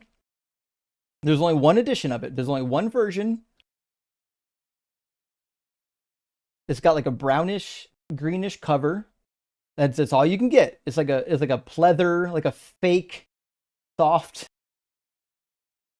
a fake soft cover. Let's see. Nothing. Let's see.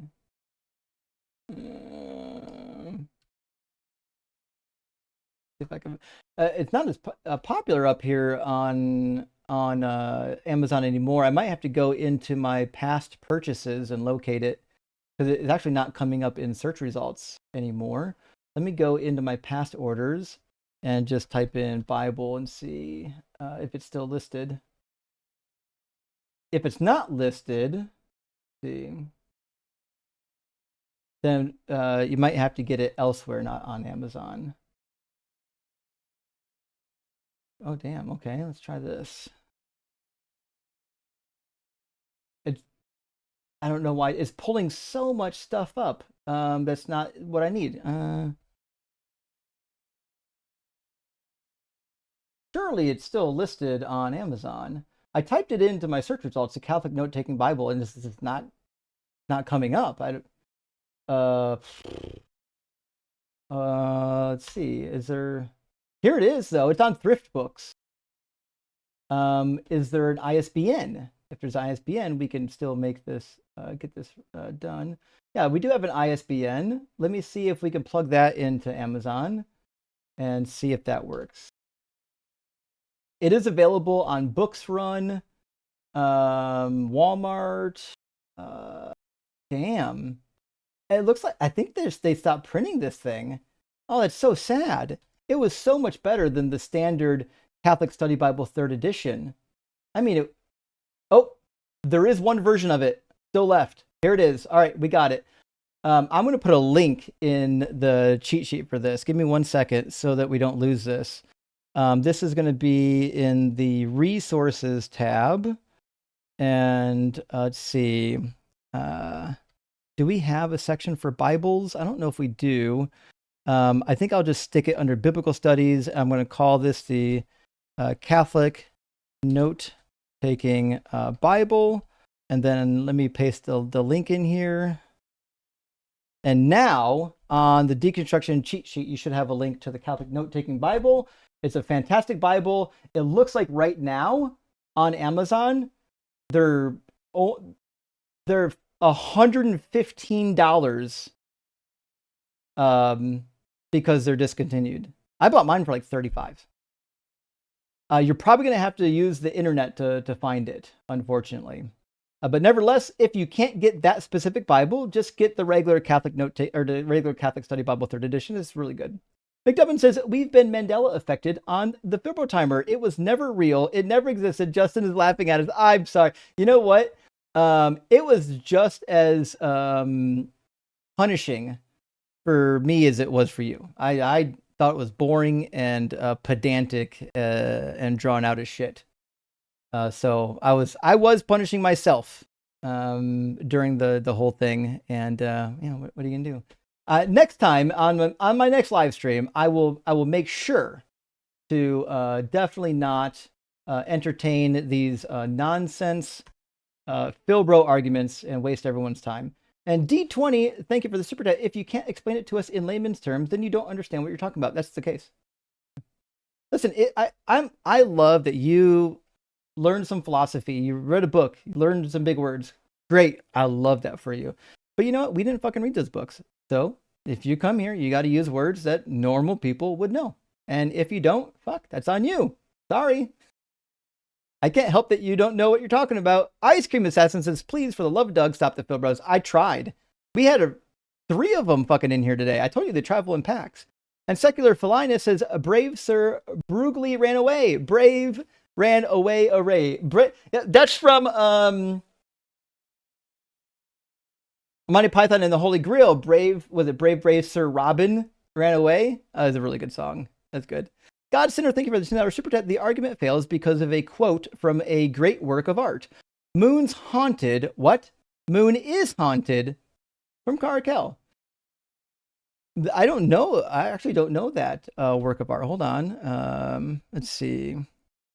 Moon is haunted.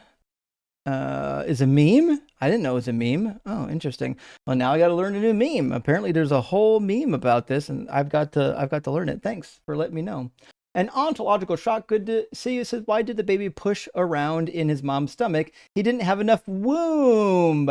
That's a good dad joke. Hope you're doing well, Rock Hard Product. That was an amazing joke, by the way. And Kernel of Truth, great to see you. If you're logged into your Google account, it'll learn to kiss your ass by conforming to your beliefs. Rock Hard Product. True. It's not just Google. This is something that's been happening with all of the AI models. You have to specifically give it instructions not to do that, or it kind of is going to continue to do that. So it is what it is. And what are you going to do? Dave says Jesus died for the sin of Adam, who never existed. Not even a single person in genealogy of Jesus is a real person. It's fake as hell. I mean, there probably are some real people, but obviously a lot of fake people. Moses certainly didn't fucking exist. Adam and Eve didn't exist. That's preposterous. But nevertheless, like, what are you gonna do? The genealogy is hopeless. It's a failure. And Dave, with another super chat, thank you, Justin. Not sure if you're aware, but in the Quran, Alexander the Great is mentioned as a Muslim who, on Allah's command, built a giant iron wall to trap Gog and Magog. Imagine believing that. You know what? I actually did hear about that recently from a Muslim caller. It's pretty fucking wild. That Gog and Magog were still being talked about during the writing of the Quran. Pretty crazy. And fucking Alexander was present. Colonel of Truth says there's no way to determine Bayesian priors because we only have one universe and one set of constants. Okay, for Justin. True. And we have no probabilities for God. Right? You can have probabilities for what a human brain can do, but no probabilities for a God. So it is what it is. Jesus, titty effing Christ, thank you so much for the super chat. The good news is some of you will not taste death before the Browns taste Super Bowl champagne. That's the fact. The bad news is none of my prophecies ever come true. Well, here's the thing, titty Christ. I've been around for a while, and I am certainly convinced that the Browns will not win a Super Bowl in my lifetime. We'll see. Good question. Thank you for the super chat. Are Catholics the new Pharisees? I don't think so. No, I don't think so. No. I mean, maybe in some ways they used to be for sure, but I don't know. Hard to say. Sir Gamelot says the edition I found on Amazon is called the Ave Catholic Note-Taking Bible RSV. Really, RSV? It should be the NABRE, right? So it should be NABRE, Catholic Study Bible. And it does show up. There's a bunch of them, the third edition, but that particular Bible, not so many. When you go to buy it, it's $115, the only one listed. So it just is one of the things. The one that you found is not the right one. It's not in the RSV. It's going to be in the NABRE, which is a newer translation. So it is what it is.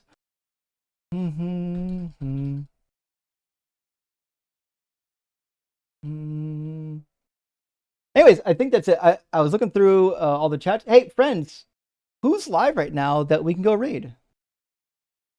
Anyone?